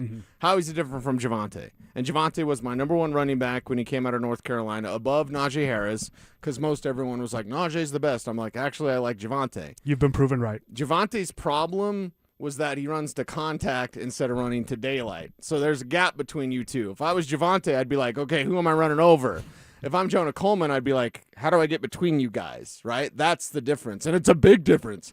It's a sizable difference because both backs run with power. Javonte would be, quote-unquote, more powerful, more of your power back. Jonah Coleman has power, but he also has contact balance. He keeps his feet. He has good instincts for the position, and he's not trying to get tackled. Javonte's just trying to run you over. Jonah's trying to make a play. I texted you the week of the combine, and we do this every year with some college players. That's fun. I watch on Saturdays. Usually do it during the fall. You'll call guys in the fall. Yeah, but he was one of the guys that I kind of targeted and picked out, and I just said anything there with Jonah Coleman. And you had a very favorable reply and a comp, I think, to David Montgomery in the text when you sent it. Running back seems to be a position we see very similarly when we're looking at all the different stuff, because sometimes I'll say a guy and you're like, no, this guy but not can't. Backs. Right? No, but it could be a quarterback. You're like, no, it's not going to work, right? He's good doing that there, but it's not going to work in the NFL. Right. And we have a good mix of both across both positions. Running back, we seem to see eye to eye on almost all the time. When I look at Jonah Coleman, it means everybody who has been so frustrated with every snap Tyler Bidet has taken in a Broncos uniform doesn't have to deal with that anymore. That's what I see. Yes, and his own combine meeting with the Broncos as he was talking about his pass protection ability. Yes. The conference call today with the Broncos media, introducing Jonah Coleman to Broncos media, pass protection. I know pass protection is so important. That's what he said, because I can get on the field. So to have that as like your entry ticket, if you will, you got to protect the quarterback. You got to protect Bo Nix, and he knows that if he does that, it opens up the avenue so that he can show off as a runner and as a receiver out of the backfield. And when you look at what Warren Sharp had, and I'll go over these numbers with you guys, saw this. Wait till you hear because this. Is these unreal. are flipping awesome, and I had to retweet it, and I had to share it with you guys on air because it comes down to some of that pass pro ability. So, Jonah Coleman, he had a first down or a touchdown on 35% of his carries. That's number one. That is insane. Number one in this class. Jonah Coleman, 71% of his rushing yards came after contact. That's number one in this class. 71% of his yards are after contact. Number one in the class. 12.4 yards after the catch. Also, number one in this class. I'm not done. When he's hit at or behind the line of scrimmage, number one in yards per carry, number one in first down rate. You can hit him at or behind the line, and he's the number one back in this class to pick up a first down. Also, 639 career touches, just one fumble, 123 career targets, just one drop, and he's the number 4 best pass blocking grade in this class. So just for a half second, both of you guys, John, before you continue on, just for a half second, entertain the thought of what that would have meant in the AFC Championship game. Oh, God. Being hit behind the line of scrimmage or at the line of scrimmage or yards after contact, what that would have meant against the Patriots. Super Bowl. And what would it have meant against the Seattle Seahawks? What it would have meant against Buffalo when Bo Nix had to run and then he had to get hurt. I mean, they couldn't run. I'm so mad that JK wasn't ready and they didn't have any plan when JK was going to be hurt, because JK's going to get hurt. I'm so upset because then Bo had to run, and then that's when he can get hurt. That's when he's exposed to more injury. If it's a scramble, whatever. It happens. But if it's a designed run because your backs can't run, that's terrible. Go get you a damn back that can run. They have that in Jonah Coleman. He doesn't need to come off the field, and I think, and I'm crazy, and I may be way off with this. You guys can strike me down if you'd like. But I think all of us, every single one of us, need to realize that the opportunity is there for Jonah Coleman to be the starter in week 1. I'm not genuflecting to J.K. What's J.K. Dobbins done? He's missed more games than he's played. Now, Jonah's got to prove it. He's a fourth-round rookie. JK's the important free agent, run-it-back guy. But I'm also not going to sit there and be like, yeah, Jonah's the third guy, and then when JK's hurt, Jonah will do more. Why? Jonah could win that job in training camp. But if it works the way you're outlining, is JK then available from week 10 and beyond? Exactly. Isn't that great? That's because the then thing. the thing is, like, we're all saying, like, oh, JK can be the starter and then Jonah takes over. Well, then you have a rookie in your most important games in the fall, in December, in the playoffs. And listen, rookie we love. But why not, hey, JK, you guys are co-starters. Hey, JK, you're the backup. And then in November, you really need it. It's one of those snowplow games that we get in the cold weather months. And now, hey, Jonah, he's a little gassed, rookie wall, whatever. JK, you're in. You're up. And JK could dominate because we know he's a great runner when he's healthy. He's just rarely healthy. He's just rarely healthy. And that's the thing is that's what I learned today is that with this Jonah Coleman pick. The Broncos are aware of J.K. Dobbins' injury history. They're not ignoring it like we thought. Like last year. And also what I want to talk about Jonah Coleman running, when I watch him, Cecil, and you can let me know if my eyes are deceiving me, is he has what R.J. Harvey seems to not have. Yes. And with that, Jonah Coleman, he'll run guys over, but he seems to run them over in the process of making a miss. Mm-hmm. So they're coming after him, and it's not just like I'm plowing you over. It's you had a shot, I made you miss. Where I'm getting at is Jonah Coleman's vision. He seems to be about a half step ahead. Whoever he sees things before they happen. Mm-hmm. Not comparing him. That's what I always loved about Terrell Davis. Now his vision was all time great, but Jonah Coleman seems to be able to react. He's hitting them, but they're in the process of missing. That's really important, I think, when they're at like the 20-yard line and need to get in the end zone, he can break a play from there. Yeah, I see David Montgomery is my main comparison. He patterns his game after Josh Jacobs. There's a dash of C.J. Anderson. There's even a little bit of Frank Gore. Not much. Gore is an all-timer, right? And still in the league? Seems like it. Still I playing? so wanted Frank Gore and Frank Gore Jr. to be on the same team. He missed it by, Chad, 2 years, something like that? It was pretty close. Frank Gore Jr. didn't really, cup of coffee, I think, with the Bills, whatever. Brawny. Exactly. Brawny. But still, it'd be kind of cool NFL-wise. It's cool basketball-wise, even if Brawny's not good. Yeah. All right, so here's what I want to know. Will this be cool? Because the NFL, probably more so than any other sport, is a meritocracy, but it's not always that way. Mm-hmm. And they just paid J.K. Dobbins probably more money than anybody else was going to offer him. And R.J. Harvey was a second-round pick. Yes. Jonah Coleman was a fourth-round pick. Yep. So what you're outlining, as exciting as it might be and as effective as it could possibly be, sure, is it realistic when Sean Payton now removes himself from calling the plays but evaluates the team as the head coach? Yes. And Davis Webb is calling the plays. Is it a meritocracy where this is a real opportunity for Jonah Coleman to take over that role you just described? It is because of Greg Penner. Money what?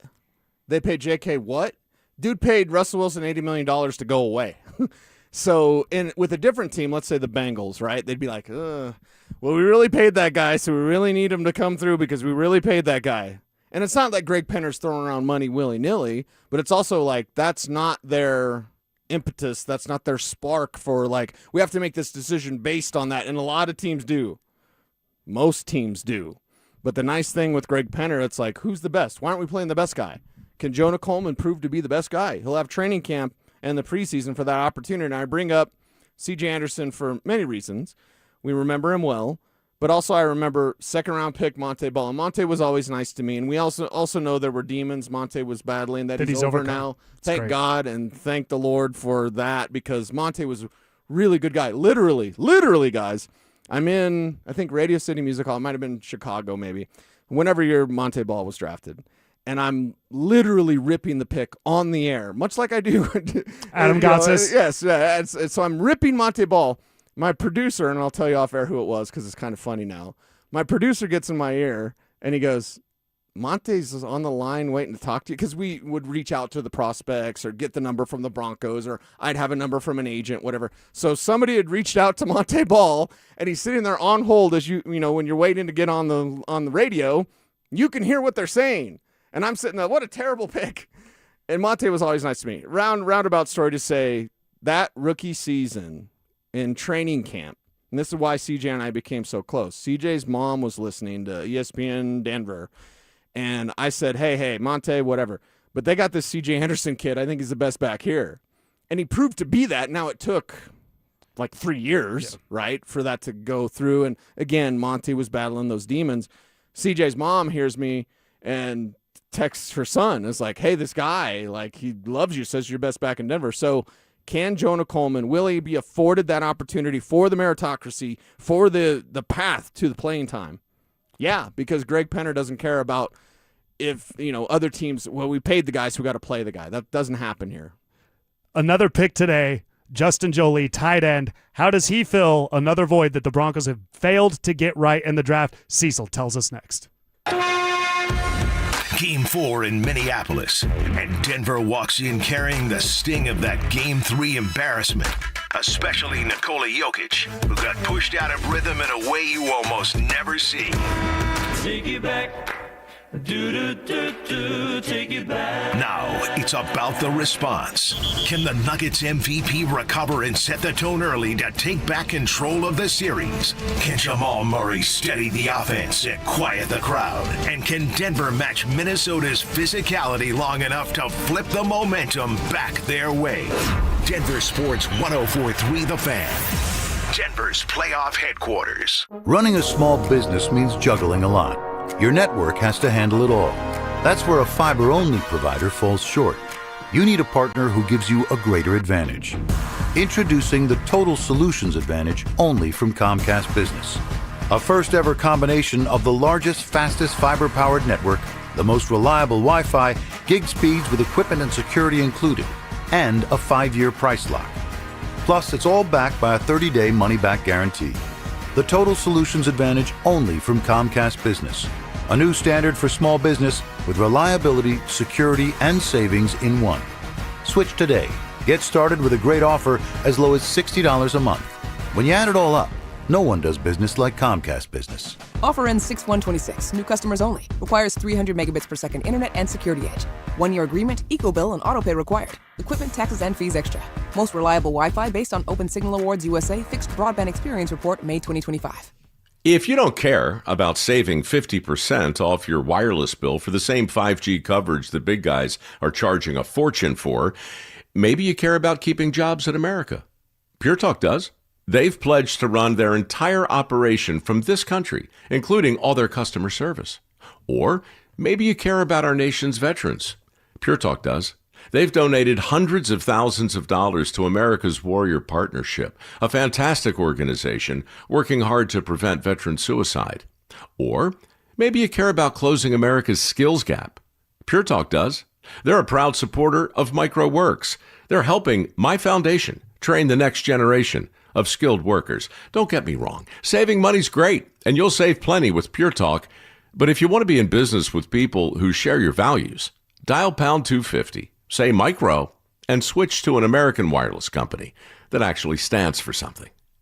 Pure Talk. For many of us, it's happened before. Your hair is thinning, crowns disappearing. Maybe the hair loss has you feeling your identity is lost altogether. The solution that worked for me, it's an incredible yet simple one-day treatment that starts growing your own natural hair the very next day. And it's guaranteed to grow for life. It's the Advanced FUE from Advanced Hair. We've all seen the pills and lotions that come with monthly subscriptions. They help retain what you have, but what if you want your own natural hair permanently in specific areas? From Advanced Hair's state-of-the-art facilities to world-class Dr. Tanya Paul's, it's not maybe your hair will regrow. It's guaranteed that your new hair will grow. You decide how much, how thick, and where. It's why Advanced Hair is the winner of Westward's Best of Denver. For your free consultation, $250 off and 250 free hair grafts, call 720-459-HAIR. That's 720-459-HAIR or advancedhair.com. Imagine finding your dream home and moving in right away. No waiting to sell your old place first. Sounds perfect, right? That's exactly what Orchard's Move First, Sell Later program lets you do. Buy your new home now and sell the old one later. Here's how it works. Orchard gives you cash so you can buy and move into your new home first, on your timeline. No waiting, no showings, no double moves. Then the Orchard experts take it from there. They handle repairs on your old home for you so you attract the right buyers. Once they're done, a local Orchard agent lists and sells your home for top dollar. Orchard's Move First program gives you the freedom to buy and move into your new home first and sell your old home later. Buy before you sell and get top dollar for your home with Orchard. Ready to find out how much your home is worth? Visit Orchard.com to get your free home valuation. That's Orchard.com. Breaking down day 3 of the NFL Draft, here's John Davis and Chad Andrus, presented by Waterloo Turf.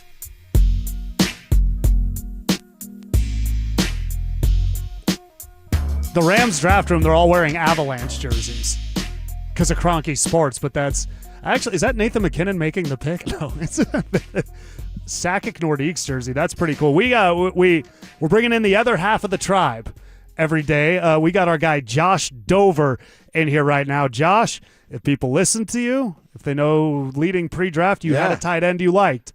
Who was that tight end? His name was Justin Jolie from North Carolina State, and I actually don't get many things right, especially in the NFL draft. That's why I lean on my man Cecil. But I said Jolie and in the 5th round, and it actually went down today, so I'm fired up for it. Were you panicked last night when they come off the board, the tight ends come off the board, the Broncos go D-tackle, that they wouldn't get this right, or that Jolie, did he slide? Like, were you nervous, because they don't take tight ends, that this was not going to happen, and then when it happened, you're pleasantly surprised? Pleasantly surprised. I liked, and I'm not like the only one, Eli Stowers was the dude I loved. He's just not attainable for the Denver Broncos. I did pitch an idea to Cecil. You go get 44 from Darren Muji, the old Bronco guy there in New York, and try to get him at 44. Obviously, they didn't do it. Stowers is going to, in my opinion, make more of an impact at the NFL level as a pass catcher, maybe sooner than a dude like Justin Jolie. And how often will he get on the field? But he's just a good player that's a big enough body to chip and release as a blocker. I honestly don't give a damn about tight ends blocking. It's 2026, not 1986. But you got to catch the football. Jolie can do that. It's been such a problem position for the Broncos, really, since Shannon Sharp. Yeah. And, you know, in any other year, if they have a competent pass-catching tight end, or if Evan Ingram was what a lot of people had hoped he would be last year, you're probably not even looking at a 5th-round tight end that far down the board.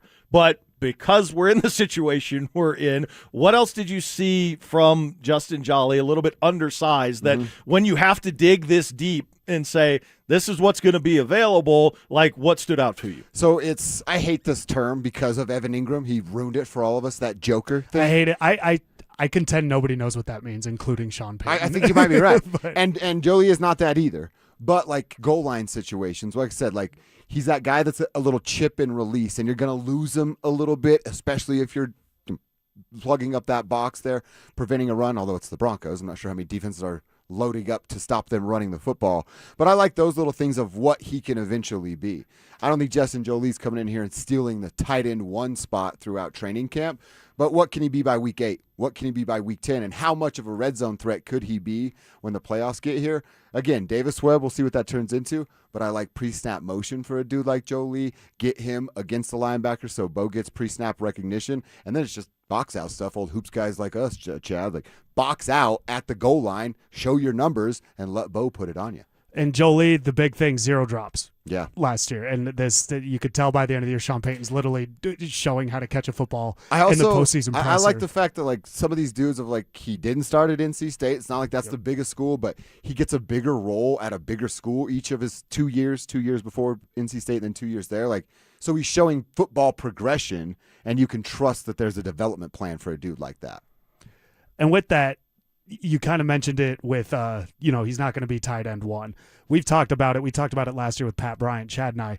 It's not – don't pull up the stat sheet on some guys because it's going to look weird. What is the value of the catches? So if it's 2 or 3 catches but they're 3rd and 6 and you convert, then this is absolutely home run. He might get on the field only 10 times, but is it like a special package, a special situation?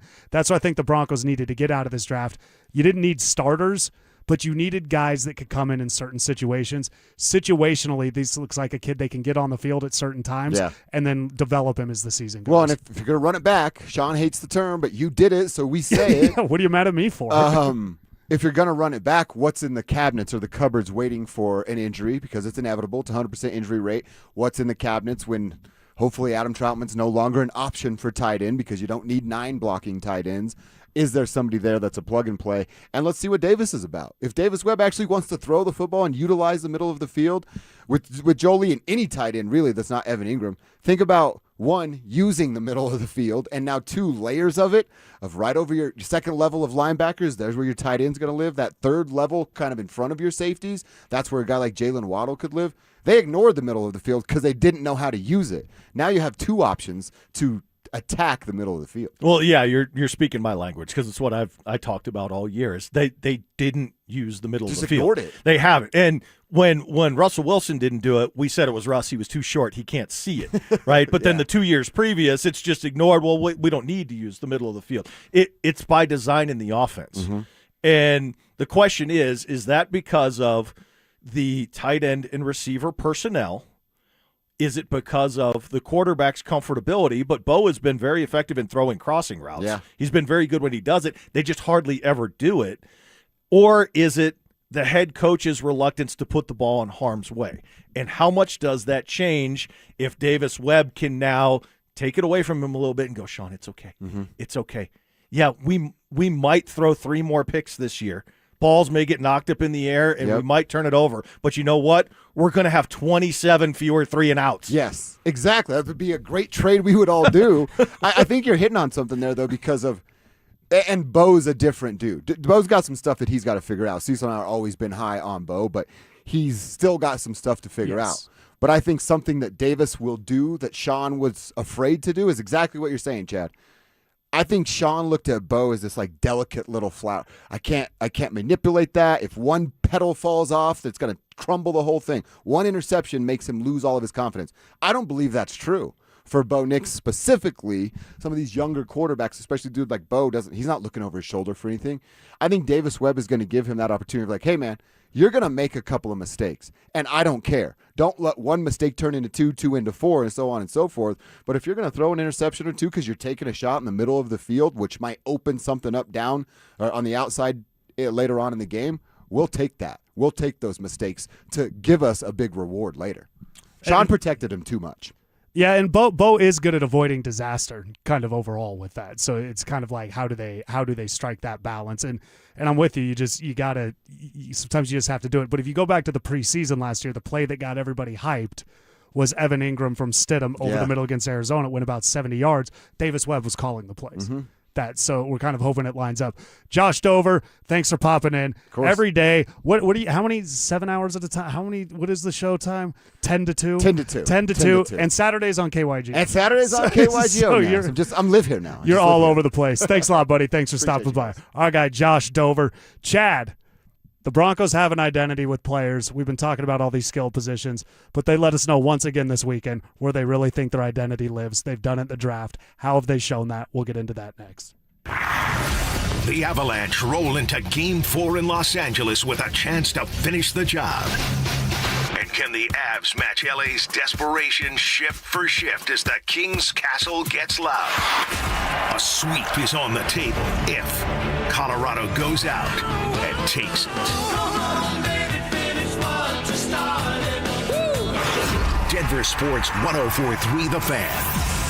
Denver's playoff headquarters. $5,000. That's the average amount of money people in the U.S. are now spending on gas in a year. $5,000. That's crazy. If you drive, you have to download Upside, the free app that gives you cash back every time you get gas. That's right. You can earn real cash back with Upside just by buying the gas you're already buying. You can literally start earning cash back today. I use Upside every time I fill up, and I've already made around $200-$300. You're putting gas in your car anyway. Why not get real cash back? If you like free money, download Upside. I'm saving the cash I earn from using Upside to help pay for a vacation later this year. Download the free Upside app now to earn cash back every time you buy gas. Use promo code BACK5 to get up to a $5 bonus on your first tank. You can cash out anytime right to your bank, PayPal, or a gift card for Amazon and other brands. Just download the free Upside app and use promo code BACK5 to get up to a $5 bonus on your first tank. That's code BACK5 to get up to a $5 bonus on your first tank.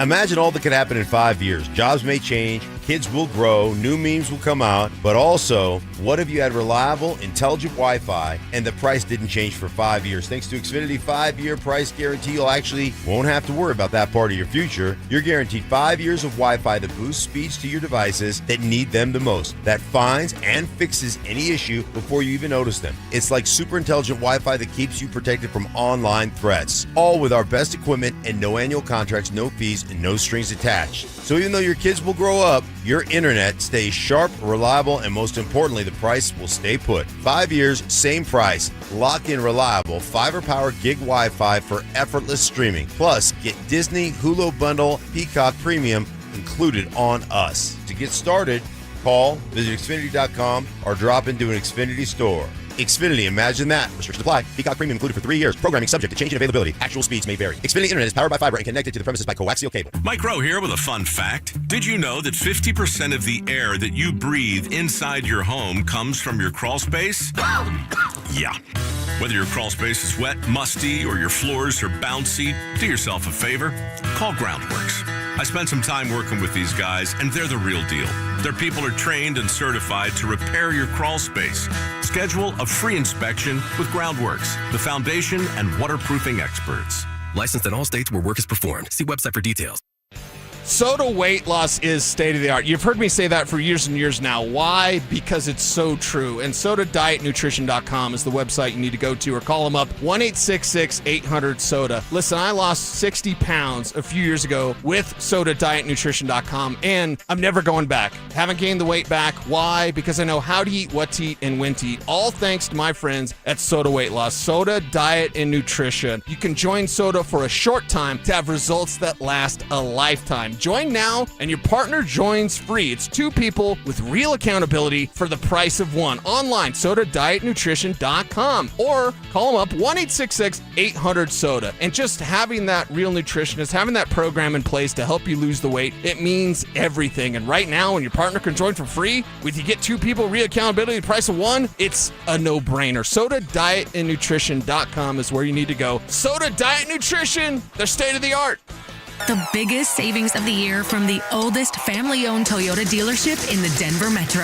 Groove Toyota. Limited time. During the over and above sales event. 53 pre-owned vehicles under $15,000. Visit GrooveToyota.com to see the selection. Don't wait. Find your groove with pre-owned vehicles under $15,000 at GrooveToyota.com. Start here. Go anywhere. Offer expires 5/4/26. Not all will qualify. Restrictions apply. With approved credit, call 720-961-4465 for complete details. KKFN and KKFN HD1 Longmont, Denver. You're listening to Denver Sports 104.3. The Fan. Breaking down day 3 of the NFL Draft, here's John Davis and Chad Andrus, presented by Waterloo Turf.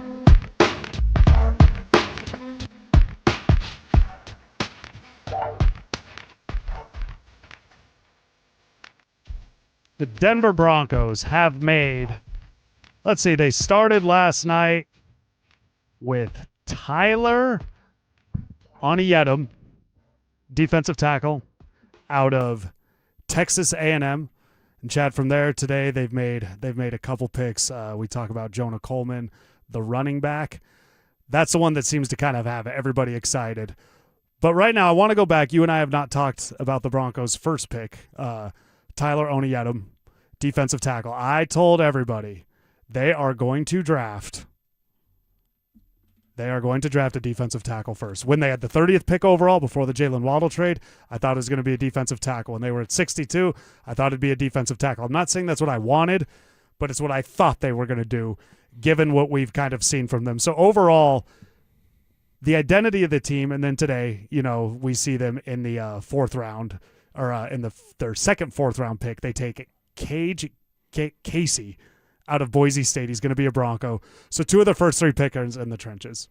It's something you and I talked about all year. The identity of this team, where they believe they're going to win every game, is in the trenches. They once again exhibit that with their draft. Yeah, I think it became pretty clear for me from, really after the first month of the season last year. I was on that train every week of our fan football pregame show.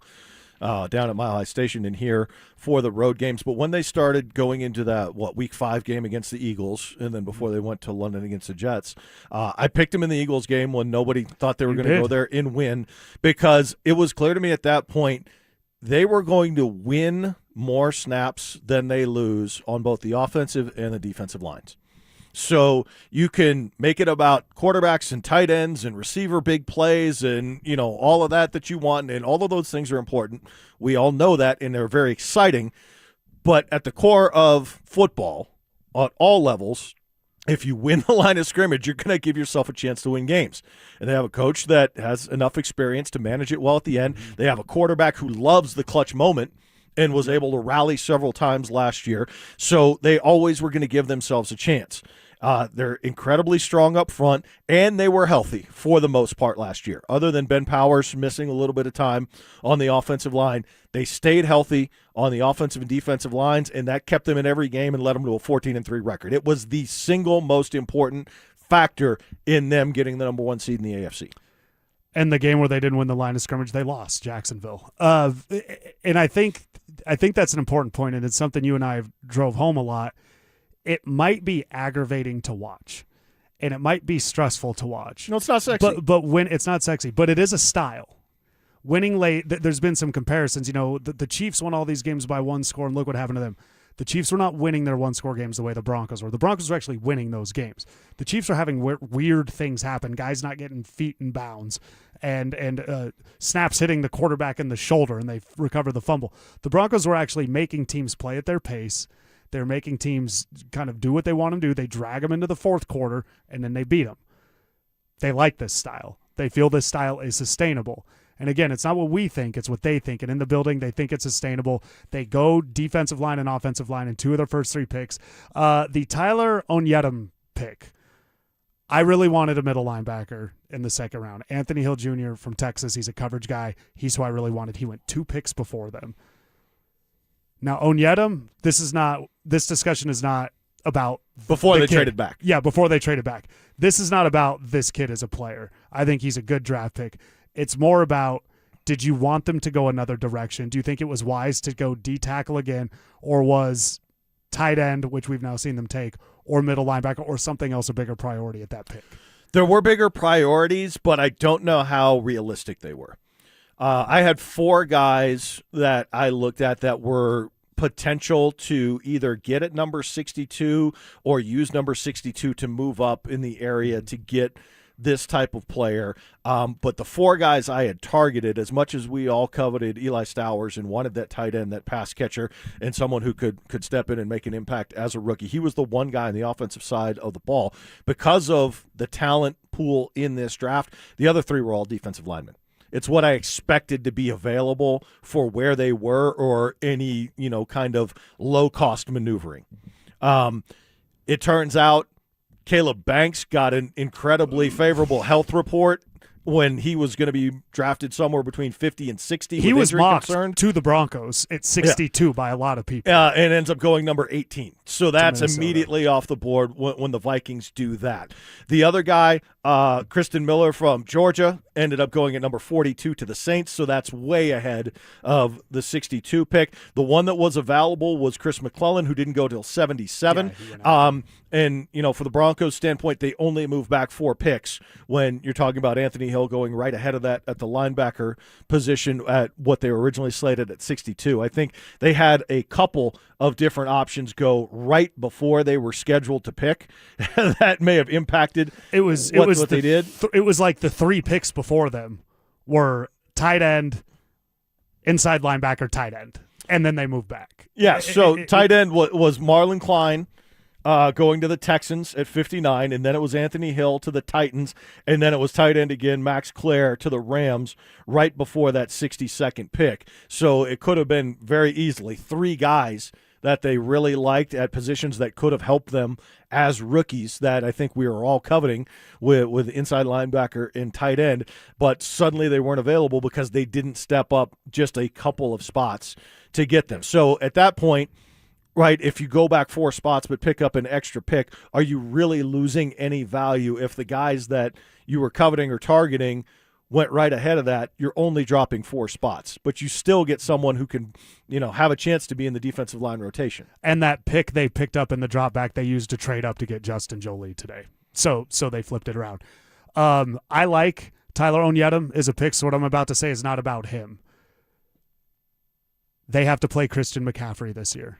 They have to play James Cook this year. The Chiefs have Kenneth Walker. They play Arizona, who's not good, but they just drafted Jeremiah Love. The Patriots have Travion Henderson. I could keep going with the running backs that they're going to be playing this. Ashton Genty 2 times a year. The Rams, who are going to draw things up to go a certain way that you want. The point is, Alex Singleton, Justin Cernat, everybody looks at tight end coverage. It's actually running back that I think they struggle with more, is covering the running back out of the backfield. Anthony Hill Jr. is a coverage linebacker. I wanted them to take a middle linebacker where it's like, hey, don't worry about sacking the quarterback. Don't worry about going over here and making tackles. You're going to cover the running back out of the backfield. You're not a starter. We're going to bring you in for plays that we think this is specifically going to happen. Don't worry about anything else. We got a bunch of other guys that does that. I'm concerned that they had an opportunity to improve what I feel is their biggest weakness, either side of the ball, and instead they didn't seem to find that as urgent as I did, which they're smarter than I am, so that makes sense.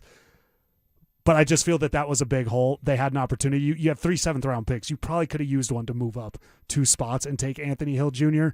So that's why, while I don't hate the Onyedem pick because I think it's good for where they were and how they maneuvered, I just think there was an opportunity to improve the team a little bit more had they got Anthony Hill Jr., who was sitting right there. And there is the possibility that they were caught off guard, that they didn't think because the Titans or the Rams were going to take him. Well, the Rams were going to take another tight end if they wanted Klein. And the Titans jumped up and took it. Or Claire. Yeah, the Bears had that pick. Right. The Titans jumped up and took him. Right. So if they weren't aware that was happening and didn't know it was coming, maybe they were caught off guard. But again, to move up 2 spots, you're right. They could have swapped one of the – I mean, they have 3 of the last 12 picks in the draft, right? It would have cost them nothing to move up 2 spots in the 3rd round to do that. But the running back situation, covering those out of the backfield is going to continue to be an issue. Yes. For all the reasons you pointed out. But you're also not sold on the idea of whether it's still holding out hope that Drew Sanders comes back and plays or Jonah Ellis moving into the linebacker spot. I don't like I like Jonah Ellis a lot as a pass rusher. He's a guy that you and I would kind of quietly point out on the injury report last year because he missed some games.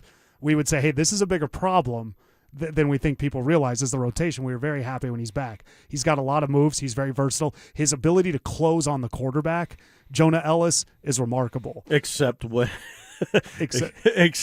Drake May scrambled and sealed the game. And that was nobody could see. Okay, he couldn't see. He couldn't see. Putting him in the middle linebacker to cover. If you go back to the Bills game, their first touchdown, Vance Joseph was doing that thing where it's an important part of the game, so he obviously puts Jonah Ellis and DeAndre Tillman in the game because why would you play Nick Benito and Jonathan Cooper in that point? And Jonah Ellis got just absolutely worked for that touchdown. It was a route he was supposed to pick, and he was lost, outright lost. Buffalo scores a touchdown. I don't love moving a position of a guy that's clearly good at what he does.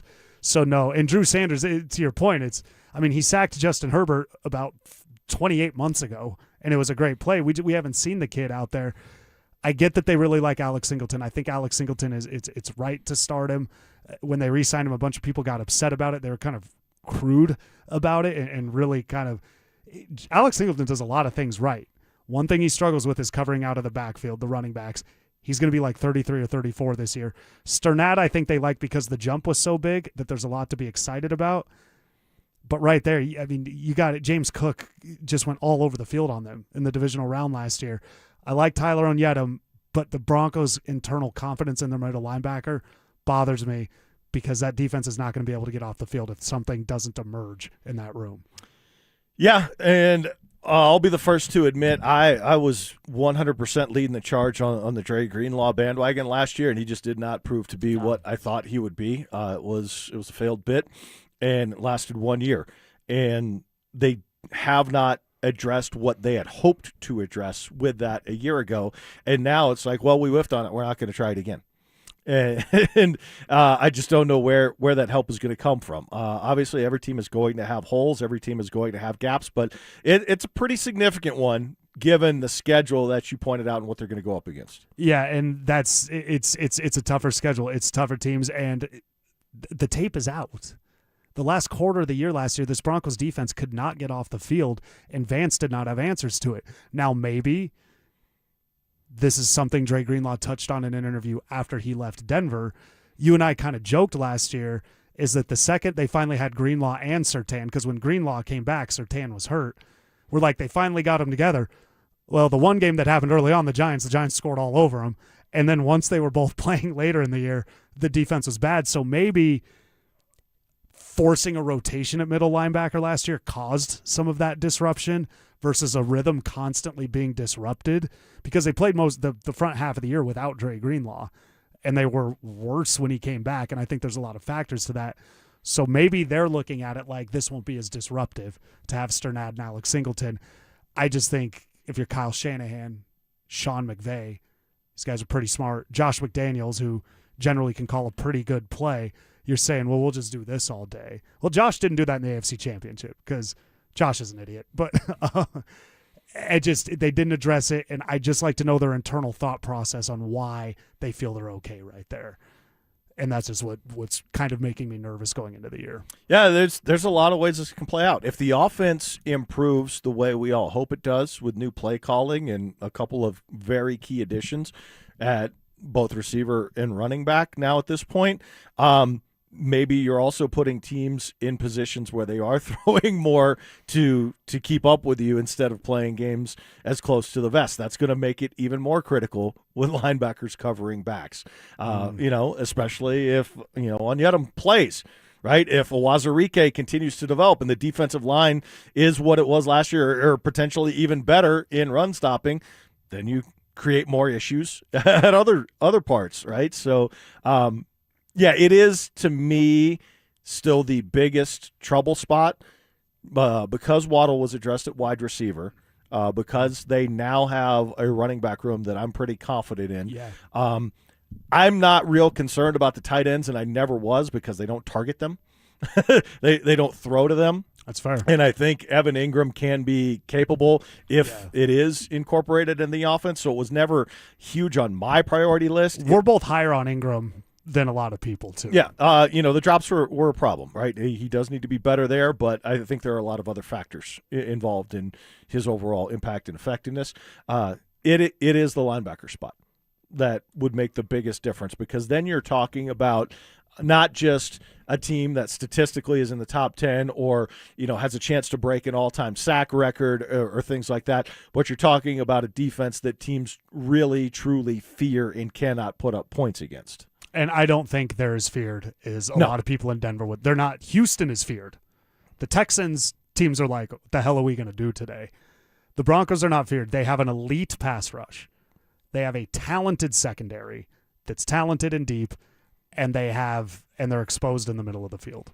That's not an elite defense. That's we'll just time our passes to avoid this pass rush, and that won't give any time for the secondary to do their thing. They really struggled with turnovers last year. I get what happened in the AFC Championship game. That was one game. They could not turn the ball over, so they didn't address the biggest weakness there. With Tyler Onyedem, talk about pretty deep along the defensive line, even with John Franklin Myers leaving, which that's what happens when you're a good team. They come for your players. That's just happened. The good teams know how to develop. Savion Jones should get a lot of movement there. Tyler Onyedem can move up and down the line. He's versatile in there, so we'll probably get him. He's a good run stuffer. I think this year with him is you got to find packages for him. You got to get him on the field at some point, and it's that I like to pull back and just say, hey, this is what you're going to do on this play. Let's not worry about all this other stuff going on. You're going to go either we need you in here to take out the running back or the quarterback. If they're not there, you're fine, move on. How they use his versatility and his athleticism, he's very quick off the line, very quick. What does he do from there is kind of figured out, but they're deep there. So question I have for you is this a guy you want to see play, or is this like Nick Bonito to where they've got a guy, they know he can be something. We're just not going to see a lot of him for a couple years. I don't think we're going to see very much of him. I think it'll be very limited. Too. Savion Jones was inactive almost every game last year. He didn't really see the field, and we'll see if he has a chance to play this year, if he's developed, if he learned anything. I would expect something similar from Onyedem this year. I heard Mace say with Cecil, as much as they've talked about as high as they are on Owazurike, former college teammates actually at one point at Iowa State before Onyedem went to A&M. That's because he was at I didn't realize they overlapped. Yeah, they overlap there and are familiar with each other. But Mace even brought up, are they going to compete for not just playing time, but are they going to compete for a roster spot? What is he going to be able to show? I think he is going to fall more in the category of what Savion Jones was this past year. It's like, okay, we've got talent here, we've got physical ability, but it might take a minute and see what year 2, what year 3 looks like to get into a rotation based on how other contracts play out and who's available. But we didn't see Savion Jones this year. No. Last year. I hope we see him this year. I think Onyedem is going to fall into that category. And something that could get him on the field is an injury. Malcolm Roach goes down, DJ Jones goes down, Savion Jones goes down. Maybe he's put in there a little bit sooner. But I do feel this is more of a Nick Bonito trajectory of a player to where right now he's got one or two things he does exceptionally, but he's really got to learn the other things. Bonito couldn't stop the run. He couldn't set the edge. He couldn't stop the run. He was a pass rusher. That's all he was. Now he's obviously evolved into one of the best in the league. So it'll be interesting. Tyler Onyedem, and I want to point this out too, because it's the same thing with Jahdae Barron. Just because you don't see a guy a ton his rookie year doesn't mean he's not going to be a player. Doesn't mean he's not going to be a guy that can contribute. So if everybody's like, oh, why didn't you take him? The plan could be a little bit different with him.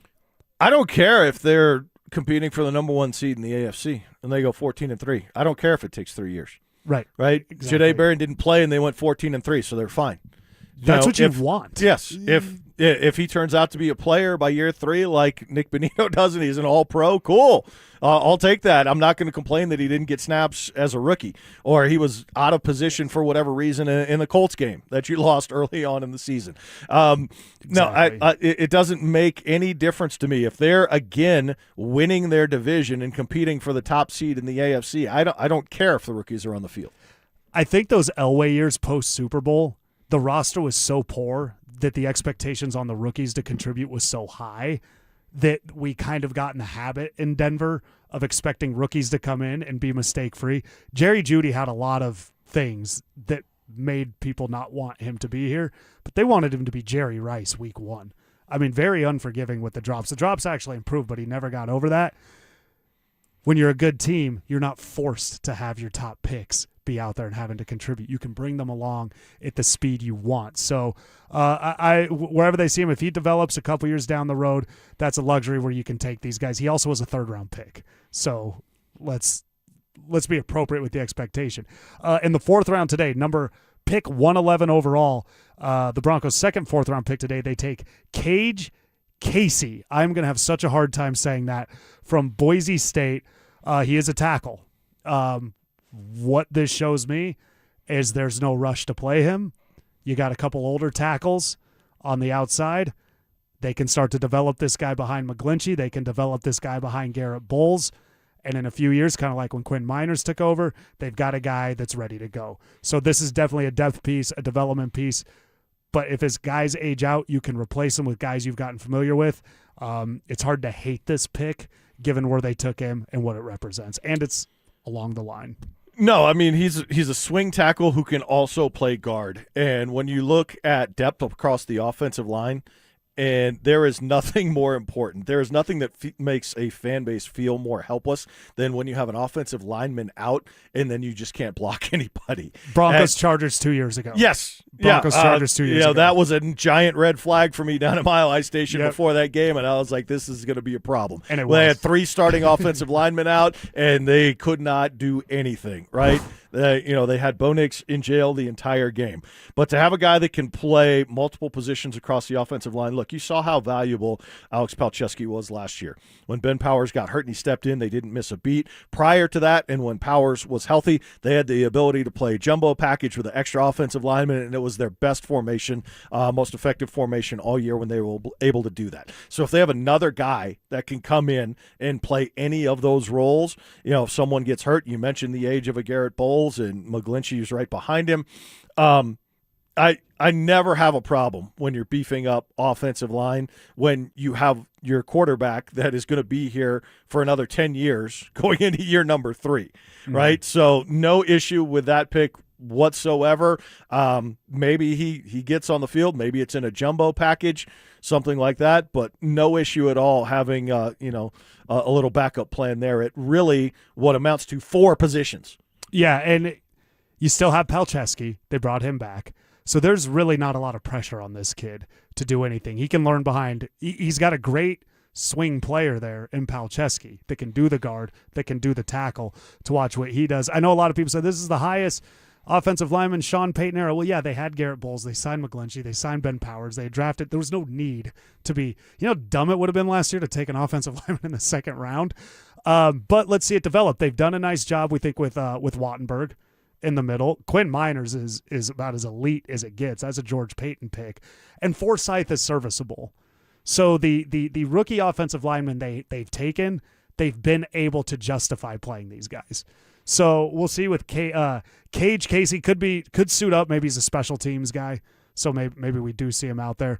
But again, probably not seeing a lot of them this year, but that's fine within 2 years. If Garrett Bowles moves on, McGlinchey moves on, you save some money there. You're able to play this kid. Or if you like him at guard, Ben Powers leaves in a year, and he can sit there and fill right in. Yeah, if he takes a roster spot from a Calvin Throckmorton or, whatever the case may be.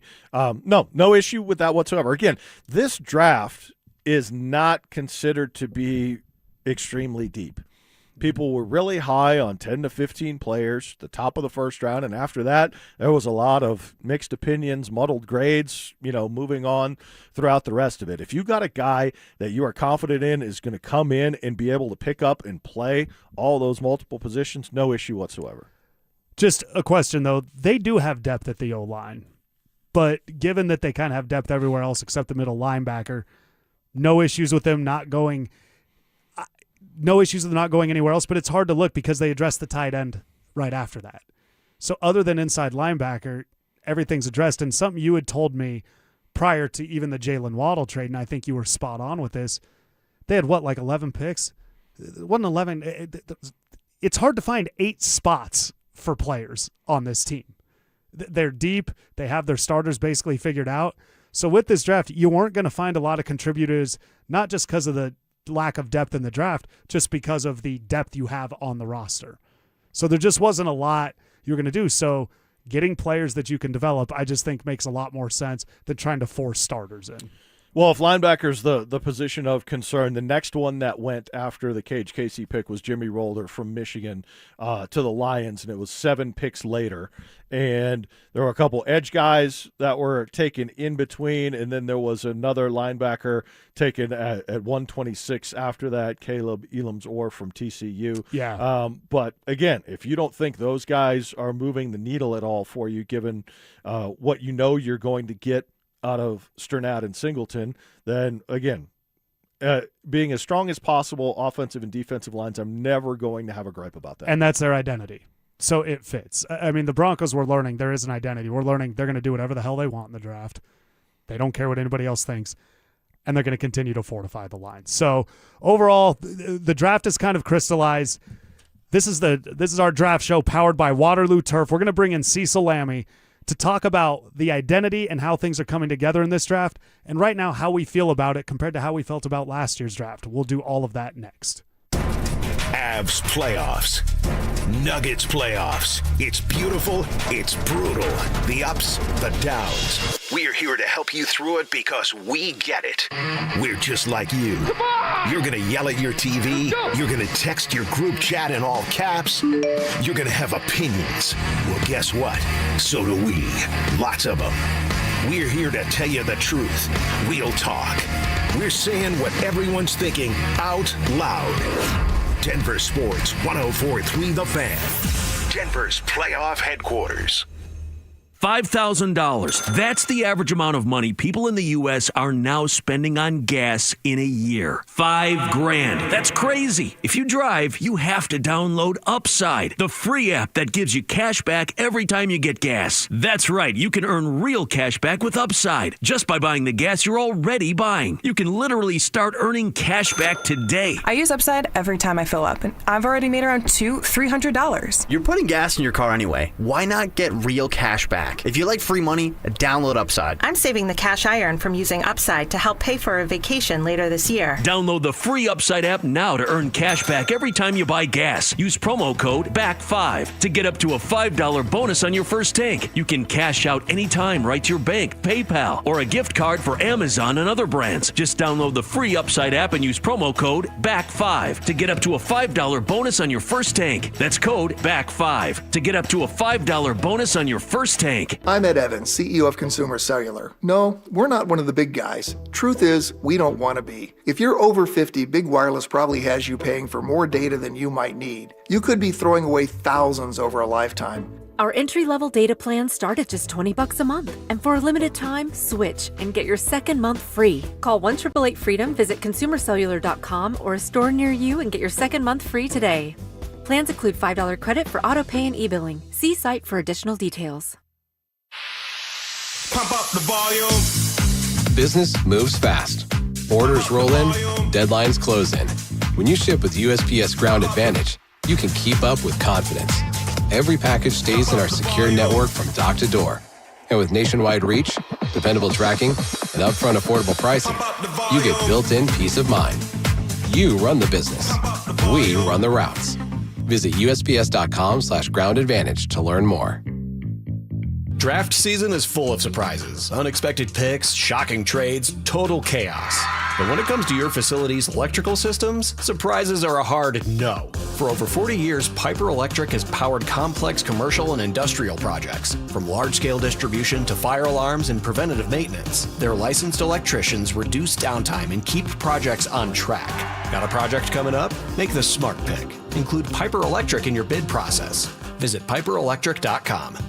Pet owners and parents know the struggle. Every time dogs or kids go outside, they track mud right back in. If you're tired of scrubbing floors, you need Muddy Mat, the anti-mud mat that cleans paws and shoes before they ruin your home. Only Muddy Mat features thousands of ultra-soft microfibers that are 5 times more absorbent than ordinary mats, instantly trapping dirt and water to protect your floors. Put it by every door, under pet bowls, in the kitchen for spills. It even makes a perfect bath mat. And it's 100% machine washable, so cleanup is effortless. Since getting Muddy Mat, I don't worry about what my dog gets into. His paws are clean the second he steps off. No more mopping. I love it. Thank you, Muddy Mat. Right now, get a free medium Muddy Mat with your order of 2 or more mats at buymuddymat.com. This offer is only available at buymuddymat.com. That's BUYMUDDYMAT.com. Don't wait. Get your free Muddy Mat today at buymuddymat.com. 1-877 Cars for Kids. KARS Cars for Kids. 1-877 Cars for Kids. Donate your car today. Call 877 Cars for Kids to reach a friendly live agent. Donation is super easy, and your car can be picked up as soon as tomorrow. Call us now or go to carsforkids.org. Donate your car today. Did you know you can donate real estate too? Breaking down day 3 of the NFL Draft, here's John Davis and Chad Andrews, presented by Waterloo Turf.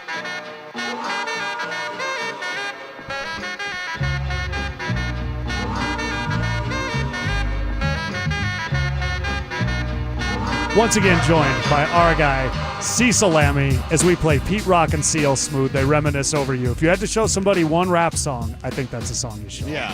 It's I'm fantastic. a little peanut butter and jealous, though, because when Dover was on with you fellas, you had to shed so many tears. And I've always said, me against the world, it may not be of Strictly, and it was certainly not Tupacalypse Now, and it certainly wasn't All Eyes on Me, but no one ever sleep on Me Against the World. That was just so different. Being there at the time when that album dropped, and it's like coming off Strictly, which is an amazing album, and coming off Tupacalypse Now, which was an amazing debut, to have that and the messages like Dear Mama, I'm getting chills right now. Like all those jams, man. So Shed So Many Tears, Dear Mama, Me Against the World. Temptations, If I Die Tonight. Exactly. That is an underrated and often overlooked album for Pac, and it should not be. Yeah, it's when he actually became himself, I think, more than any other album, when we actually saw who he was. All Eyes on Me, while it's perhaps the greatest double album in rap history, it's also not really him. The Death Go Row back Records in early, it. like Digital Underground, Tupac. Like, I understand he did the gangster stuff for All Eyes on Me, and it's great, and we love it. But he was poetic, rose from the concrete, right? He was a thespian. Like, he was very sensitive. Like, he's very thoughtful, intelligent, and some of that was lost along the way. Big time. Definitely on that album, which turned 30 this year. Wow. How about that? Yeah, Oh that my album, God. February, that album turned 30. Cecil Lammey. If we look at this Broncos draft, based on where we sat last year, now that we have hindsight, because you and I had to react live last night to the trade, to me not getting the linebacker I want, to you not getting the tight end they want. Yeah. They don't have the first-round pick. They don't have a second-round pick, how it ends up turning out. From where I sat last year at this point in the draft, where I sit this year, this draft makes a lot more sense to me than what they did last year. I still didn't get my linebacker, but I think it's a lot more logical and makes more sense based on where I sat a year ago. Yeah, and it makes a lot of sense in what they've done, so you kind of see the plan. And you guys have asked the question about identity, like who are they? Because we all remember what the Broncos used to be. And sorry, Peyton Manning, it wasn't Star Wars numbers. Mike Shanahan was about, we're going to run the ball, we're going to play great defense. And I know with Sean Payton, and even with Davis Webb calling plays, they're probably not going to be run heavy. That really doesn't exist. And run heavy in today's NFL is like they run 45% of the time. Right. That's run heavy. Right. I wouldn't mind if they were a little bit run heavy. So 45% is the number we're looking for. Perhaps a Jonah Coleman and a healthy J.K. Dobbins helps them get to that number. And with that, how it's breaking down, kind of where they're headed compared to other teams? Chiefs and Raiders, Chargers, the Raiders, Chiefs and Chargers caught up to them. The Chargers healthy might have been even ahead of the Broncos, really. Yeah. But kind of what we've seen in the AFC West specifically, did they catch up to the Broncos, but did the Broncos do enough to kind of retake that lead from where you sit? Yeah, I said on Thursday in one round, the Chiefs caught the Broncos. The Broncos have had a little bit of separation now. Now, it's not much. It's going to be tight. This is a battle. Pat Mahomes is the best quarterback in the league, period. And I can't stand the Chiefs. But if we can't all understand what he is and how he plays and how he kind of covers up all the blemishes that Kansas City has on that roster, and the front office, like up top, there's, some issues with Kansas City. There's issues with ownership, the issues with the stadium. They got a lot to deal with, but they've got Andy Reid and Pat Mahomes. They're going to win. They're going to be a problem. So with the Chargers, I think Bo Nix can maintain that separation from him and Justin Herbert. And I do believe, even though Herbert may be more physically gifted, I believe that Bo Nix has been the better pro quarterback. Continue that and then fight with Kansas City for this AFC West. Because, fellas, look at what Cincinnati's done, right? I don't think the Steelers will be there, certainly after their draft. But, look at the teams that were out of it last year that might be back in it, and then look at the teams that may falter a little bit. The Colts, the Texans, the Jaguars. Ravens. To think the Ravens will be back, the Bengals will be back. To think that 3 teams can come from the AFC West, I think is foolish.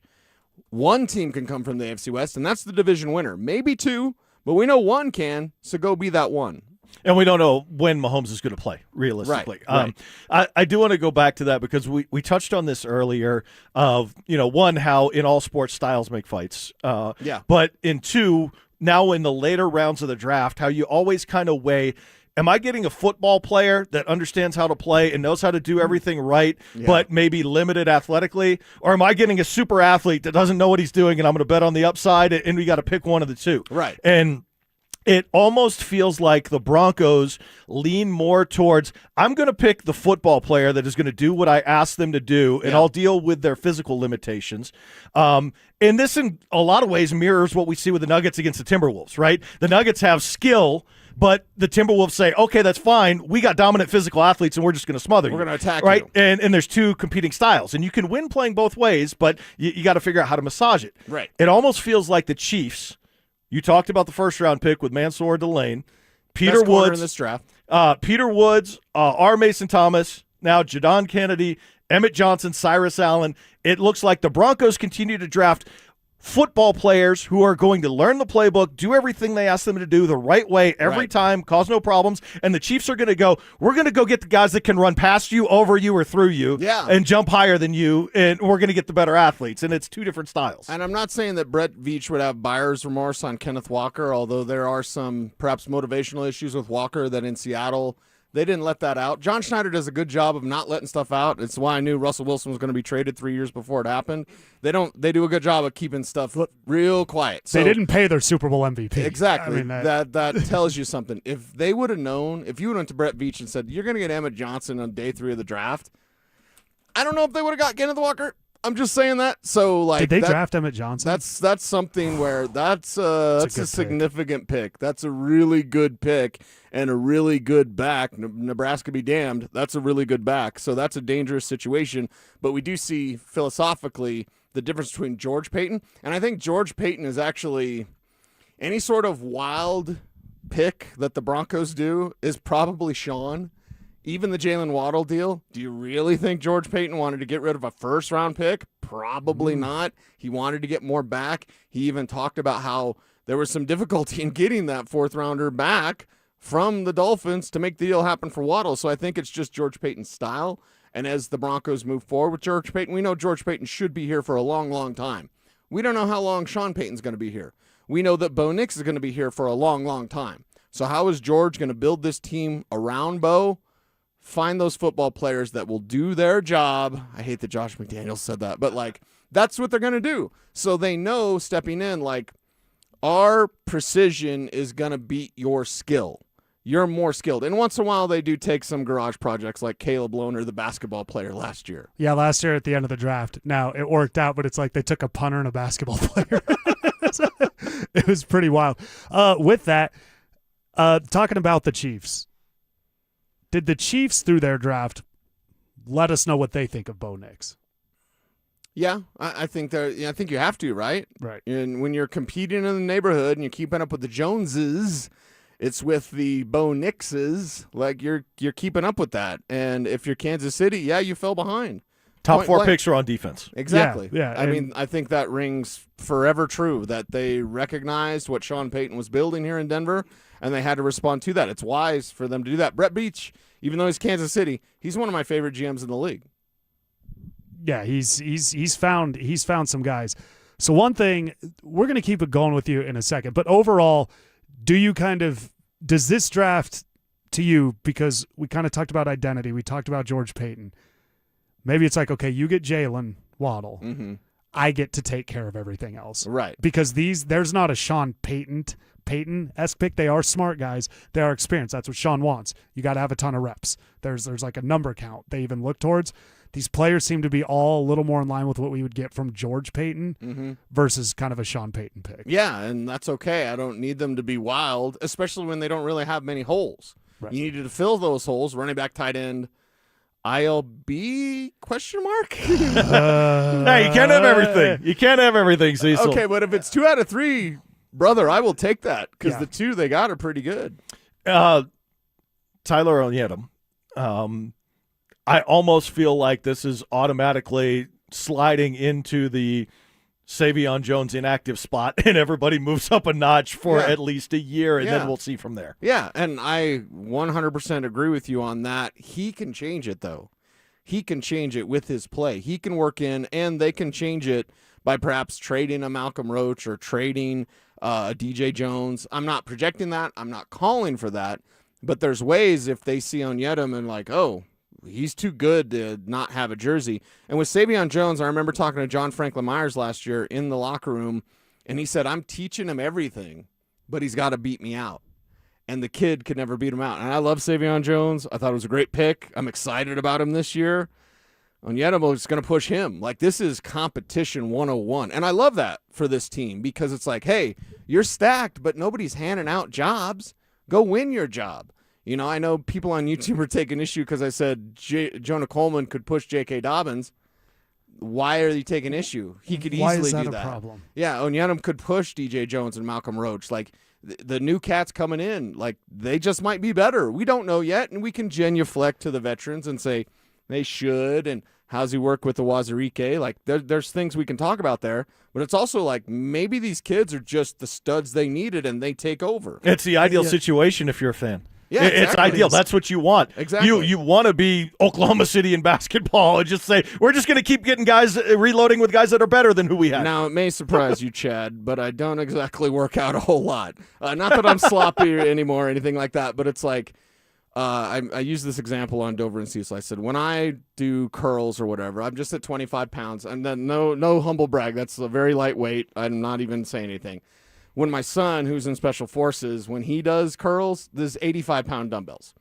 How do you get better? You get better through challenges. That's how you build strength. This roster is stronger because of the players that they've added today. They've added quality talent that can actually push the veterans. Maybe they don't win. Maybe they don't beat them out as a rookie. That's fine. But they've drafted quality talent that if you can't come into this roster, even if you're somewhat established, Malcolm Roach, DJ Jones, you can't come in and be like, I got the job.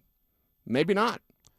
And with that, 1 year they were able to trade Brandon Lloyd in the middle of the year because they had Demaryius Thomas. Mm-hmm. And so it's okay to replace what you have if the younger guy is better. Cecil, one of my favorite things with you is comps. What does this player remind you of in the league? Justin Jolie, tight end. Who is his comp in the NFL right now? We get into that next. Game 4 in Minneapolis, and Denver walks in carrying the sting of that Game 3 embarrassment, especially Nikola Jokic, who got pushed out of rhythm in a way you almost never see. Take it back. Take it back. Now, it's about the response.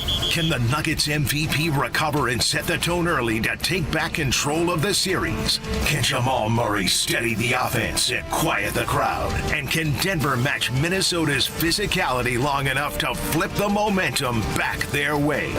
Denver Sports 104.3 The Fan.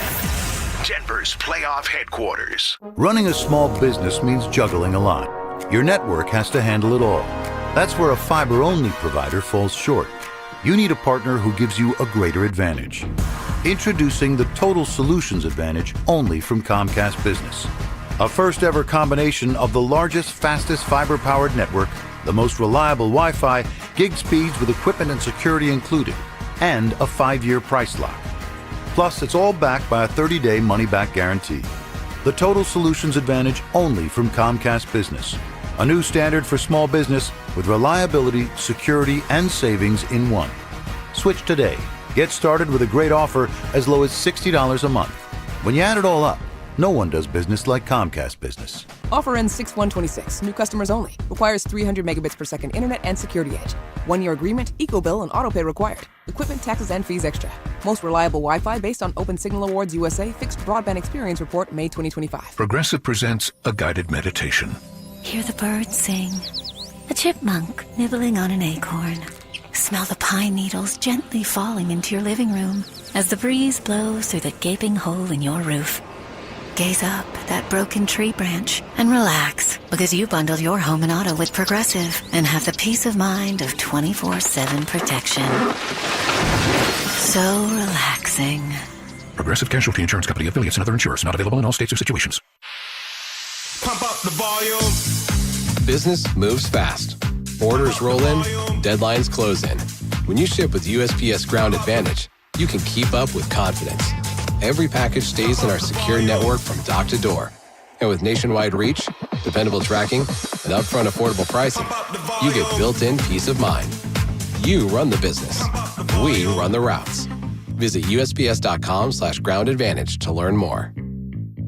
I lost 60 pounds with soda weight loss a few years ago, and it changed my life. I look and feel 10 years younger. I'm moving better. I got my confidence back. You want your confidence back? Go to the website, sodadietandnutrition.com, or call them up, 1-866-800-SODA. And soda weight loss is incredible because it's knowing how to eat, what to eat, and when to eat. It's working with a real nutritionist. It's having a plan in place to lose the weight naturally and change your life. Online, sodadietandnutrition.com or 1-866-800-SODA. Soda weight loss is state of the art.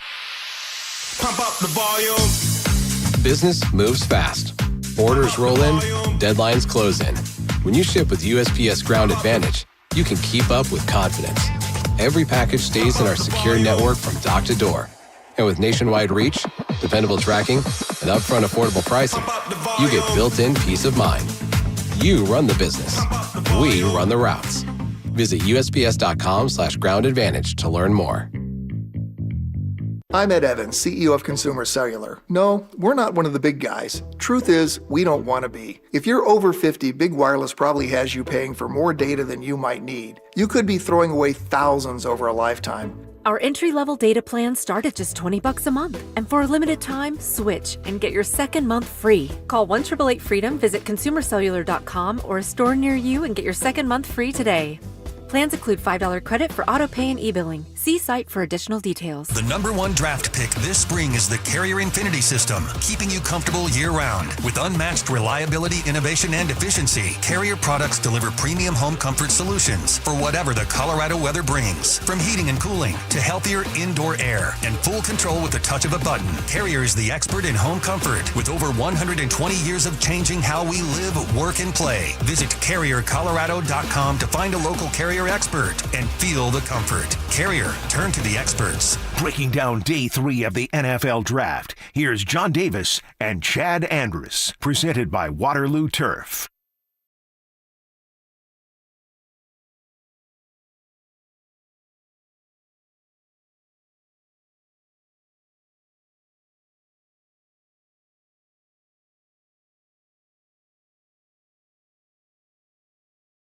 Covering the draft all weekend. John Davis, Chad Andrus, joined right now again with our guy Cecil Lammy. Hello. Cecil, tight end. You and I, again, I said it last night to our listeners. Chad, you've done radio forever. When it comes to breaking news, you can't judge the radio host by their initial meltdown or however they choose to behave because you're trying to process it while deliver the information. Hindsight now, feeling a little better about how they chose to maneuver the second round. I still would have liked Anthony Hill Jr., but this is where they're at. Today they do get the tight end. Yes. Justin Jolie, tight end, NC State. Kind of break him down for us stylistically, size-wise, and then what comp you would give him in the NFL. Yeah, and size-wise and then skill set-wise, you know that he's got a nice size-speed combination. It's really his speed that jumps off the tape for me, and watching the way that he can cut a rug. Tight ends don't really know route running in college. They just out-athlete guys. And a lot of tight ends are like, you're not really a wide receiver, just get a tight end, whatever. So they don't block. They don't know how to run routes, but they're athletic, and they're more athletic than those college linebackers, and most of the time they're getting open, they're making plays. So I think the tight end and the influx kind of these tight ends over the last couple of years, and last year more specifically, that's directly tied to the college game and how the college game has changed how they identify the tight end position, because it's no longer you're a blocker and, well, you can catch a little bit. It's more like you're not really a wide receiver. Let's throw you in at tight end. So with Jolie, that's what you get. You get a move tight end who can attack and be a deep middle seam ripper, which this team doesn't have. Middle of the field is something that Bo Nix has avoided, whether that's Bo himself, whether that is the offense itself. It's not really the offense. It shouldn't be the Sean Payton offense, but as I've said multiple times, they're not really running the full Sean Payton playbook. Now they can. Why? Because of Jalen Waddle. And also Davis Webb's probably going to dabble a little bit more in things that maybe Sean was staying away from.Maybe it's personnel. And I know that they were asking Evan Ingram to do things that I believe, my opinion, that he was uncomfortable in doing. I don't even need him to chip. I know that it's what you need to do, and you need to be here in the timing. I got that. Evan, go get open. Bo, find Evan. That's my play. Done. I draw it up in the dirt, and Evan Ingram makes it happen. So Ingram, Jolie, Jalen Waddle, these guys open. It's going to be a new dawn for this Broncos offense because you're going to see the middle field emphasized a little bit more. And my comp is one of my favorite players, and I wanted the Broncos to get him. I wanted the Broncos to draft him out of Coastal Carolina. I wanted the Broncos to get him in free agency, and his name is Isaiah Likely. And he's right there. They're almost the same guy in the way that they can move and the way that they can run routes. And that route intelligence really springs to the forefront with Likely, as it does with Jolie in college on their tape. So I'm looking forward to this young man learning from Evan Ingram and then perhaps taking over for Evan Ingram next year. I want you to expand a little bit because to me there's a very clear message of the reflection, the self-reflection, looking in the mirror and understanding the organizational evolution for the Broncos. Yeah. If you look at the last 2 years, right, in the draft, Bo Nix, Jonah Ellis, Troy Franklin, Chris Abrams-Drain, all valuable assets that play, contribute, and give you something. Even if Abrams-Drain isn't on the field a lot, you know he's a player and you can use him, right? Oh, He yeah. has value. Oh, yes. Last year, Barron, Harvey, Bryant, Q. Robinson, Crawshaw, all guys, 4 of them that played. You're confident Barron is going to play and be valuable at some point. You're talking about 9 guys in the last 2 years that are valuable through the draft. Right. I don't think you can look at this year's draft that way because they've now built the full strength and foundation. You can't expect to have the same kind of impact, even though that's the way a GM is ultimately going to be evaluated. But what's interesting, if the Broncos are making an honest assessment of themselves, what you hit on about Ingram and his strengths and Coleman and his strengths, and particularly Jalen Waddle, the middle of the field, the adjustment of offensive coordinator has to be Sean Payton going, I am a paint-by-numbers coach saying, if you put this color in the right spot, it's going to work. Yeah. But I don't have a paint-by-numbers quarterback. Right. And the quarterback is not changing for the next decade. So let's go out and be a little bit more schoolyard. Mm-hmm. Yeah, and Bo Nix has that ability. I mean, coming out of Auburn, he was the number 1 all-purpose quarterback. He's got that ability. So I like the way that you say paint by numbers, Chad. I'm going to steal that from you, and I will use it religiously on Dover and Cecil. And you're using Superman Punch from me. Superman Punch from you, paint by numbers from you. It's what we do in this business, right? We just take a little here, take a little there. At least we're together. It always makes me mad when I hear the other guys saying exactly what I say. I'm like, oh, I know that's not actually your opinion. That's my opinion that you're repeating. But anyway, for me, I look at this and I go, that's a great revelation. Because in football and in life, the first thing you should ask is, who am I? And then the next thing you should ask is, who do I want to be? Well, who are the Broncos? Okay, we're getting the clues of who they are. Who do they want to be? I think they want to be a lot more explosive offensively than they were. I think they want the middle of the field to be open. And I think Bo Nix wants the freedom to be able to improvise without his coach getting in his face because he didn't go to this play and on this thing. And it's like, all right, sequencing was so big. When we got to the postseason, watch the NFC side, watch the Rams, and watch the Seahawks. And I'm not going fanboy here, but you guys know ball. Watch the sequencing that Clint Kubiak put together plays. And how do we know that? Because we watched Mike Shanahan do it for a decade. I'm setting this play up so that later on I have this other play. You didn't really see that with Sean. And I'm not saying Sean Payton's lost his fastball, but definitely, not being able to get the plays in on time, things like that, it's a lot. And on the sidelines, I can't even imagine the quick decisions Sean Payton has to make. So now with Davis Webb there calling those plays, but in the full Payton playbook, I think one of the things that Davis Webb will allow is that improvisation where you can see Bo Nix paint an even better picture. And it's what was the old thing about Bob Ross, the old painter, Happy Little Trees, right? Yeah. Bob Ross just would start painting. I don't really believe, and of course I haven't watched PBS in a minute, but Bob Ross didn't go in and I'm going to do this, and then this is where he would just be like, oh, that's a little accident. I'm going to cover that up. And over here, you kind of got to be a little jazz musician. And Sean should appreciate that as a New Orleans guy. Come on, Sean. And he's not letting Bo be more of the jazz man. And I've always fought back when people say Bo's a robot. Bo is not a robot, Chad, and you know that. The middle of the field is just such a big thing for me. And it has been, since Sean has gotten here, that there's just an outright fear of the mistakes that can happen when the ball goes to the middle of the field. Sure. And I want them to relieve themselves of that anxiety and that fear. Mm-hmm. And I don't care if they throw 3 or 5 more interceptions if they have 22 fewer 3-and-outs. Right. And that's the thing. You've got the defense to support you. Bo Nix is not even a rookie anymore. It wasn't a concern when Bo Nix was a rookie, but I get it. Hey, well, that's a rookie out there. You don't want him. And no, baby, let Bo throw. Let him go. Let him throw. Let Bo cook. No. No. Let Bo cook. We're not doing that. Cecil, you're going to hop on with us. Broncos have 3 picks in the 7th round. We'll be coming back with you later in the show when they make those picks and more about this Broncos draft. We've been able to hear from one of the picks today from the Broncos very interesting things from Jonah Coleman. What did he say? We'll get into that next. The Avalanche roll into Game 4 in Los Angeles with a chance to finish the job. And can the Avs match LA's desperation shift for shift as the King's Castle gets loud? A sweep is on the table if Colorado goes out and takes it.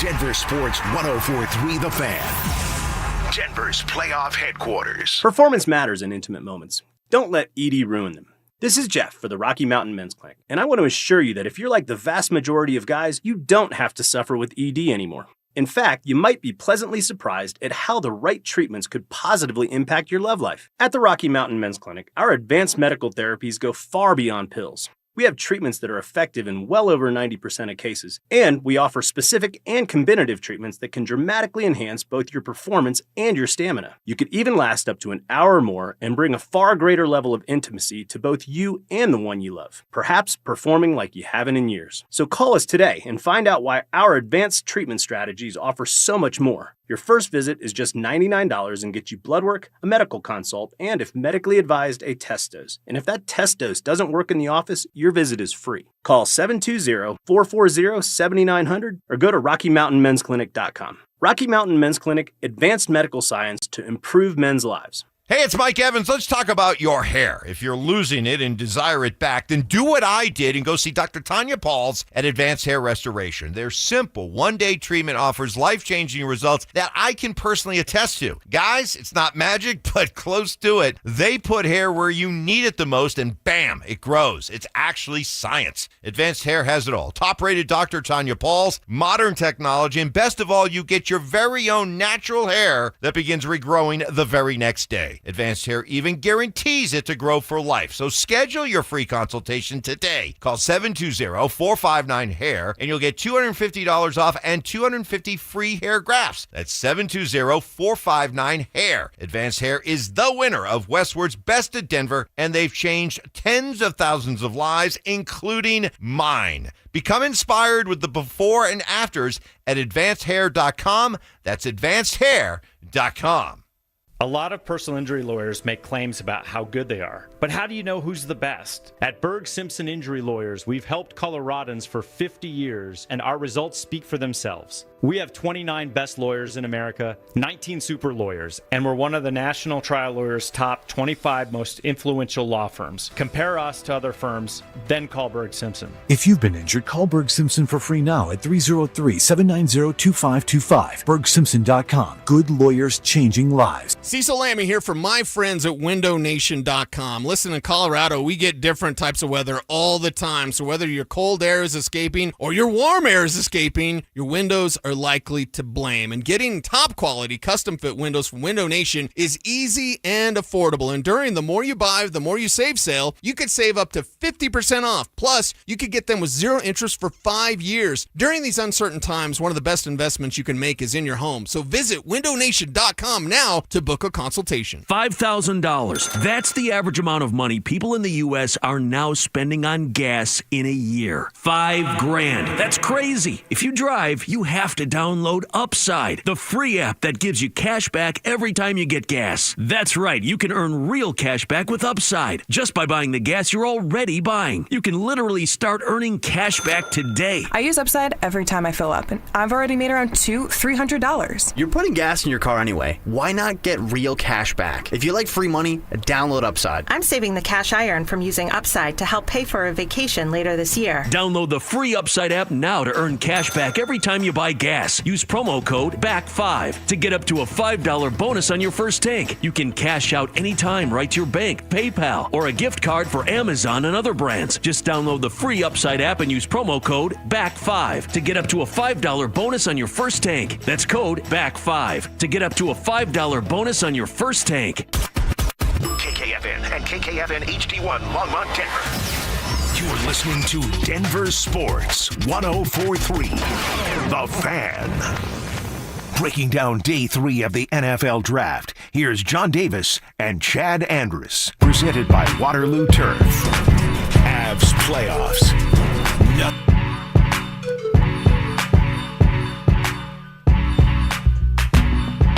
Denver Broncos, we're getting ready. We are in the 7th round, the coveted 7th round. The Broncos have 3 picks, the final 2 picks, so we'll keep watching those as we move through the 7th round. Jonah Coleman drafted 4th round today. It was their first pick of the day. This was an exciting pick. They addressed a pick of need. Everybody wanted them to do that. When you see highlights of Jonah Coleman, Chad, I think this is a guy that could get real popular with the fan base real quick. Just He's the way popular with me already. Yeah, I can tell you that. He's awesome. I love something we talked about Cecil earlier.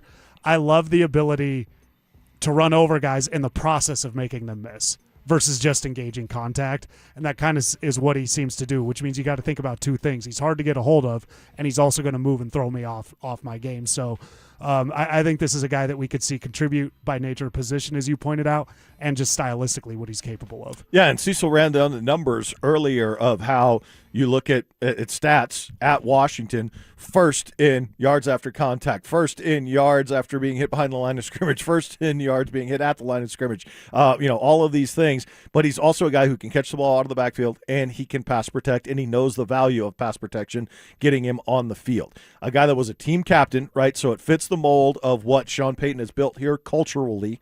Guys that buy in, come in, aren't afraid to step up, lead, do the job they're asked to do. It is a perfect Sean Payton, George Payton type of draft pick for the personality they like, but what he is able to do on the field, I think, is an immediate replacement for everyone that got sick of seeing Tyler Bidet on the field and hearing about why he's on this team to pass protect. Jonah Coleman now takes that spot. Yeah, and we saw that come up because Tyler Bidet, solid pass pro, that's why he was in there, really struggled to catch out of the backfield. And that was one of those things last year where you would see a 3rd down, a 3 and out, or a 3rd down not convert, and if you were at the game or wherever you were, you would hear you'd hear fans go, "Why are you throwing to him?" And all due respect to Tyler Bidet, just wasn't effective. And what matters is in pass pro, if you can catch out of the backfield, the opponent has to take that seriously. And you get enough on film of, but we got to watch that guy. We talk about, we're worried about Alex Singleton's ability to cover running backs out of the backfield.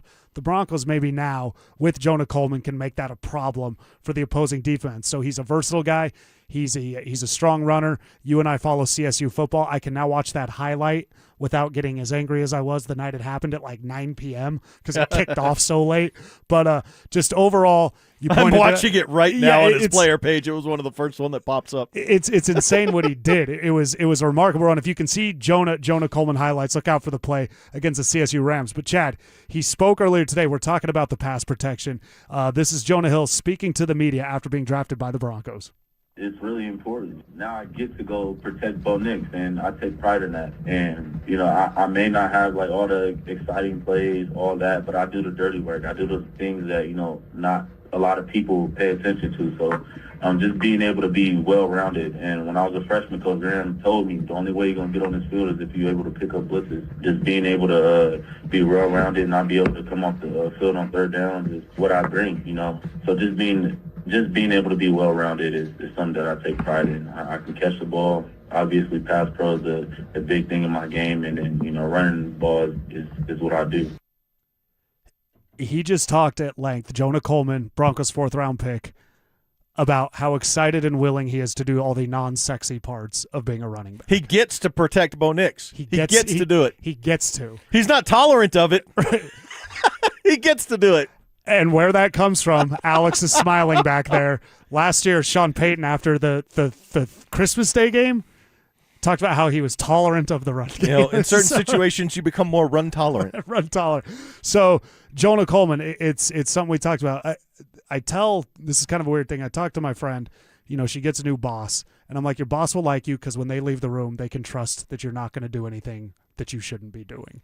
And that's the thing with Jonah Coleman. He provides Davis Webb, who's a new offensive play caller, that when he gets on the field, he's going to execute what they ask him to do, and he's not going to complain about it. He understands his job. That is crucial to a team that is at the top of their conference fighting for a Super Bowl. They don't have room anymore for drop passes and for missed assignments. No, they certainly don't. And I think the one thing that it's nice to hear out of the prospect's mouth is that he knows what he's going to be asked to do, but let's not lose sight of the fact that he is very talented running the football. He is not a guy that, like, oh, we have to give it to him because we're just keeping the defense honest, and they know that when he's in the game, he's just pass protecting, which is what the case was with Tyler Pade. No, they can actually hand the ball off to him, and he will move forward. He will fall forward. He will take contact and keep going. Doesn't have, all of the burst in the world. He's not going to be lightning through the holes, but he is going to be effective running the ball, and he's going to be a guy that can be on the field on any down and distance. And further with that, Jonah Coleman, Broncos 4th-round pick, running back out of Washington, talked about being drafted by the Broncos and says it's the right fit. It was God's plan, It was God's plan. It's exactly how it worked out, It's not about when you go or how high you go or how low you go. It's about going to the right place. And ultimately, in my heart, I feel like being a Bronco was the perfect place and the perfect situation for me. So, like I said, I'm excited to get this thing rolling and be the player that they drafted and ultimately come in and just add value. Sounds a lot like Jahdae Barron last year. Very grateful, very humble. You could tell one thing that was kind of missing through the Elway years is, I'm not going to point out anybody specifically, but it's sometimes you're like, did you guys talk to this guy at all? Like, did you get a feel for this player you were bringing in? Because this is kind of wild. They clearly vet the person as much as they do the player. Oh, 100%. And again, as a guy that's a team captain and, has been a leader on what is a very good program, right, in Washington. He's not coming from nowhere or a smaller school when they're saying he's getting yards after contact or yards after being hit behind the line of scrimmage. It's not because he's playing against Kent State. He's playing in the Big Ten, and he's doing it. So, the character part, I think, is evident immediately when he speaks about his opportunity and going to the right place and doing the things that he's being asked to do. And I'm excited about it. Again, he's one of the few guys that I looked at and targeted with the Broncos' slew of picks, even before the Waddle trade when there were 11 picks, going, okay, nothing is going to be very high, but where is their value in the middle rounds or in the later rounds? And he was immediately one of the guys that stood out. I thought he was a really good college player, and I'm excited that they can now have another option, and they can now have another look besides J.K. Dobbins and R.J. Harvey in what was a position of need. Chad, you and I love going by what our eyes tell you. And I want to vouch for Chad, what he said right there. He has a text, receipts as the kids call them, to Cecil Lammey on March 20th about specifically Jonah Coleman. I should do it when Cecil's in here. Yeah, when he comes back in, we'll read it again. But I just want to also point out one reason Chad's able to make those texts is he's a college football sicko who watches college football all the time. But Chad, when the numbers match what your eyes tell you, and when the numbers are numbers that make sense, that you can actually say that statistic sounds like it translates. You talked about it earlier, but Warren Sharp had it earlier. This is the numbers as Jonah Coleman. If Jonah Hill does it, it'd be really impressive. Jonah Hill, Broncos running back. Jonah Coleman, Broncos, where he sits in his draft class. First down, on 35% of his runs, he got a first down or a touchdown. That's kind of out of this world. He's number one in his class. 71% of rushing yards came after contact, first in the class. 12.4 yards after catch, first in class. When hit at or behind the line of scrimmage, number one in yards per catch. Oh, he's number one. Sorry, the stat read there weird. 639 career touches, just one fumble.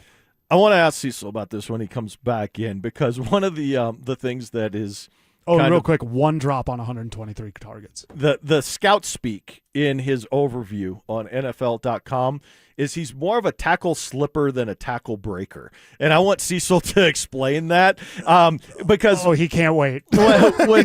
What you just mentioned, right? We trust our eye test when we're watching guys play. And when I watch college football, I don't know what their 40 time is, and I don't know how many reps they do on the bench. And I don't know, what their vertical leap is or their broad jump numbers are from the combine.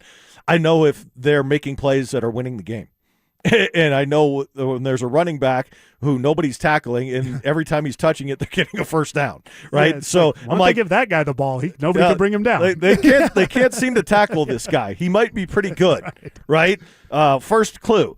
But we'll ask Cecil what the difference is between a tackle slipper and a tackle breaker. To me, either one, not going to complain. It means the opponent's not putting him on the ground. So I don't care how he gets out of it. It means he's going forward. Yeah, he's continuing to move forward. And you're right. When we watch, we're not looking at, well, how high did he jump? What was the bench press? I think it was Bum Phillips, coached the Houston Oilers with Earl Campbell, and somebody, and I don't have the exact quote, had said to him, Earl Campbell's 90-yard dash time was slower, and he said, then we won't give it to him on 3rd and 90. Yeah. And I love quotes like that because it's you're looking at it and it's true. It's like, well, that guy's not getting tackled. Why don't you give him the ball every play? And that's what they seem to have with Jonah Coleman.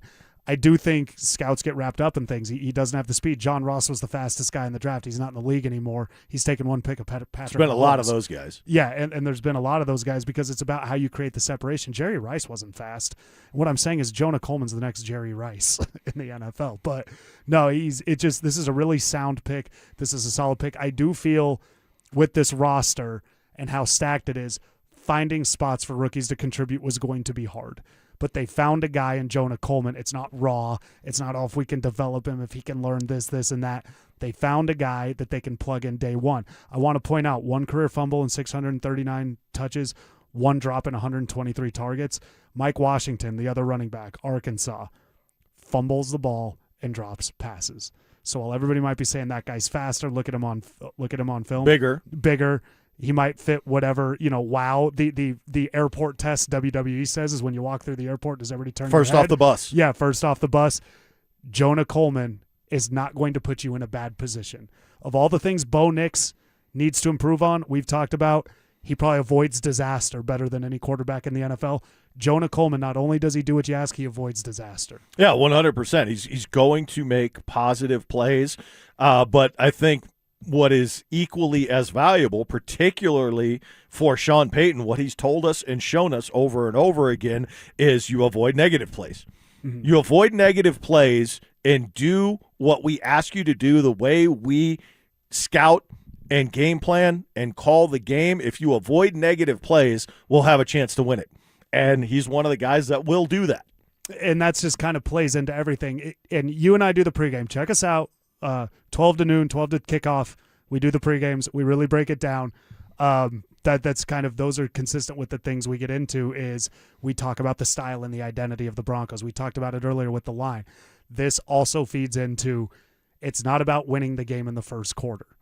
It's about beating the team in the fourth quarter. That is their style. Would they love to win by every game by 14, 21 points? Sure. But they've developed a style that all the players buy into. When we hear Jonah Coleman speak, he buys into what they're doing here in Denver. And that's how you get to the fourth quarter when everybody's settled and you say, all right, guys, let's go win this game. This just fits. The Broncos over the past years, and as frustrating as Sean Payton can be, as much as every week in the pregame we say this guy's got a point to prove, Sean, you did a bunch of dumb stuff next week, somehow or another at the end of the weekend, the Broncos get a win. Because there's players that never waver in their belief in the game plan and the approach. Mm-hmm.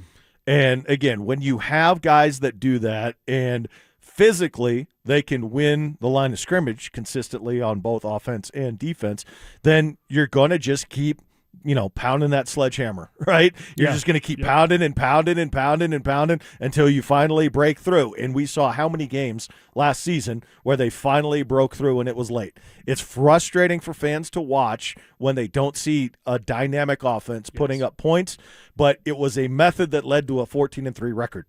And it was something that kept working when it shouldn't. And it actually – if they don't get the snowstorm of the century, which they should have been prepared for. We had Chris Bianchi on the pregame. That AFC Championship game was actually playing out the way that the Broncos traditionally were winning games last year.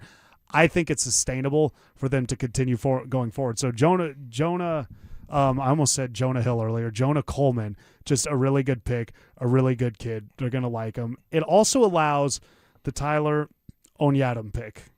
You and I agree we're not going to see a lot of them this year.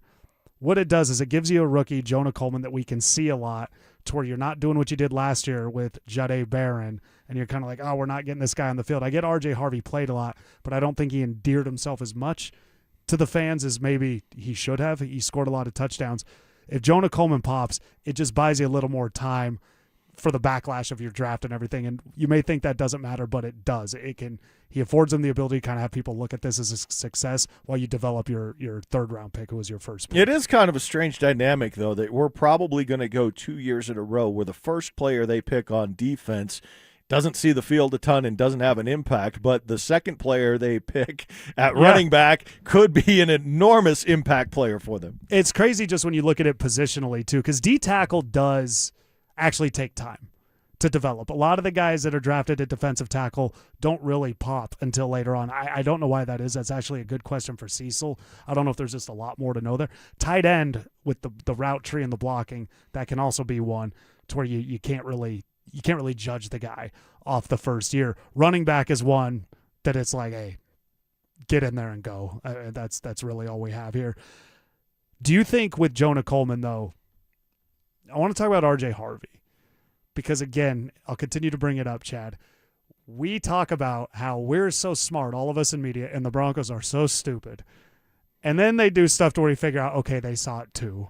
We're just overreacting. R.J. Harvey's vision, R.J. Harvey's ability to hit the hole on time, that really seemed to lack. I do think this Jonah Coleman pick does show that they saw some blemishes in R.J. Harvey's game that they feel might not make that leap in year two. And I think they've been very diligent in trying to figure out this position, and it was confirmed. Anything that they may have thought or had questions about all got confirmed when they finally got J.K. Dobbins in and saw what the difference is when you have a guy that really is a pro's pro and understands the position. Look, J.K. Dobbins is a 5.2 yard per carry guy over the course of his career. He's been fantastic since he entered the league when he plays. But it took getting him there and seeing that in action to understand what they were missing previously with Javonte Williams, or what they may be missing with R.J. Harvey, or what, Jaleel McLaughlin or Tyler Bidet can't do, or anybody else that they've tried. You ran down the list going back through Devontae Booker or Monte Baller. Booker, just everybody. David Williams, so many guys. You don't know, like you have a thought that you can be better there, and you can see on tape, but until you get the guy that proves it, then you validate everything that you think you're seeing. And Dobbins is a top-tier performer when he's on the field. You can't say he's a top-tier elite back because he's missed too much time in his career. But his performance per carry is on par with anybody. And now that they've seen that, maybe it helps them figure out a little bit more of how to get more of that while still maximizing R.J. Harvey's breakaway speed or ability to catch the ball out of the backfield or effectiveness as a red zone touchdown scorer. Do you think, because I say it also shows maybe they see some places R.J. Harvey isn't perfect that Coleman can fill, I think this also shows kind of to what you're going towards. They're realistic about the J.K. Dobbins injury history, and they're not just going into it going, oh, he'll make it through this year. And it was kind of a freak tackle last year, but they're not looking to get caught without an insurance policy at running back, quite like they did last year. They didn't make a move at the trade deadline, which a lot of people are a lot more upset about that than I am. I understood why they didn't do it. But overall, what we saw today with at least the running back position is they're at least realistic with what they were looking at with R.J. Harvey and J.K. Dobbins. And they do it in a way that makes sense because you don't get caught up on maybe what you more than likely dramatically overpaid with Dobbins that I don't think anybody else was offering. Yeah. But now you look at it as how much is that position taking against the cap? And if you have two guys that are contributing on rookie deals, it doesn't hurt as much if Dobbins has to be in and out, or you have to preserve Dobbins for the second half of the season in the playoffs, right? It's the position group that is allocated that much money. It's not just, J.K. Dobbins or bust. And if Jonah Coleman continues on that path, you got it for 4 years. Yeah. You've got that running back position for 4 years, which allows you to bring in Jalen Waddle, who's got actually a pretty nice contract. So we're looking at it. The running game and the receiving game, Chad. I'm going to keep on the offensive side of the ball here so I don't bring up middle linebacker and start having a meltdown. But the offensive side of the ball, specifically with Jonah Coleman, J.K. Dobbins back, Jalen Waddle being added, we're now starting to see an offense where defensive coordinators are going, okay, I don't really know which way this is going to go this week, because they still do have Cortland Sutton. Troy Franklin's a burner. They could open up for those guys at any time. We're starting to see an offense that the defensive coordinator has to not just worry about the game planning from the brilliant offensive mind, but actually the talent that's on the field. I'm excited to see it play out. I'm very open-minded as to how this might look without Sean Payton calling the plays and with Davis Webb now in that position. I'm excited for Bo Nix and Evan Ingram in that regard, and obviously Waddle. For me, the middle of the field has been a huge issue. They don't use it. They haven't used it since Sean Payton has gotten here, and I would like to see them be more effective there, because I think it unlocks what Ingram and Waddle do the best and where they can be most effective, finding gaps against zone coverage where Bo has struggled, and also making big plays after the catch. I think there's running lanes that open up, and those two guys are great at it. Waddle is unbelievable over the middle of the field. I think it's where you can best utilize Ingram, and this offense looks totally different if that becomes part of it. You're talking about defenses the last 3 years going up against this team, whether it was Russell Wilson or Bo Nix, going, there's a good 30-40% of the field, like, we just don't even have to worry about it. Like, they're not going to throw it there. Like, it's not an issue. So now we can double-team Cortland Sutton and push him into the sideline and make catches really tough, right? We don't have to worry about anything, and we can use the boundary as an extra receiver, and then we know they're going to throw those short screen passes at or behind the line of scrimmage, and we'll just come up and make tackles, and eventually they're going to punt or they're going to drop it. And when you take away that much space, it makes it a lot easier to defend them. I hope that Davis Webb with Bo Nix has the swagger and the confidence to go, we don't care if we make mistakes in the middle of the field. We're going there because we got dudes that are going to beat you more than they don't. And that's the difference I want to see, and that's what's going to be exciting for me when I go watch training camp practice. And hopefully it'd be nice like early on in the year if you see it, because last year, if you see it like right away, like the second play of the season's like a 20-yard Jalen Waddle right over the middle. We did see the intermediate passing game. That's another thing on our pregame show that would come up when we do keys to the game and everything. It's this intermediate passing game. The Cowboys game is where we really kind of saw it, because that Cowboys defense, you could kind of do whatever you wanted. And they had everybody against hurt. them, and they had everybody hurt. But we saw what happens when Bo can use that intermediate passing game. It opened up the run game. R.J. Harvey had a big run. They could do so much, and they had the talent to do it. It just seemed to be the only game they felt comfortable doing it, because the quality of the Cowboys defense was so bad at that time. But it was probably their best offensive game of the entire year. They scored a lot of points. They were in control. They overcame mistakes because they were able to do it. So in that intermediate game, that's where you demoralize the opponent. It's not the deep ball. It's the ability to keep sustaining the drive, keeping that defense on the field, and then doing it throughout the game to where you don't have to win the game in the final minute. And you're going to give your defense more rest. Right. Like, the number of 3 and outs is just unsustainable. To think that you can continue to win your division and compete for the top seed in the AFC when you have the number of 3 and outs that this offense has been experiencing, that's not a realistic expectation. Right. To win the division and be 14-3 when you go 3 and out as often as they do, you cannot continue that year after year after year after year. You have to be able to sustain more drives. And again, one of the other things we continually bring up on the pregame show week after week after week, if you just don't go 3 and out, you've got a really good kicker. Take 3 points by getting 2 more first downs, and You don't have to deal with Bo Nix being captain comeback all the time in the final 5 minutes of the game. And one first down flips the field 20, 30 yards sometimes on the punt. The field position, 3rd and long, field position, those were things that would just get him, and it's those 3 and outs all the time. So the Broncos feels like they're going in the right direction offensively. This is our fan draft show powered by Waterloo Turf. Chad, the position I wanted has been ignored. How big of a problem is this for the Broncos? We'll get into that next. It's playoffs. It's beautiful. It's brutal. The ups, the downs. We're here to help you through it because we get it. We're just like you. You're going to yell at your TV. You're going to text your group chat in all caps. You're going to have opinions. Well, guess what? So do we. Lots of them. We're here to tell you the truth. Real talk. We're saying what everyone's thinking out loud. Denver Sports 104.3 The Fan. Denver's playoff headquarters. The draft is here. Don't miss a single pick, trade, or surprise move. Head to DenverSports.com, your ultimate draft headquarters, powered by Piper Electric. Power your project with experience at PiperElectric.com.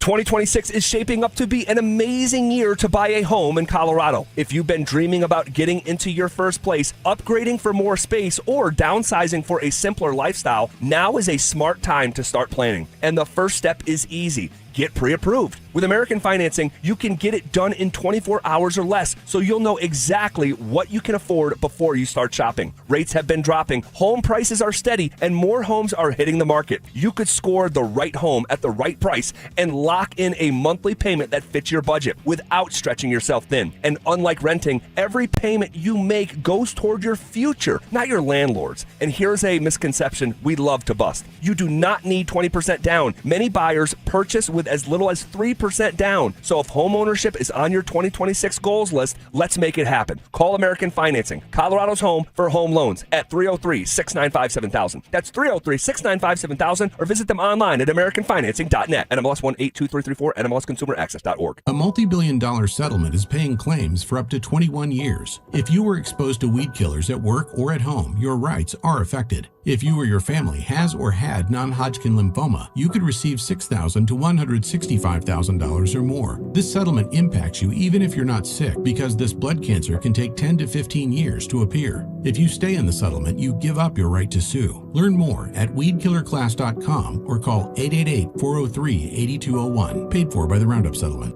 I'm Ed Evans, CEO of Consumer Cellular. No, we're not one of the big guys. Truth is, we don't want to be. If you're over 50, Big Wireless probably has you paying for more data than you might need. You could be throwing away thousands over a lifetime. Our entry-level data plans start at just $20 a month. And for a limited time, switch and get your second month free. Call 1-888-FREEDOM, visit ConsumerCellular.com or a store near you and get your second month free today. Plans include $5 credit for auto pay and e-billing. See site for additional details. Hey, it's Stokely. Spring is here, but you know Colorado. Warm one day, chilly the next. And trust me, summer is coming in hot. Beat the rush with an early bird air conditioner tune-up and inspection for only $49 from ROX Rocks Heating and Air. They'll inspect your system and keep you cool when everyone else is scrambling. Call Rocks Heating and Air today and schedule your tune-up before the end of April. Now play that jingle. HVAC service, installation, repair, ROX, Rocks, Heating and Air. $5,000. That's the average amount of money people in the U.S. are now spending on gas in a year. $5,000. That's crazy. If you drive, you have to download Upside, the free app that gives you cash back every time you get gas. That's right. You can earn real cash back with Upside just by buying the gas you're already buying. You can literally start earning cash back today. I use Upside every time I fill up, and I've already made around $200-$300. You're putting gas in your car anyway. Why not get real cash back? If you like free money, download Upside. I'm saving the cash I earn from using Upside to help pay for a vacation later this year. Download the free Upside app now to earn cash back every time you buy gas. Use promo code BACK5 to get up to a $5 bonus on your first tank. You can cash out anytime right to your bank, PayPal, or a gift card for Amazon and other brands. Just download the free Upside app and use promo code BACK5 to get up to a $5 bonus on your first tank. That's code BACK5 to get up to to a $5 bonus on your first tank. Tune in Tuesday afternoons for Injury Insights with Zach Bai and Dr. Joseph Ramos to hear the latest injury news on your local teams and around the world of sports. Ramos Law. What makes us different makes us better. Breaking down day 3 of the NFL Draft, here's John Davis and Chad Andrus, presented by Waterloo Turf. Back in the days on the boulevard I landed, we used to kick routines and the presence was fitting. Tribe Called Quest. Q-Tip. Q-Tip's real name was John Davis. He changed it later on, but yeah, he's John Davis. Ran into him one night. Q-Tip? Oh, at the a Abstract? Club. Oh, a club in Vegas. Yeah. So what was it called? So the hotel is Virgin now. It used to be the old Hard Rock in Vegas. They had a club in there. I know for a while it was called Body English. It was whatever it was before that, right? Was a hot spot, very hip.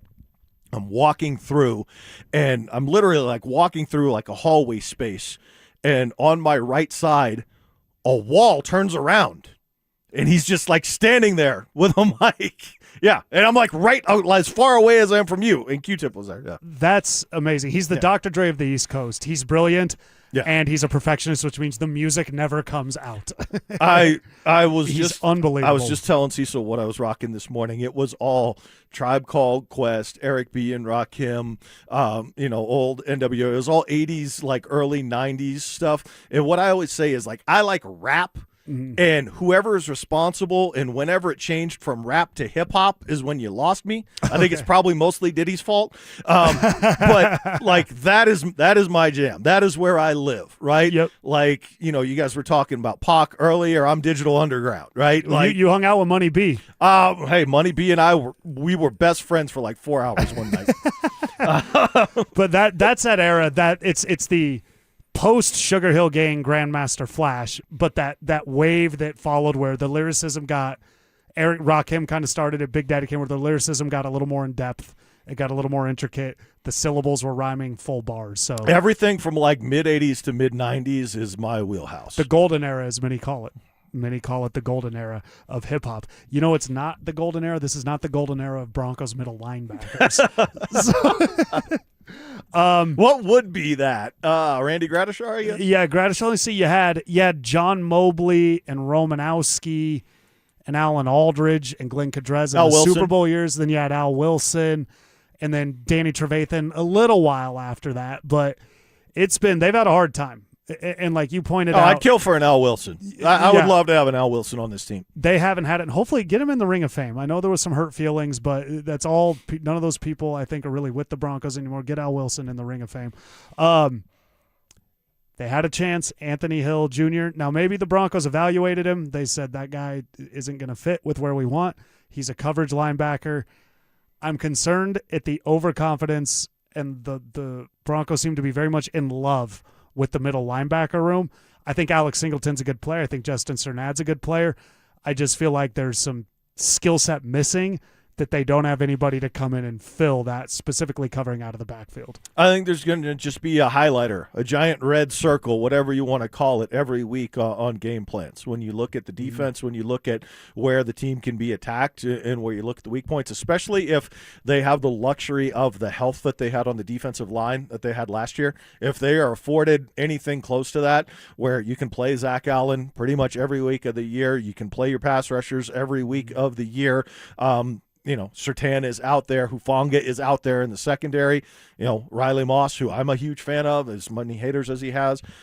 As long as those guys, if we have anywhere close to the level of health, knock on wood, that we enjoyed last year, then yes, that is going to be the focus of every meeting room going into Broncos game week for the opponent's offenses. Well, and to your point, you bring up something interesting. They are on the clock, by the way. The Broncos are on the clock. The Patriots have a pick in at 29 that hasn't been announced as of yet, but then the Broncos are, officially on the clock. TV is a little bit behind. The Eagles made a pick. It's Cole Wisniewski. Oh man, I Texas wanted Tech. Cole Wisniewski. There's been some pretty good NFL players that are Wisniewskis, mostly true, Steve offensive line. Wisniewski. But Patriots at the 245, which is the 29th pick in the 7th round. The Broncos are after that, which if you're on NFL.com, they are officially labeled on the clock. It's 246, and then they will be picking again the last two picks of the draft, 256 and 257. So we'll be reacting to all that. So we will let you know who the Broncos take. These picks come in quick, so we should know very soon. 7th round, Chad, what do you want? I'm of the opinion, just because of the way most of the Broncos roster is constructed, I'm of the opinion of rolling the dice on the freak athlete here. So, I don't mind it when they take a Caleb Lohner, when they take a basketball player, if he's never going to see the field, but there's a chance he might. Yeah. And then you have a physical advantage, right? Again, there are similarities to me in roster building when you look at the way the Broncos operate, the way the Nuggets operate, is they draft skilled players. Mm-hmm. And they may not have the elite athleticism that other guys have at positions, but they're going to do things the right way all the time, and it's going to give you consistent chances to win, even if they don't make highlight physical plays. And when you get this late, why not take the chance on the guy that can make the physical play? I'll give you one. It was a guy that was older, and he fell bigger. Devon Vele they found in the 7th round. Kind of weird knocks on him. I think there might have been injury, but he's just older. Okay, why not? And it worked out. And I know he's not with us anymore, but they flipped him as a 7th round pick for a 7th and a 4th, which if you watch the 4th round today, who'd they pick? That ended up working out for them. I don't know if it was the O-lineman or if it was Jonah Coleman, but they could afford to do that right there. So, yeah, I'm with, I think, Jonathan Cooper, because he had a heart condition. Didn't he have something? And I think they got him later in the draft as well. So I'm going to pull him up right now. I've got the wrong Jonathan Cooper. Do you know there's another Jonathan Cooper that played for the Arizona Cardinals? Let's see here. He's here, Broncos. But that's the thing, is this is where you find guys that might have dropped in the draft for reasons other than, like you said, they're a freak athlete. It could be somebody that teams they stayed away from, maybe because of a weird injury concern, and then you can find them and maybe have something work out for you. So that's a player, those types of players. I'm with you. Roll the dice, I think, is the best way to put it in the 7th round. Roll the dice, see what's there for you. I don't know a name to give you right now, but the Broncos the pick is in for the Broncos. So we have reached the point in the draft where they are eating pumpkin pie on the NFL Network right now. They just had whipped cream. They should be announcing the Thanksgiving Day games, right? If they're going to do stuff like this, they should be announcing the Thanksgiving game. Or is pumpkin pie like a Pittsburgh thing? I don't know. I hate this when they go, the pick is in. It's like, okay, well then what is it? It's been like 2 minutes that the pick's in. But the Broncos pick at pick 246, their first of 3 7th-round picks, is in. We're going to bring that to you when they get it here. But will Mr. Irrelevant be irrelevant? No. No, George Payton's going to try to nail that. He'll be relevant. Okay, dude. Okay, so how about this? Of these they got 3 7th-round picks. There's no way to really know right now. Does one of them make the active roster? I can't answer that until I know what position is drafted. Right? You could tell me that the last pick of the draft is another punter, and I'm going to say no. They're not going to make the active roster. That's right. Right? That's true. But the pick is Miles Scott, a defensive back from Illinois. Oh, George Payton. He got it. You think George was getting out of this draft without a defensive back? Mm-hmm. Is he a corner? He is listed as a DB. DB, Illinois. And let's see what we can find on here's Miles Scott. NFL.com says it might come as a surprise given the Broncos came within 4 points of advancing to the Super Bowl, but the acquisition. Oh, so this is just a very basic breakdown of the Broncos draft. Yeah. If you open up his player profile page, this may be the definition of what we were talking about. Roll the dice, take a gamble on somebody. Prospect grade. No grade. Likely needs time in developmental league is what NFL.com says. In a development. So is that kind of like what NFL Europe used to be back in the day? So the grades go from an 8.0 being a perfect prospect down to a 5.60, which is a candidate for bottom of roster or practice squad. The only thing other than that is no grade, which means a grade is not available. He was not graded for the NFL draft. This is the most dice rolling. By the way, Jonathan Cooper was a 7th-round pick for the Broncos. So I don't know if Miles Scott, who's not graded, is going to become a Jonathan Cooper-esque player for the Broncos one day, but this is the roll of the dice. No grade. So Miles Scott, defensive back, the Broncos take him as their first of 3 7th-round picks at pick 246. I don't think we're going to see much of an impact from Miles Scott this year. He's not graded. 5'11", 210. He's from Illinois, went to Illinois, and he had 64 tackles last year, 50 solo. Okay, so he played. 1 sack. Yep. So why is he 3 not picks, graded? 3 interceptions. So why is he not graded? Those are logical statistics, and the size is pretty good too. 5'11", 220. Injury looks like he might have only played in 5 games. Are those stats from 5 games? It shows recent games for tackles. Okay. Let's see. So that maybe he's not great. Okay, so this could. I take that back. He might play as we learn more about Miles Scott. The Denver Broncos, they draft Miles Scott at pick 246 in the 7th round. They have picks coming up at 256 and 257, the last of the draft. We react to Miles Scott. Also has caught passes and returned kicks. Okay, so this is a versatile player. We react to the Miles Scott pick, and then we should have the Broncos 256 and 257 picks all coming up in the 7th round. Chad and I will react to all of this, and we will do that next. Game 4 in Minneapolis, and Denver walks in carrying the sting of that Game 3 embarrassment, especially Nikola Jokic, who got pushed out of rhythm in a way you almost never see. Take it back. Take it back. Now it's about the response. Can the Nuggets MVP recover and set the tone early to take back control of the series? Can Jamal Murray steady the offense and quiet the crowd? And can Denver match Minnesota's physicality long enough to flip the momentum back their way? Denver Sports 104.3 The Fan. Denver's playoff headquarters. If you haven't filed taxes in a while, listen up. The IRS is going after non-filers, in some cases criminally. Advanced Tax Solution can help you avoid trouble with the IRS. Call 303-753-6040 or visit advancedtaxsolutions.com. Running a small business means juggling a lot. Your network has to handle it all.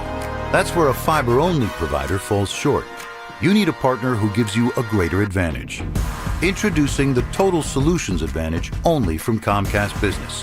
A first-ever combination of the largest, fastest fiber-powered network, the most reliable Wi-Fi, gig speeds with equipment and security included, and a 5-year price lock. Plus, it's all backed by a 30-day money-back guarantee. The Total Solutions Advantage only from Comcast Business. A new standard for small business with reliability, security, and savings in one. Switch today. Get started with a great offer as low as $60 a month. When you add it all up, no one does business like Comcast Business. Offer ends 6/1/26. New customers only. Requires 300 megabits per second internet and security edge. 1-year agreement, eco-bill, and autopay required. Equipment, taxes, and fees extra. Most reliable Wi-Fi based on Open Signal Awards USA Fixed Broadband Experience Report, May 2025. Getting a little older doesn't have to mean, well, getting older. This is Jeff for the Rocky Mountain Men's Clinic. And if you're feeling low energy, can't sleep, can't lose weight, are struggling with brain fog, or your sex drive is off, it's time to change it up. At the Rocky Mountain Men's Clinic, our advanced medical strategies featuring TRT, GH peptides, NAD+, GLP-1s, PDA, and more treat low T and other hormonal issues to help you shed pounds, have more energy, enhance your body composition, improve sleep, increase your sex drive, and so much more. Getting you back in the game again. So don't be older. Be stronger in the gym. Be sharper at work. Be better in the bedroom, and be more confident in every part of your life. So call us today and find out how our advanced treatment strategies could change the game for you. Your first visit is just $99 and includes blood work and a medical consult. And if you start on one of our advanced treatment plans on the day of your appointment, your visit is free. Call 720-440-7900 or go to RockyMountainMen'sClinic.com. Featured therapies are compounded and have not been evaluated nor approved by the FDA. Provider prescription required. See website for details. A multi-billion-dollar settlement is paying claims for up to 21 years. If you were exposed to weed killers at work or at home, your rights are affected. If you or your family has or had non-Hodgkin lymphoma, you could receive $6,000 to $165,000 or more. This settlement impacts you even if you're not sick, because this blood cancer can take 10 to 15 years to appear. If you stay in the settlement, you give up your right to sue. Learn more at weedkillerclass.com or call 888-403-8201. Paid for by the Roundup Settlement. Tired of hearing scary radio ads about the IRS? Tax Relief Advocates is different. TRA is here to tell you that if you owe money to the IRS, whether it's $5,000 or $500,000, we have a solution. TRA can eliminate or reduce what you owe to the IRS with zero risk to you. We have over 1,000 5-star reviews on Google and an A+ with a BBB. End your tax nightmare today by visiting TRA.com or call 800-583-6681. That's 800-583-6681. Hey guys, Mark Schlereth here, and you can get a richer looking lawn with Rich Lawn. Using the organic-based fertilizer Rich Lawn Turf Food, you'll get greener grass and build your soil for a beautiful yard. And while you're at it, don't forget to check out Revive, the treatment to revitalize your lawn for deeper roots and deeper watering. Rich Lawn and Revive products are available at Home Depot or your local gardening center. With Rich Lawn and Revive products, you'll have your yard ready in no time. Tune in Tuesday afternoons for Injury Insights with Zach Bai and Dr. Joseph Ramos to hear the latest injury news on your local teams and around the world of sports. Ramos Law. What makes us different makes us better. Breaking down day 3 of the NFL Draft, here's John Davis and Chad Andrus, presented by Waterloo Turf. Q-tip. There you go, John. There you go, Q-tip. Chad. So you know two John Davises, Q-tip and me. I'm sure you've met other ones too. But the Broncos take Miles Scott at 246 in the 7th round. He's a DB, converted wide receiver, and he can return kicks. So maybe looking ahead, Chad, Marvin Mims, last year of his deal, it's getting a little crowded in that wide receiver room. Might be looking for somebody, or if Mims gets hurt, they seem to like what the special teams can do. So Miles Scott early on, if he can contribute, it's on special teams. It's not going to be returning right now, but probably practice squad. But he's got some skill there. Well, also, if you're starting to think about return game, Mims had already been kind of started to move off of kick returns, and Bidet was out there. But if Bidet's not going to be on your team because Jonah Coleman is on your team, there you go. You need somebody else to return the kicks. Yeah, and Mims got a concussion late in the year, didn't he? Or he came out of the game. Yeah, there's no value in him returning kicks. No, he's a punt returner. Yeah. So Miles Scott, there's a path. Miles Scott, Broncos drafted 246 out of Illinois. There is a path for him to make the team. Should see a lot of him in preseason. This is a player that, especially if he's converted wide receiver to defensive back. That's probably why it says defensive back, because they might still be figuring out where in the defensive backfield he belongs. They definitely took him as a DB. They do not need a wide receiver right now with the Broncos, but this looks like a real George Payton pick. Look, I watch a ton of college football. I'm not going to sit here and pretend like I'm an expert on Illinois football. I did watch them quite a bit, and they're good, and they had a good defense. But I think what you can clearly pull from this is Miles Scott is a guy that can run and a guy that can catch. So you have two options there in what you might be able to do with him and his versatility. He had 3 picks, 2 of them in a late-game win, which was big for them after Thanksgiving against Northwestern, a game they only won by a touchdown. He had 2 interceptions and 33 return yards. So he's the difference.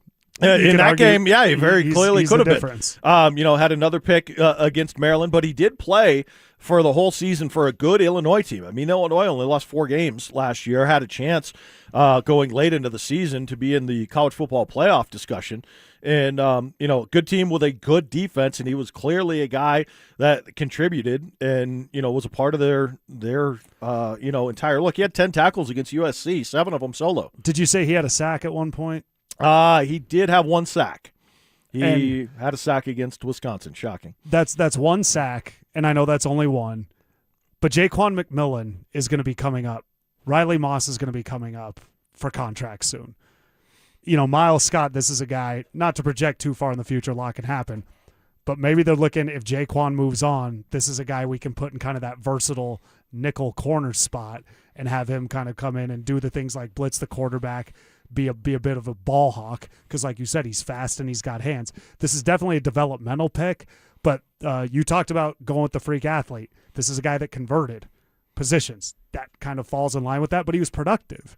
This isn't a guy that Caleb Lohner, that there's just not. Caleb Lohner didn't even have like 10 catches and they were all touchdowns, but that was it. This is a guy with significant playing time. Yeah, he played. He played in every game. He played regularly for an Illinois team that was pretty good in the Big Ten, right? So yeah, we'll see. I have no issue when you get guys that can run. Right? When you got guys that can run, I got no challenge with that. And maybe there's starting to be a trust or a connection here with what Illinois is producing with Brett Bielema after they took Pat Bryant last year. Maybe they like what they saw. I was going to say Pat Bryant was an Illinois pick that year, so you're kind of seeing things consistently. Nothing like the Pittsburgh Steelers drafting every CU Colorado Buffalo in the early 90s that ever played for them. But yeah, you start to see guys come out of similar schools. Sometimes you see them never go back to a guy that came out of a certain school. So the Broncos got a couple picks left. They are picking at 40 and 41. The Eagles are currently on the clock. They pick at 35 and 36. Then we just have Ravens, Colts, Seahawks, and then the Broncos will finish out this draft with picks 256, 257 being Mr. Relevant. Do you remember the last Mr. Relevant the Broncos drafted? Am I right with this? I'm not going to be able to tell you. I think it was Chad Kelly. He was Mr. Irrelevant. Oh, yes. But and he became irrelevant. Yeah, and that's true. I don't know if they've had one since then. But Chad, it's kind of funny. We got a guy here, Miles Scott. We talk about the Broncos like certain things. They went with a DB. They love their secondary. They love their stack secondary. So this kind of, again, sticking with the identity that the team likes to go with, a DB in this draft was inevitable. Yeah. Again, there are some things you just cannot have too much of, and especially with the contract situations that you mentioned, what they're going to be up against and stacking the room. I don't know if he makes the team, but if he can be a returner, it gives him a much better chance. And if he can, and Miles Scott again, a practice squad's probably likely here. We're not trying to say the Broncos drafted the next Champ Bailey, but the other thing is special teams. If he's fast, he can be a gunner on special teams too. If he can tackle as a DB, that's potentially another spot that this Miles Scott, Broncos 7th round pick out of Illinois, could fit. So the one guy that could have been an option for the Broncos there, but no longer is for those last two picks of the draft, is Yoar Bernard, and that is the defensive tackle from the International Player Pathway Program. Oh, that's him. The guy that just absolutely blew everybody away at the Combine and just pretty much shattered every record for speed, quickness, jumping, at 6'4", 306, but really hasn't played football. Rugby. He's the rugby guy. Yeah, it's not going to surprise you. If you had to take a guess here, John, without looking, what team do you think took him? I know where he went, and it's of course. So be prepared for this guy to become the greatest of all time. Yes. Because he's now going to be Aaron Donald. Yeah, he's with the Philadelphia Eagles. Yes. Which the rich get richer. Yes. He doesn't have to be great, but he has physical tools that will allow him to develop there where they don't need him, to where now you think there's probably a much better chance of him becoming great because he's physically dominant. And now every team in the NFL just went, oh, maybe we should have drafted him. So the Eagles, they have a pick, and the Ravens are on the clock. We got Ravens, Colts, Seahawks, and then Denver Broncos. George Payton, though, we pointed out Devon Vele, while not on the team, they found a way to make that a net gain, trading him for a 7th and a 4th. Jonathan Cooper, one of the best players on the team, he was a 7th round pick. He had fallen because of a heart condition, but this is kind of where, like we just saw the Eagles do, take a flyer on people and take a flyer on guys. They just drafted Miles Scott, maybe because of the recently converting. Teams didn't quite know where to put him. Well, now you've got time. He's a DB. Trust me, this guy's not getting on the field anytime soon. Not for the Eagles. Like if you made a list of needs for the Eagles, you're probably going to put bread, milk, eggs, and tomatoes on your grocery list before defensive tackle. But they still took one. The Eagles just drafted their next guy, Keyshawn James Newby. there's some good names in the draft always. But the Eagles, really good draft out of them. They're a team that's done well. How do you decide themselves. when you have back-to-back picks in the 7th round, who's the first one and who's the next one? Yeah, how do you when the Broncos have the last 2 picks, how are they going to decide who becomes Mr. Irrelevant and gets on the news and who is the second to last pick that nobody talks about? Yeah, because they have to decide. Yeah, they have to make a call. They legitimately have to make the decision. Are you just so analytical? It's like, well, on our board, this is the best player available, and then here's the next best player available. I promise you, George Payton literally is going to do it like that. He's going to make, you know what he'll do? He'll take 256 and then go refer back to the board. Like, he's probably only dialed in on 256. He's got to worry about 257 once 256 has been taken care of. He can't get ahead Even of himself. though he's picking. He should. I bet you Sean Payton's in there right now. Like, hey, I need you to trade from 257 to 256. Can we trade with ourselves and move up? You better make sure you get him here so that team behind us doesn't get him. But the Broncos, let's go ahead. We'll get ready. We're going to bring in Cecil Lammey next. The Broncos are getting ready to make the last 2 picks. The Colts are currently on the clock. They're at 254, and then it's the Seahawks at 255 that the Broncos will pick at 256 and 257. We'll be joined by Cecil Lammey, and we'll have all of that next. The Avalanche roll into Game 4 in Los Angeles with a chance to finish the job. And can the Avs match LA's desperation shift for shift as the King's Castle gets loud? A sweep is on the table if Colorado goes out and takes it. Denver Sports 104.3 The Fan. Denver's playoff headquarters. $5,000. That's the average amount of money people in the U.S. are now spending on gas in a year. $5,000. That's crazy. If you drive, you have to download Upside, the free app that gives you cash back every time you get gas. That's right. You can earn real cash back with Upside just by buying the gas you're already buying. You can literally start earning cash back today. I use Upside every time I fill up, and I've already made around $300. You're putting gas in your car anyway. Why not get real cash back? If you like free money, download Upside. I'm saving the cash I earn from using Upside to help pay for a vacation later this year. Download the free Upside app now to earn cash back every time you buy gas. Use promo code BACK5 to get up to a $5 bonus on your first tank. You can cash out anytime right to your bank, PayPal, or a gift card for Amazon and other brands. Just download the free Upside app and use promo code BACK5 to get up to a $5 bonus on your first tank. That's code BACK5 to get up to a $5 bonus on your first tank. If you don't care about saving 50% off your wireless bill for the same 5G coverage that big guys are charging a fortune for, maybe you care about keeping jobs in America. Pure Talk does. They've pledged to run their entire operation from this country, including all their customer service. Or maybe you care about our nation's veterans. Pure Talk does. They've donated hundreds of thousands of dollars to America's Warrior Partnership, a fantastic organization working hard to prevent veteran suicide. Or maybe you care about closing America's skills gap. Pure Talk does. They're a proud supporter of MicroWorks. They're helping my foundation train the next generation of skilled workers. Don't get me wrong. Saving money's great, and you'll save plenty with Pure Talk. But if you want to be in business with people who share your values, dial pound 250. Say micro, and switch to an American wireless company that actually stands for something. Pure Talk. For many of us, it's happened before. Your hair is thinning, crowns disappearing. Maybe the hair loss has you feeling your identity is lost altogether. The solution that worked for me, it's an incredible yet simple one-day treatment that starts growing your own natural hair the very next day. And it's guaranteed to grow for life. It's the Advanced FUE from Advanced Hair. We've all seen the pills and lotions that come with monthly subscriptions. They help retain what you have, but what if you want your own natural hair permanently in specific areas? From Advanced Hair's state-of-the-art facilities to world-class Dr. Tanya Paul's, it's not maybe your hair will regrow. It's guaranteed that your new hair will grow. You decide how much, how thick, and where. It's why Advanced Hair is the winner of Westward's Best of Denver. For your free consultation, $250 off and 250 free hair grafts, call 720-459-HAIR. That's 720-459-HAIR or advancedhair.com.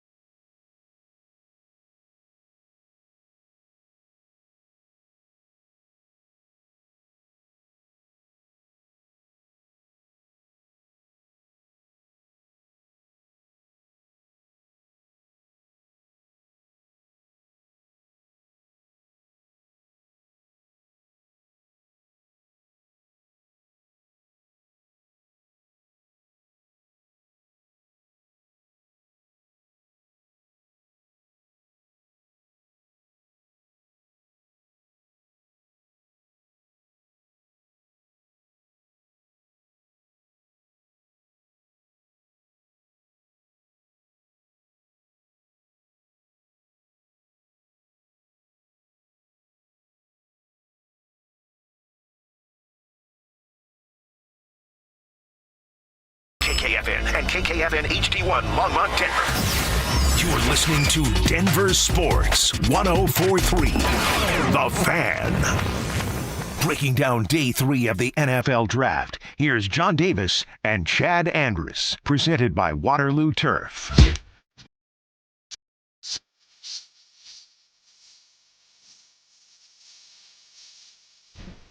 Is this the Jay-Z? Fantastic album, but I think this is one of the skippable ones on the album. That's impossible, baby. But that album, that run at the end of that album, Volume 1, is probably the best 5-song run to Jay-Z. I got more. Oh, you got more. My man, Sean Boyd behind the glass. Doing a great job, Sean, as always. Okay, Chad, we're coming up. The Broncos are on the clock with pick 256, and then they'll have pick 257. So they have the last 2 picks of the draft. We've got an IHOP commercial, so maybe we get a Jokic situation. Oh, that would be wonderful. That'd be good. Right? If a Taco Bell commercial comes next, the Broncos are about to get the best player in franchise history. Well, maybe they've got it down to 10 seconds left on the clock to make their pick. To make their pick. George Payton is the guy they wanted, just came off the board. What if it is Michael Dansby? What if they're like, that was our guy? At 256. That's who we had circled. Well, they should have had a backup ready because they got 2 picks in a row. But so we'll see what they do. They the Broncos did not have a 6th-round pick. They then got a 6th-round pick in the trade back with the Bills last night when they ended up drafting Tyler Onidum. But then they took the 6th-round pick and they used it today to move up to take Justin Jolie, the tight end out of NC State. So they did not have a 6th-round pick. They had 3 in the 7th round. And the Broncos in their earlier 7th-round pick took Miles Scott. I keep almost saying Michael Scott, and I know that's not it. But Miles Scott, defensive back out of Illinois, converted from wide receiver. From everything we can tell, Chad, the guy's got skill. So that could be a pick that, again, is a bit of a down-the-line payoff. The Broncos, the pick is in. And, of course, every time the pick is in, we have to wait 35 minutes to find out what it is. But, no, we should have that any second. And the Broncos are back on the clock. So how they finish out, again, 7th-round pick. A lot of people might look away from that, but Devon Vele and Jonathan Cooper. But overall, Chad, I remember at the end of last year's draft being a little puzzled at some of the moves. We both liked the Jahdae Barron pick last year, and I'm still fine on that pick. But R.J. Harvey was a running back that wasn't really being discussed to the Broncos, at least here. So that wasn't a guy we had. We liked the Pat Bryant pick. Then, it was Q Robinson, Savion Jones. Then it was Caleb Lohner and the punter. So it was just kind of a draft. I think when we look at this draft, we ultimately understand how they arrived at each decision. Yeah, and it is a little bit different, right? I think the Broncos have done an excellent job in finding value in their last 2 drafts in particular. We're talking about 9 guys who have either already had an impact or you are very confident are going to have an impact going forward over the last 2 seasons. But because of that, you're in a much different position now.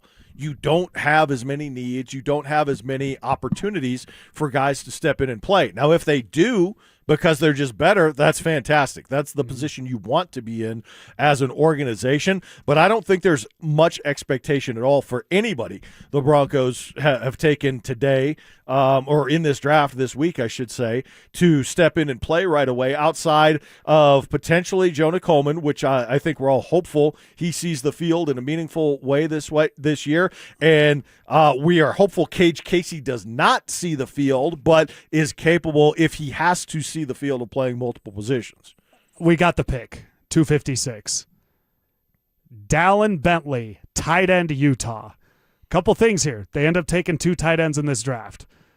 You knew they were going to get a guy from Utah at some point. I mean, the Broncos, we were just talking about guys they draft from certain schools. The Broncos with Utah has been a while, but they do take their 2nd tight end of the draft. We were wondering how seriously they were going to take that position. Our guy Cecil Lammey is now jumping in. I love this pick. Okay, Dallin. We talked about him on Bo's board right there, Dallin Bentley. Tight end, break him down for us. Yeah, tight end that can make plays above the rim, and that's what you see with Bentley, using that size and strength, and a player that understands his positioning, body positioning on the field. So with Jolie, you get that speed, and then with Bentley, you get that size, you get that toughness, that grit. So it's almost like you've got your next not necessarily Adam Troutman. I want people to be a little bit more excited than just Adam Troutman. But you have your Y in Bentley, and you have your F in Jolie. Like, you have a really nice combination. So if you're going to double dip, and undrafted free agents, we know the Broncos are very good at that. For 20 years, other than 1 year, they've got an undrafted guy that makes the final roster. So fully expect him to work in priority free agency. The reason why these picks at the end are really almost complicated is because about half an hour ago, phones started ringing where players are like, you're not going to get drafted.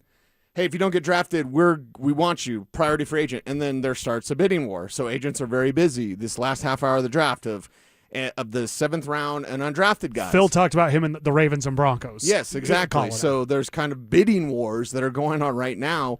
If the Broncos sniff it out, they can end that bidding war by just picking a guy. And then there is no bidding war. You're ours. We drafted you. You're on our team. So it's a little bit more complicated because it's not just make a pick and you've got no shot of getting as a priority free agent. I mean, these guys are right there, literally on the doorstep of the undrafted realm where you can still get plenty of talent. But the Broncos now have to navigate what are other teams doing, who are the phones ringing, who do you feel good that you can – Frank Crum was a battle to get Frank Crum from Wyoming. There were several teams, including the 49ers, top of my head, that were very interested in Frank Crum. Broncos had to pay up. So now you're like, okay, who do we have to pay up for? Who can we just snipe that another team wants that we really like as well? And then they don't really have a choice because they're a draft pick, not a priority free agent. It actually is better for players at this point. Sorry, Dallin Bentley, but it's better when you can create that bidding war as an undrafted free agent. So all it really takes is 2 or more teams to really be interested in a guy. Yep. So in a typical draft, are we talking like there is a handful, 5 guys that are really kind of on the cusp with the phone ringing and multiple offers, and the person who has the Mr. Irrelevant pick is trying to sniff that out? Or is it 25 guys that could fall into that category where 2 or more teams might be interested? The Denver Broncos are getting ready to take their final pick. It's Mr. Irrelevant, so they do go to the podium on this one. So when they make the pick, Sean, give me the heads up when you've got it ready to go, and we'll bring it in. But yeah, so the pick is in. We'll let it go to the podium. But Dallin Bentley, tight end. So they do end up addressing tight end after missing it in that second round. So the Denver Broncos here is Mr. Irrelevant. I've seen it. We've watched highlights. I've come up from school, turned on NFL Films, the yearbook. I've seen it. Get out of here. Remember Louis Riddick? 1991. There you go. I mean, it is, man. It's a blow to some of these guys.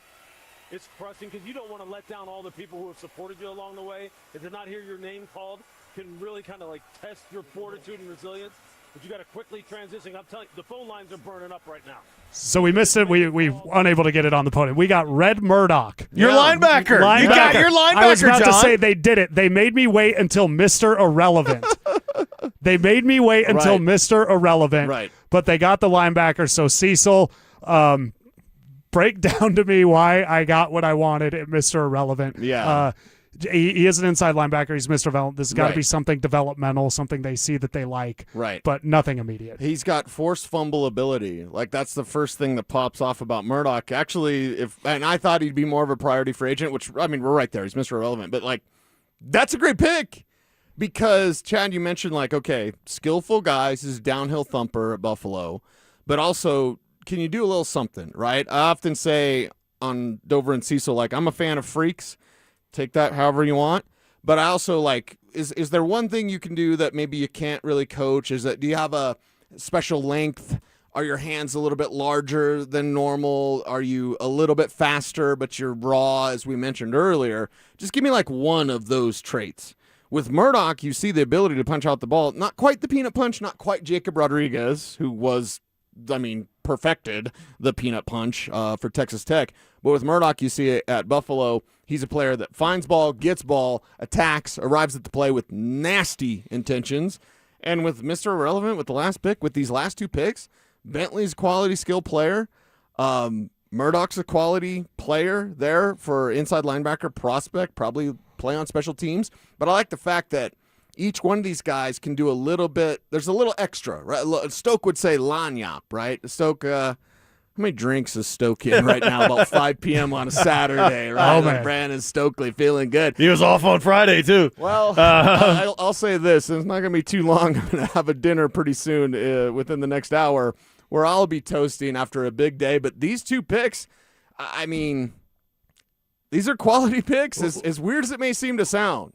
I'm pretty happy with these 2 at the end of the draft. Take us inside the scout's mind, Cecil, Yeah. because we talked about how much I watch college football, and I'm watching the Red Murdoch highlights they're playing on the draft, and I see 2 things that jump off the screen for me.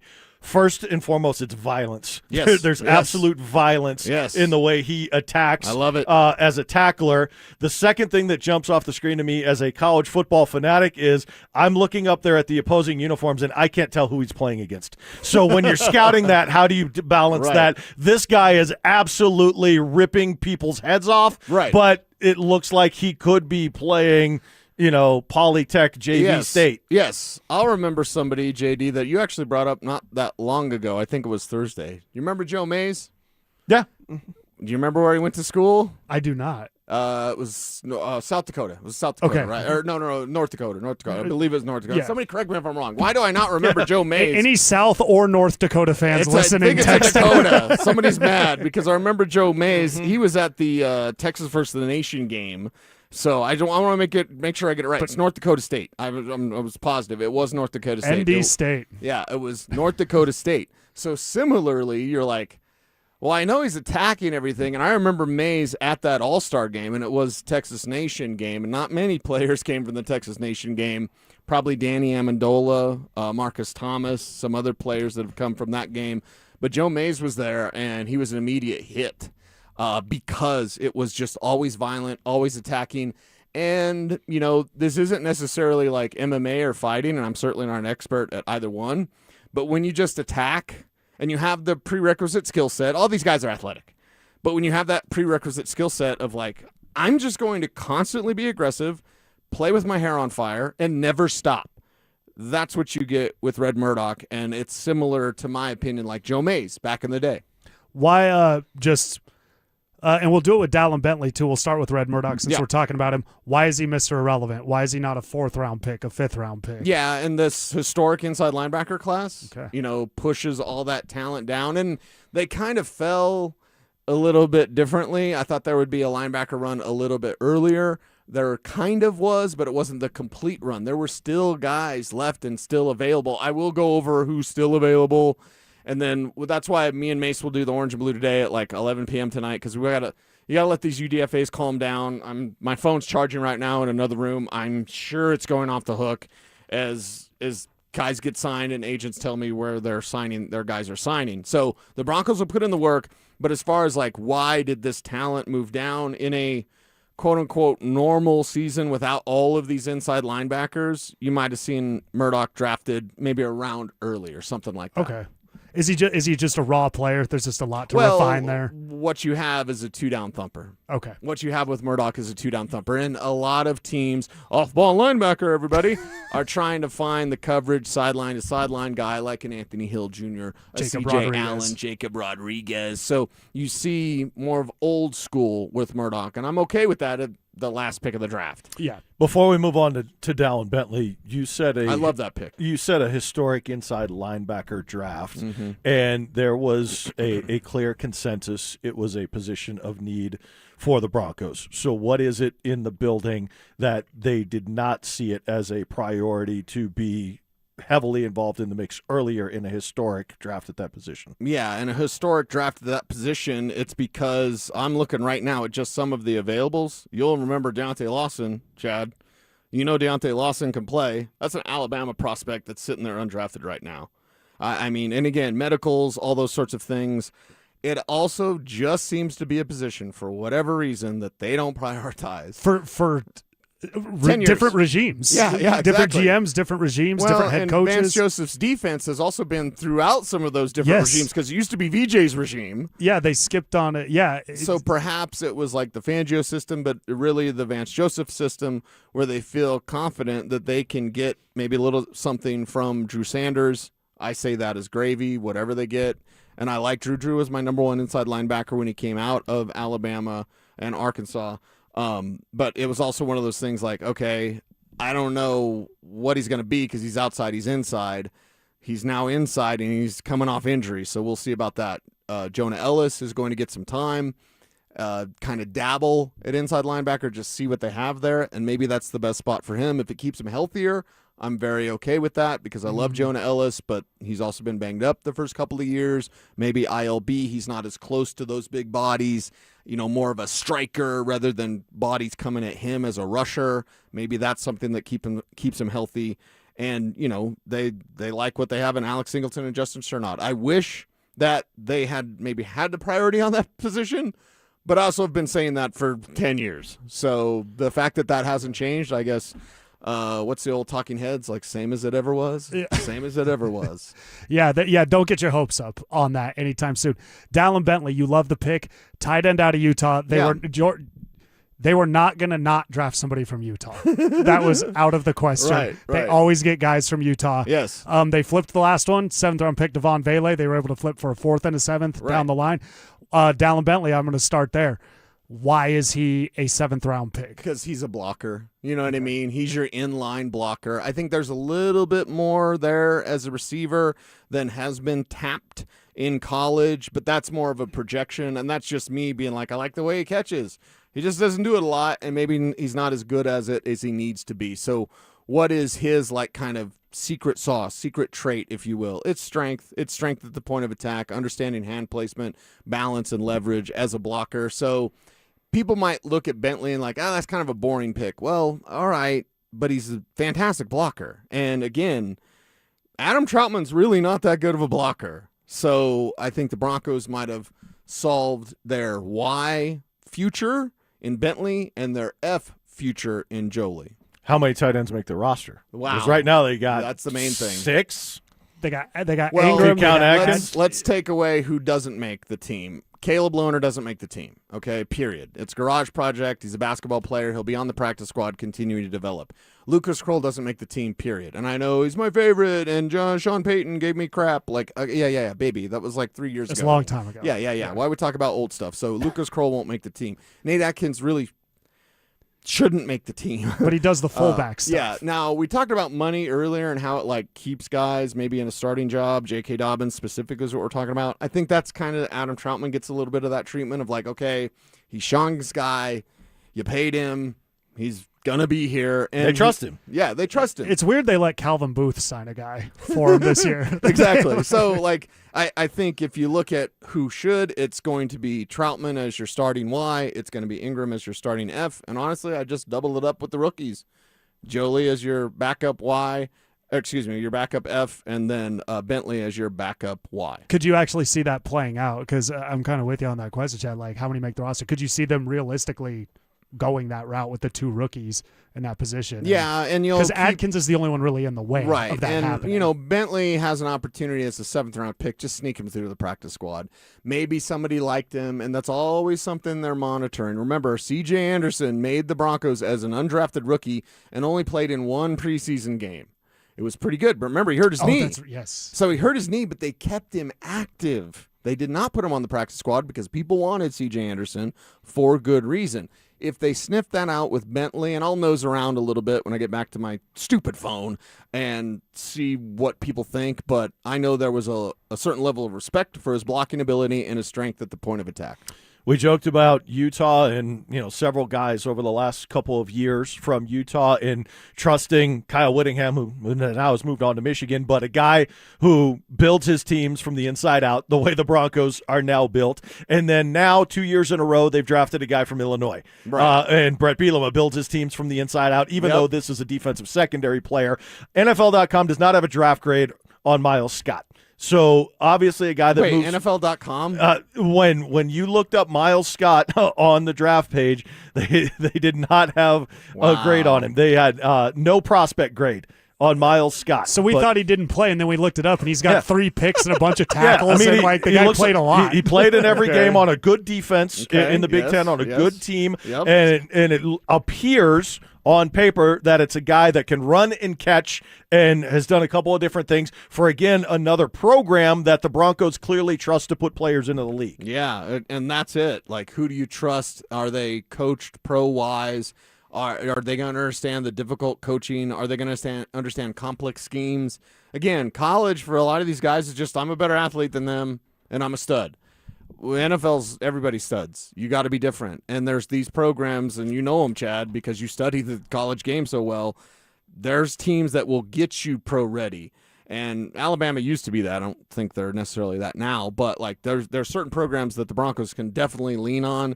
Illinois has moved into that department. Utah's always been in that department for this team, and they'll continue to monitor those prospects. In a way, it's almost when a team recruits a player that follows up another player, it's like, oh, they were looking for that guy, right? I think in the NFL version, you have that with the Broncos in certain schools of like, we're kind of a Utah team here. We're kind of an Illinois team here now. That's not a bad thing when you're plucking the best players from programs and backgrounds that you trust.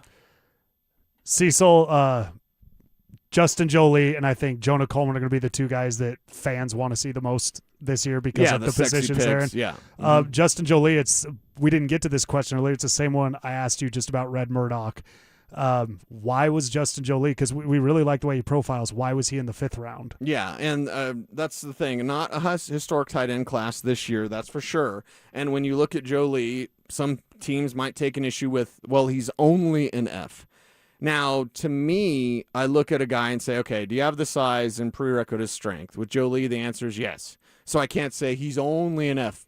You don't really want him blocking, but it's something where I would be willing to give him a chance to learn if he can develop as a blocker, because you got to see it at a pro level. You can't just be like, well, he never did it in college, so he's not going to do it now. And we've seen Julius Thomas was a 1-year Portland State player, 41 catches that year, and a basketball player before that.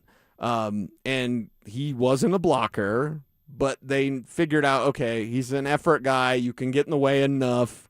You have to kind of gauge where that's at. Shannon Sharp ended up, Mike Shanahan and Elway told him, yeah, he wasn't even a tight end right when he came into the league. Look at his rookie cards, action-packed. It's right? got the one. He's wearing the number one. It's the action-packed. Action-packed number that's one. the one. I Shannon love that. Sharp. Yes. I love, and it says wide receiver next to his Yes, name. it does. Yep. Dan Reeves pulled him in and said, so, why are teams making poor decisions? Because Jolie shouldn't have been a 5th rounder. That's for all of us to ponder. Is the talent gap between him and the guys that went ahead of him pretty minimal? Are they pretty chunked together? Well, let's talk about the F tight ends that went ahead of him. Eli Stowers is the best receiving tight end in this draft class. Kenyon Sadiq is the best tight end in this draft class. He blocks well. Stowers is not necessarily head and shoulders above Jolie, but there's a clear difference. Difference in the speed and downfield ball tracking ability that you get with an Eli Stowers that you don't get with a Jolie. But for where they were in the draft, to get that sort of skill set that you can hone and you can sharpen, I think that makes a lot of sense. And a guy that we had mentioned earlier before the Jolie pick of like, hey, look out for Jolie, look out for Michael Trigg, the Baylor kid. He's actually sitting here undrafted right now. So it's one of those things. The league is made up of late-round picks and undrafted guys. This is not the time to fall asleep for George Payton and company, and, of course, they're not doing that. We did hit on the Chiefs a little bit and what they did in competition in the draft, but we haven't really gone around the rest of the league a whole lot. Before you get out of here and get to those undrafted free agents, so it wouldn't be a draft if the Browns didn't take a quarterback, and they did with Taylor Green in the 6th there round. they go. So they'll have 4 on the roster again or whatever they did. But all jokes aside about the Browns, I do want to ask you specifically about them because of the Shedeur Sanders situation. And the ties here. They don't have Paul DePodesta back with the Rockies now running picks in the NFL and running the organization anymore, but if Shedeur Sanders is going to have a future in the NFL with the Cleveland Browns, they go Spencer Fano, a tackle for him up front, and then 2 wide receivers in Casey Concepcion and Denzel Boston over the first 2 rounds. And call me crazy, it looks like the Cleveland Browns had a very well-executed top of this draft. Yes, they did. This is an outstanding draft from Cleveland, and I would never say that because I hate the Browns, but this is awesome. Starting off with Fano out there to strengthen that offensive line. Concepcion gives you the big play speed, downfield threat. Denzel Boston, one of my favorites, our 2nd-round pick. I did have him mocked to them with their second first-rounder, so I'm going to claim that as a win because my first-round mock draft got torn apart with all those trades. So if I had it to the Browns in the first, then they get them right at the top of the second. I'm counting it, baby. Counting it. So Denzel Boston there, and he plays above the rim. He's got that size to box out defenders. Emmanuel McNeil-Warren could have been a first-rounder. Brother, they got him at the 26th pick in the second round. That's craziness, where there was some, some out there saying, like, he's the second-best safety in this draft class. They get him, near the end of the second round. I think that's an incredible pick. Then they get Joy Royer. He's not Travis Kelce. He's not. But you see that physicality, right? And similarly, and I'll remember Kelce when he came out of college. You'll remember that, Chad, of like, he wasn't who he is today. But you saw a little something where you're like, hey, he's tough. Hey, he's physical. He doesn't give a crap about coverage. You see a little bit of that with Royer. So, again, he's not Travis Kelce. Don't at me, bro. But I just like that. Hey, they're getting a tough tight end that can help move the chains and that can be a security blanket for your quarterback if, in fact, that is Shedeur Sanders. Taylor Green is interesting, and you know his game. He's got that arm. He's got that. You can time his throwing motion with a sundial. Not a fan. Not a fan. With I'll just say that. Because it's like throwing around there. But when he's better than Dylan Gabriel. I'll give him that. So the Browns have a new third-string quarterback. Of course, I'm not a Dylan Gabriel fan, but either way, we'll see what Shedeur has to work with if, in fact, he does win the starting job. But if you look at Concepcion and the fact that his speed, Shedeur Sanders throws one of the most beautiful downfield passes that I've seen. It's why I had him. Yes, I had him as my number one quarterback last year. I sat here perplexed the entire day 3. I had TV crews coming in. Remember that? Yeah. From channel whatever it was. They're like, this is the weirdest thing ever. It was the craziest slide because it didn't slide around. Yeah. It slid 5 rounds. Yes. It was the whole draft. Yes, it was the crazy. entire draft. And I sat there going, hey, I believe Shedeur Sanders is an advanced passer. I still believe that. Do I also believe that he's not a scrambler? No, because he's not. Do I also believe that, he could get a little bit distracted by other things? Yeah, I believe that. But just from a passing standpoint, a guy like Concepcion, where he's got that beautiful deep ball, I can just see it now, and then Boston in the red zone, hey, throw it up, big man's going to go get it. Shedeur Sanders knows how to do that. Cecil, just overall, last thing for you as you get out of here, and thank you for joining us all day today. Just overall, feeling pretty good walking out of this Broncos draft now that it's wrapped up. Yeah, and the thing is, and get as offended as you like, everybody, because there's the whole you can't grade a draft. Yeah, you can. And guess what I'm going to do for Monday at DenverSports.com? I'm going to have a draft grade. I will reveal it then, but let's just say it's a pretty good grade. I'm not sure if it's going to be an A, but I feel really strongly about what they've done. And the pushback is, and it does take 3 years to judge a draft class. It does. But to be able to judge it now, when people push back on me, you can't grade a draft right now. Okay. Take Taylor Green, number 1 overall. Can you grade that? Yeah, I can grade that. Can you grade that? Last year, take Jeremy Crawshaw, number 1 overall. Can you can grade that, right? Pretty confident in that. You would see Jeremy Crawshaw as a number 1 overall pick as a bad pick. Is that a judgment? Are we doing that? Pretty sure you're not getting great value on that. Yes. So it's where they were expected to go, how they fit with the team. There's a lot that goes into it. It's not a final grade. But I think we all can look at these teams. I look what the Steelers did. I mean, they're just insane. They're not even drafting well. Like the Steelers, they're pathetic, just terrible, awful draft here. I look at what the Browns did. That's a good draft. College ball. These guys are good players. I look at what the Broncos did, and I see a really good draft. What's the grade? Find out. DenverSports.com. Cecil Lammy, thank you so much. We are talking NFL draft powered by Waterloo Turf. Chad and I give our thoughts on Dallin Bentley, Red Murdoch, and the rest of the Broncos draft. We do that next. Avs playoffs. Nuggets playoffs. It's beautiful. It's brutal. The ups, the downs. We're here to help you through it because we get it. We're just like you. Come on! You're going to yell at your TV. You're going to text your group chat in all caps. You're going to have opinions. Well, guess what?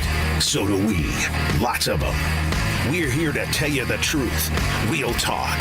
We're saying what everyone's thinking out loud. Denver Sports 104.3 The Fan. Denver's playoff headquarters. $5,000. That's the average amount of money people in the U.S. are now spending on gas in a year. $5,000. That's crazy. If you drive, you have to download Upside, the free app that gives you cash back every time you get gas. That's right. You can earn real cash back with Upside just by buying the gas you're already buying. You can literally start earning cash back today. I use Upside every time I fill up, and I've already made around $300. You're putting gas in your car anyway. Why not get real cash back? If you like free money, download Upside. I'm saving the cash I earn from using Upside to help pay for a vacation later this year. Download the free Upside app now to earn cash back every time you buy gas. Use promo code BACK5 to get up to a $5 bonus on your first tank. You can cash out anytime right to your bank, PayPal, or a gift card for Amazon and other brands. Just download the free Upside app and use promo code BACK5 to get up to a $5 bonus on your first tank. That's code BACK5 to get up to a $5 bonus on your first tank. The biggest savings of the year from the oldest family-owned Toyota dealership in the Denver Metro, Groove Toyota. Limited time during the Over and Above sales event. Over 300 Toyota Tacomas. Only $329 a month lease. Visit GrooveToyota.com. Find your groove with 329 Tacomas at GrooveToyota.com. Start here. Go anywhere. Closed end lease for 36 months with $35.99 due at signing. Zero security deposit on approved credit. Call 720-961-4465 for complete details. Offer expires 5/4/26. Everything is getting more expensive. Gas, groceries, and especially rent, which can go up every single year. But as a homeowner, you have a secret weapon. While the world gets pricier, a fixed rate mortgage stays exactly the same. That stability isn't just peace of mind, it's your family's financial foundation. American Financing understands home ownership creates wealth. Every monthly payment builds equity and stacks your net worth on autopilot. It's how the middle class actually wins the long game. Your home is a flexible asset. You can live in it, rent it out for passive income, or pass it down to your children. Renting gives you none of that. American Financing salary-based mortgage consultants can help you get pre-qualified with no upfront fees. Call American Financing today and get a pre-qualification letter in 24 hours or less. Call them at 303-695-7000. That's 303-695-7000 or online at AmericanFinancing.net. Secure your rate, build your wealth, and get the cash you need. NMLS 182334, NMLSConsumerAccess.org. You're hearing this right now. So are your customers. That's radio. It still works. But your customers don't live in one place anymore. Tonight, they're streaming Denver's biggest game on their TV. Tomorrow, they're deep in the most popular podcast in the country. Next week, all three, all over again. We build one campaign that reaches them everywhere. Radio, streaming TV, podcasts, all under one roof, all measured, all working together. That's not a pitch, that's a system. DenverSports.com. Let's build yours. Imagine all that could happen in 5 years. Jobs may change, kids will grow, new memes will come out, but what if you had reliable, intelligent Wi-Fi and the price didn't change for 5 years? Thanks to Xfinity 5-year price guarantee, you don't have to worry about that part of your future. You're guaranteed 5 years of Wi-Fi that boosts speeds to your devices that need them the most, that finds and fixes any issues before you even notice them. It's like a super intelligent Wi-Fi that keeps you protected from online threats. You'll get incredible gaming speeds on multiple devices and no battling for bandwidth. For the next 5 years, all your devices will be working in perfect harmony, and you get our best equipment with no annual contracts, no fees, no strings. Plus, get online in minutes with same-day Wi-Fi. All with Xfinity's 5-year price guarantee. Lock in your price and unlock the possibilities. To get started, call, visit Xfinity.com, or drop into an Xfinity store. Xfinity, imagine that. Restrictions apply. Select plans only. Breaking down day 3 of the NFL Draft, here's John Davis and Chad Andrus, presented by Waterloo Turf.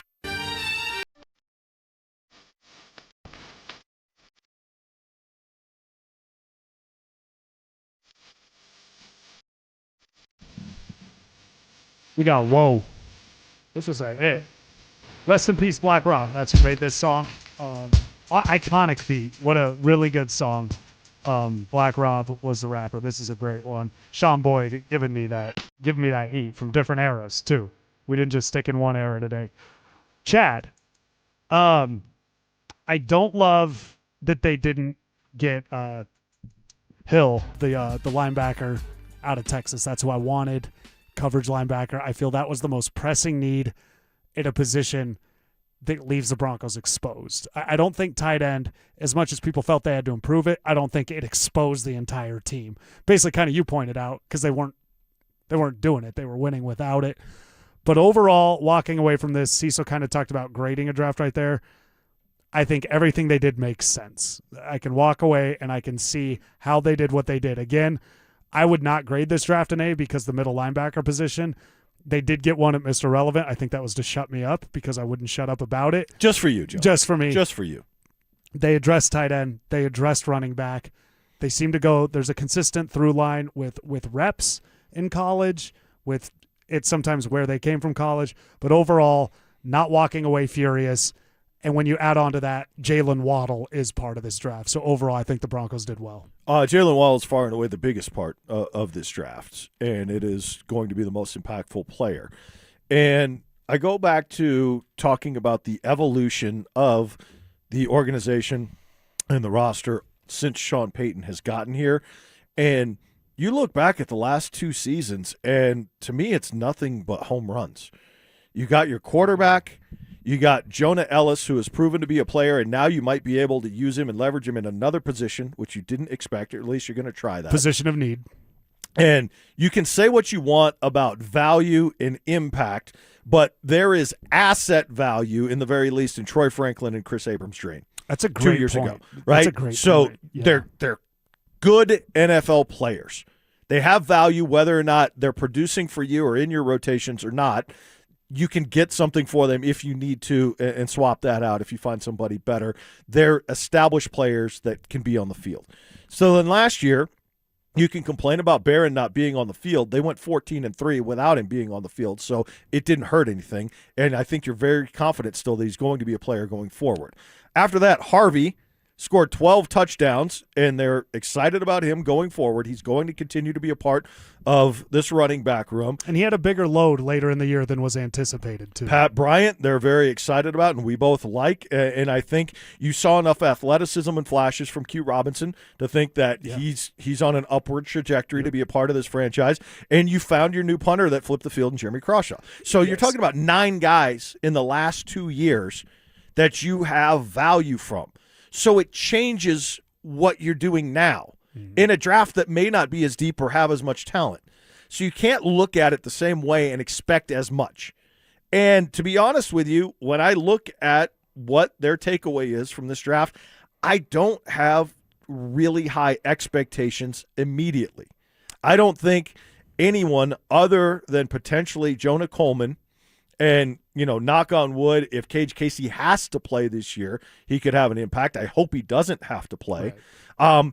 But, Waddle is going to be the guy. That is impactful. That is your offseason takeaway. And I hope Jonah Coleman has a role to do that. The rest of the guys, we'll see if Jolie gets on the field. We'll see if they sneak Bentley onto the practice squad and he develops. And Onyedem, I think, is probably going to be in that Savion Jones role from a year ago where he's inactive almost every week. And that's a luxury of being a good team. It's great problem to have. You don't have to shove your rookies on the field. You can, if Tyler Onyedem takes the Nick Bonito trajectory, different positions, but there's a ton of skill here. Let's give him a couple years. And then in 2-3 years, he's an elite defensive tackle in the NFL, and you've got him for 10 years. I mean, that's huge, especially if at some point you got to move on from Zach Allen. He gets up there in age. So they have the luxury. And Jahdae Barron, I think what's important about that, he didn't not get on the field because, oh my God, this guy sucks. What a bust. You got the best in the world on one side as a corner.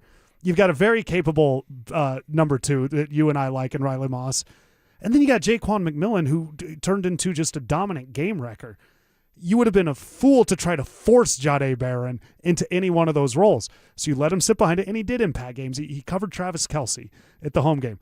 But to your point, this year, you get all these players that get to come into Denver. There's a lot of reasons to like them, a lot of reps. Cage Casey gets to sit behind and watch 5 capable starters and a swing tackle, 6 guys that know what they're doing on the O-line. He gets to learn from. I'm with you. The impact isn't going to be felt this year, but that's what happens when you're a good team. And it's a luxury, and the Broncos are fortunate that they can approach a draft like this. You know how you stay a good team? You have depth. So if you encounter, or not if, when you encounter injuries, you have guys that can play. That's how you stay a good team. Well, and with that, teams are going to come for your guys. I mean, certain players get paid when you're good. They want part of what you're doing. John Franklin Myers was never realistically going to be able to be kept in Denver. He was too good, but he's like at 7-8 sacks. He's your fourth best pass rusher. He'd be an elite pass rusher. He'd be the top guy on other teams. It was unavoidable. That's why the Savion Jones pick is so important a year ago, because now it's time. We should be able to replace this with our draft pick. It's what the Nuggets hoped Christian Brown would be with Contavious Caldwell-Pope leaving. We'll see. But overall, no. And kind of to your point, if Justin Jolie can find a way on the field this year, that's a bonus. That puts you ahead. That gives you another weapon. Prudent is a word I used last night, and then you used it today. They weren't reckless with this draft overall. They screwed up the middle linebacker. I can't let that go. Come on. You're not getting a Red Murdoch jersey? Dude, I will tell you this, Chad. If Red Murdoch takes off, I'm getting it in blue, white, and throwback. Blue, white, orange, and throwback. I do really get concerned that we're going to be getting frustrated with the running backs out of the backfield and other coverage types. I wish they would have addressed it. Outside of that, it's hard to get mad at anything they did. The Broncos did. We'll say this. I don't have a ton of exposure to Buffalo football. I did watch highlights they showed on the draft. Were they playing UNC? I couldn't actually tell some of the times. Everything that they showed for Red Murdoch was incredibly violent and fun, which you want out of a linebacker, but it was all moving forward. So it's not addressing the need you're talking about, chasing guys and running in coverage. It was coming up and making vicious hits. Just blowing up the play. Yeah, blowing things up, causing turnovers. He's going to be one in preseason that's going to be fun to watch. Yeah. Red Murdoch. Second half of preseason, he's going to be a highlight reel. That's going to be the one to watch. Chad, Broncos overall, and it started with Tyler Onedum, finished with Red Murdoch. They stuck on the defensive side of the ball, but they did address the running back. They got their Utah guy. They got their Illinois guy. Overall, pretty satisfied. This is our Broncos draft show powered by Waterloo Turf. You know what, Chad? There's a big game tonight in Denver. There's a big game tomorrow in Denver. You and I are going to talk about both of those. We'll do that next. Game 4 in Minneapolis, and Denver walks in carrying the sting of that Game 3 embarrassment, especially Nikola Jokic, who got pushed out of rhythm in a way you almost never see. Take it back. Take it back. Now it's about the response. Can the Nuggets MVP recover and set the tone early to take back control of the series? Can Jamal Murray steady the offense and quiet the crowd? And can Denver match Minnesota's physicality long enough to flip the momentum back their way? Denver Sports 104.3 The Fan.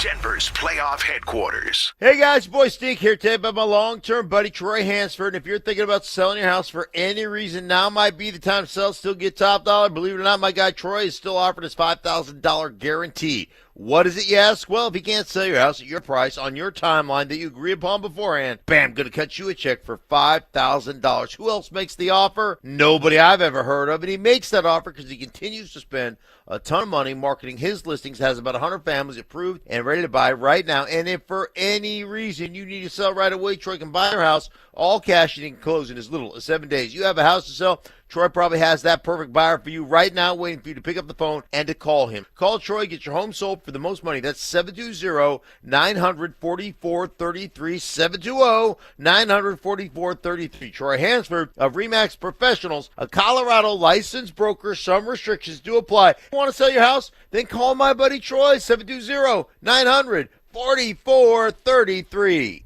At Uline, the prevailing opinion is, if you don't live it, you don't believe it.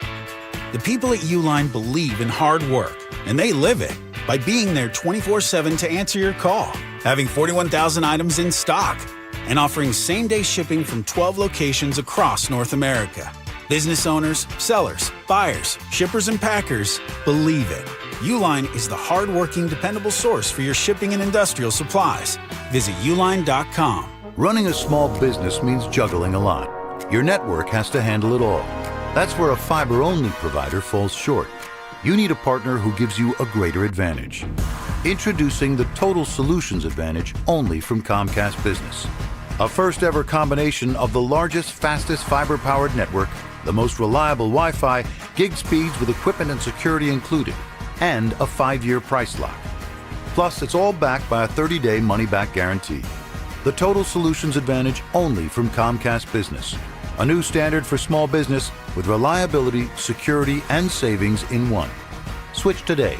Get started with a great offer as low as $60 a month. When you add it all up, no one does business like Comcast Business. Offer ends 6/1/26. New customers only. Requires 300 megabits per second internet and security edge. 1-year agreement, eco-bill, and autopay required. Equipment, taxes, and fees extra. Most reliable Wi-Fi based on Open Signal Awards USA Fixed Broadband Experience Report, May 2025. When the dollar's convertibility into gold ended in 1971, gold was fixed at $35 an ounce. Fast forward to today, and the U.S. dollar has lost over 85% of its purchasing power. Meanwhile, gold has increased in value by over 12,000%. Central banks are buying gold at record levels. Major firms are holding significant positions in gold. And I choose to buy gold from Birch Gold Group. It's Dan Bongino, and it all starts with education. Birch Gold just announced their Learn and Earn Precious Metals event. This free online event rewards you for learning the basics of investing in precious metals. Sign up to get free silver on your next purchase if you qualify. And you can get even larger incentives as you go. The more you learn, the more you can earn. But act now. This special event only runs through April 30th. So text my name, Dan, to the number 989898 to join Birch Gold's Learn and Earn Precious Metals event by April 30th. Text Dan to 989898 today. Message and data rates may apply. I lost 60 pounds with Soda weight loss a few years ago, and it changed my life. I look and feel 10 years younger. I'm moving better. I got my confidence back. You want your confidence back? Go to the website, sodadietandnutrition.com, or call them up, 1-866-800-SODA. And Soda weight loss is incredible because it's knowing how to eat, what to eat, and when to eat. It's working with a real nutritionist. It's having a plan in place to lose the weight naturally and change your life. Online, sodadietnutrition.com or 1-866-800-SODA. Soda weight loss is state of the art. Breaking down day 3 of the NFL Draft, here's John Davis and Chad Andrus, presented by Waterloo Turf.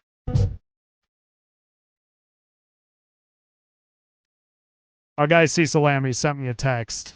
Red Murdoch.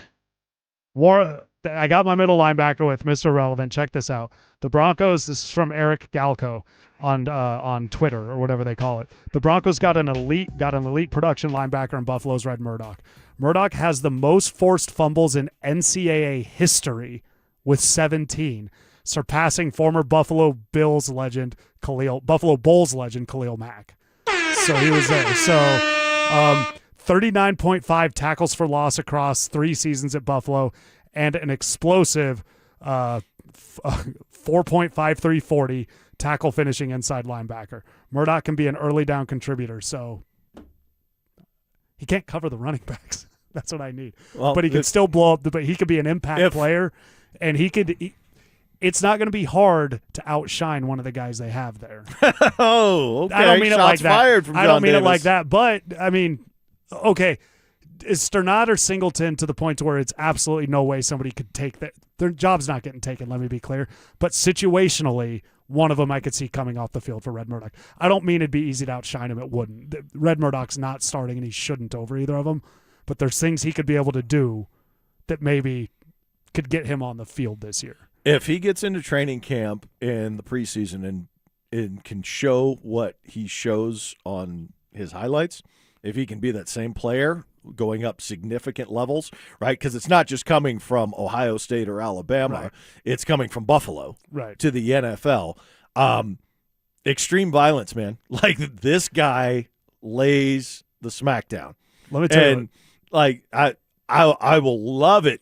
I will absolutely love it if it happens, but I don't know if it solves your covering backs out of the backfield. Well, problem. it doesn't. He's an early down guy. Yeah. So it doesn't solve it. But he forces fumbles. They struggled with turnovers last year. So he's got a skill set that they do need. But it does not solve my linebacker. The Avalanche going to the Cup, right? Yeah. I've been on a lot of different shows here and, around the country. People have me come on and talk about the Nuggets and the Avalanche. And people want to find an answer that someone in the West is going to beat them. No one in the West is going to beat them. And I know we have this mental block, this bugaboo with the Dallas Stars and what has happened in the past, and they've pretty much had their way with the Avalanche over the course of history, not just the recent McKinnon-McCarr teams. But the Avalanche were the better team than the Stars last year in that series. And I keep impressing that upon as many people that will listen is 2 out of every 3 periods, for easy math, the Avalanche were the better team. They just didn't win the games. And over time, I have confidence that will play out in their favor if they play Dallas again.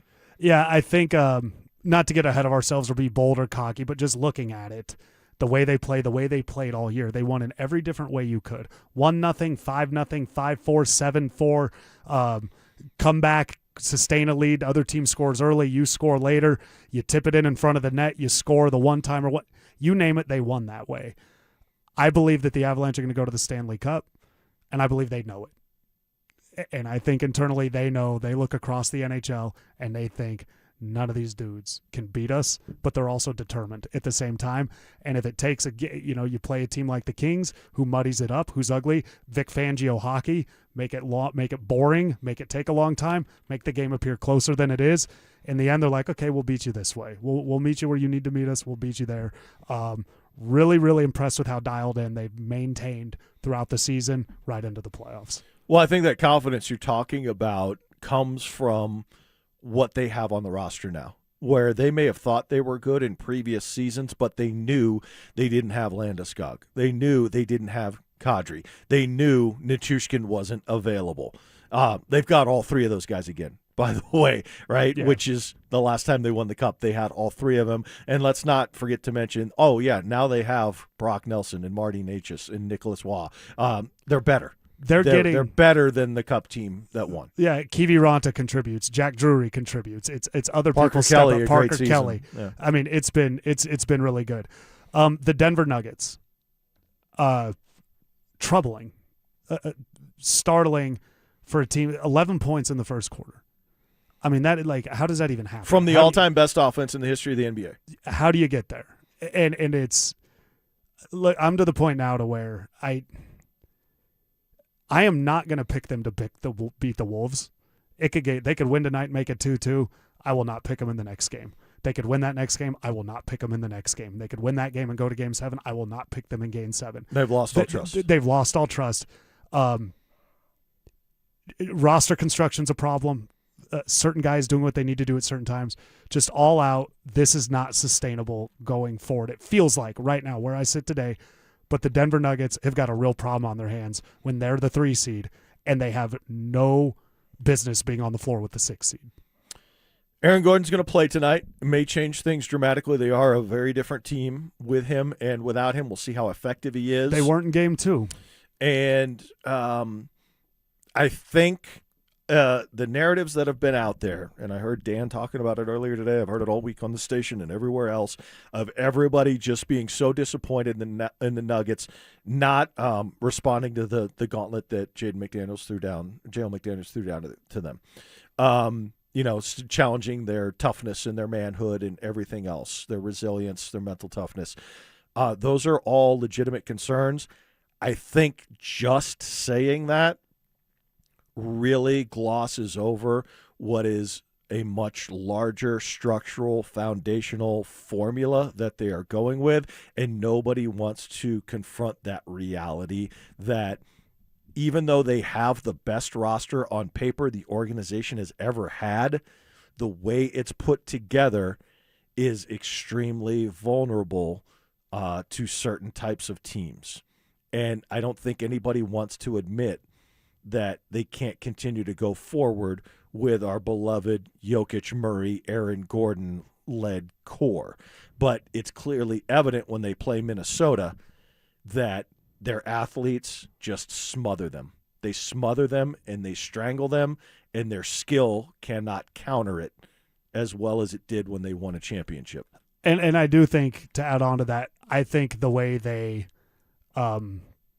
just drop their head and mope and let it happen, I think that's a problem. I do think the inability to, you're watching that, you're like, these guys, you're a professional basketball team. I mean, a bunch of these other teams, they do better than this. David Adelman, last one here. How much of the problem is David Adelman? Part of it, in terms of the mental toughness, the fight factor, he is very much a data analytics guy of, breaking down the situation and making the adjustment and how it looks on paper. There does have to be an emotional response and a mental toughness element of just toughen up, Buttercup. Toughen up, fight back. Don't wait for the numbers to play out analytically in your X's and O's. Fight back. John Fox wasn't an analytics guy, but it felt like that whole just no rah-rah. Let's go. Let's go. And then Gary Kubiak comes in. No fire. No fire. Just no fire. And you need that. And the Nuggets are going to need that because you got some guys in Minnesota right now that were having some internal conflict heading into this. Their star player's got a banged-up knee. They had every reason to pack it in and start a new window in Minnesota. And the thing that they needed more than anything was to play the Denver Nuggets. Because they're sharks, and they got blood in the water. They are predators, and the Nuggets are not predators. And they have no idea what that even looks like or feels like. I don't expect them to win tonight. I hate being that negative after what I thought was a very great weekend with the Broncos and with the Avalanche going forward. But with this Nuggets, what I saw the other night, aren't you tired of getting whooped that bad? And the fact is, yes, they are, but there's no path to resolution to it. I'm really tired of being comfortable being in trouble. Like being comfortable that they're just okay with someone's going to punch you in the mouth and they're going to go, okay, they punched us in the mouth. And they're going to punch us in the mouth again, and they're just okay with that. Nothing changes. And what do we see with the Broncos all year? They punched back, and they won in the end. You could do everything you could to them. They stayed there. They believed they would win. They didn't just roll over, and take it. And that's the difference. But they got a coach. They got some guys that really breed that. Hey, let's go on the attack here. The Nuggets are just missing that, and I don't see, to your point, what they have now. How they fix that, I don't think it's currently on the roster or in the coaching staff or whatever. And the way to get there requires more than one move. And now watch them win 3 straight and go on. And now they're going to win 3 straight. And you know what? We criticized them. We will love to be terribly wrong on that. Chad, so much fun today. Sean Boyd behind the glass. You did a great job. That's our Denver Broncos draft coverage. ESPN Radio next. The Avalanche roll into Game 4 in Los Angeles with a chance to finish the job. And can the Avs match LA's desperation shift for shift as the King's Castle gets loud? A sweep is on the table if Colorado goes out and takes it. Denver Sports 104.3 The Fan. Denver's playoff headquarters. Hey, it's Mike Evans. Let's talk about your hair. If you're losing it and desire it back, then do what I did and go see Dr. Tanya Pauls at Advanced Hair Restoration. Their simple one-day treatment offers life-changing results that I can personally attest to. Guys, it's not magic, but close to it. They put hair where you need it the most, and bam, it grows. It's actually science. Advanced Hair has it all. Top-rated Dr. Tanya Pauls, modern technology, and best of all, you get your very own natural hair that begins regrowing the very next day. Advanced Hair even guarantees it to grow for life. So schedule your free consultation today. Call 720-459-HAIR and you'll get $250 off and 250 free hair grafts. That's 720-459-HAIR. Advanced Hair is the winner of Westward's Best of Denver, and they've changed tens of thousands of lives, including mine. Become inspired with the before and afters at advancedhair.com. That's advancedhair.com. When a semi-truck hits you, it's not always just a fender bender. First, it's the missed work. Then the medical bills pile up. And these big rig companies can move fast with teams of lawyers, investigators, and denials. If you're not ready, you're already behind. At the Berg Simpson Law Firm, we've handled these cases for decades. So if you've been struck by an 18-wheeler, call us at Berg Simpson today. If you've been injured, call Berg Simpson for free now at 303-790-2525. BergSimpson.com. Good lawyers changing lives. Hey guys, Mark Schlereth here from my friends at Cudarelli Vision. Here's my story. I wore glasses growing up for a long time, and then when I hit my 30s playing for the Broncos, I ended up having LASIK surgery, but when I hit my mid-50s, I needed those readers for everything I did, whether it was going to restaurants, trying to read menus, whether it was reading statistics, studying film. I needed those reading glasses. Well, I decided to go see Dr. Cutarelli at Cutarelli Vision for refractive lens exchange, and I can tell you firsthand, total game changer. And you can join Dr. Cutarelli for his live webinar this Wednesday at noon. Learn more about refractive lens exchange from Cutarelli Vision. This free webinar is the perfect opportunity to meet Dr. Cutarelli and have him answer all your questions like, is RLE for me? Am I a good candidate? What's the recovery time? What's the cost? Is there financing? Cutarelli is Colorado's most experienced with over 90,000 vision correction procedures, and he can tell you when it's time for you. Make sure you join that live webinar this Wednesday at noon. Register at ColoradoRLE.com. That's ColoradoRLE.com. $5,000. That's the average amount of money people in the U.S. are now spending on gas in a year. $5,000. That's crazy. If you drive, you have to download Upside, the free app that gives you cash back every time you get gas. That's right. You can earn real cash back with Upside just by buying the gas you're already buying. You can literally start earning cash back today. I use Upside every time I fill up, and I've already made around $300. You're putting gas in your car anyway. Why not get real cash back? If you like free money, download Upside. I'm saving the cash I earn from using Upside to help pay for a vacation later this year. Download the free Upside app now to earn cash back every time you buy gas. Use promo code BACK5 to get up to a $5 bonus on your first tank. You can cash out anytime right to your bank, PayPal, or a gift card for Amazon and other brands. Just download the free Upside app and use promo code BACK5 to get up to a $5 bonus on your first tank. That's code BACK5 to get up to a $5 bonus on your first tank. Hey, it's Philip Lindsay here. During my football career, I've seen every kind of medical tech there is. I finally stopped ignoring my joint pain, and I want to tell you guys about RegenRx. They have a blueprint to recovery that is next level. From stem cells to shockwave therapy, it's non-surgical and there's no downtime. Don't just settle for average results with outdated equipment. Go to a clinic that's leading the way. RegenRx offers free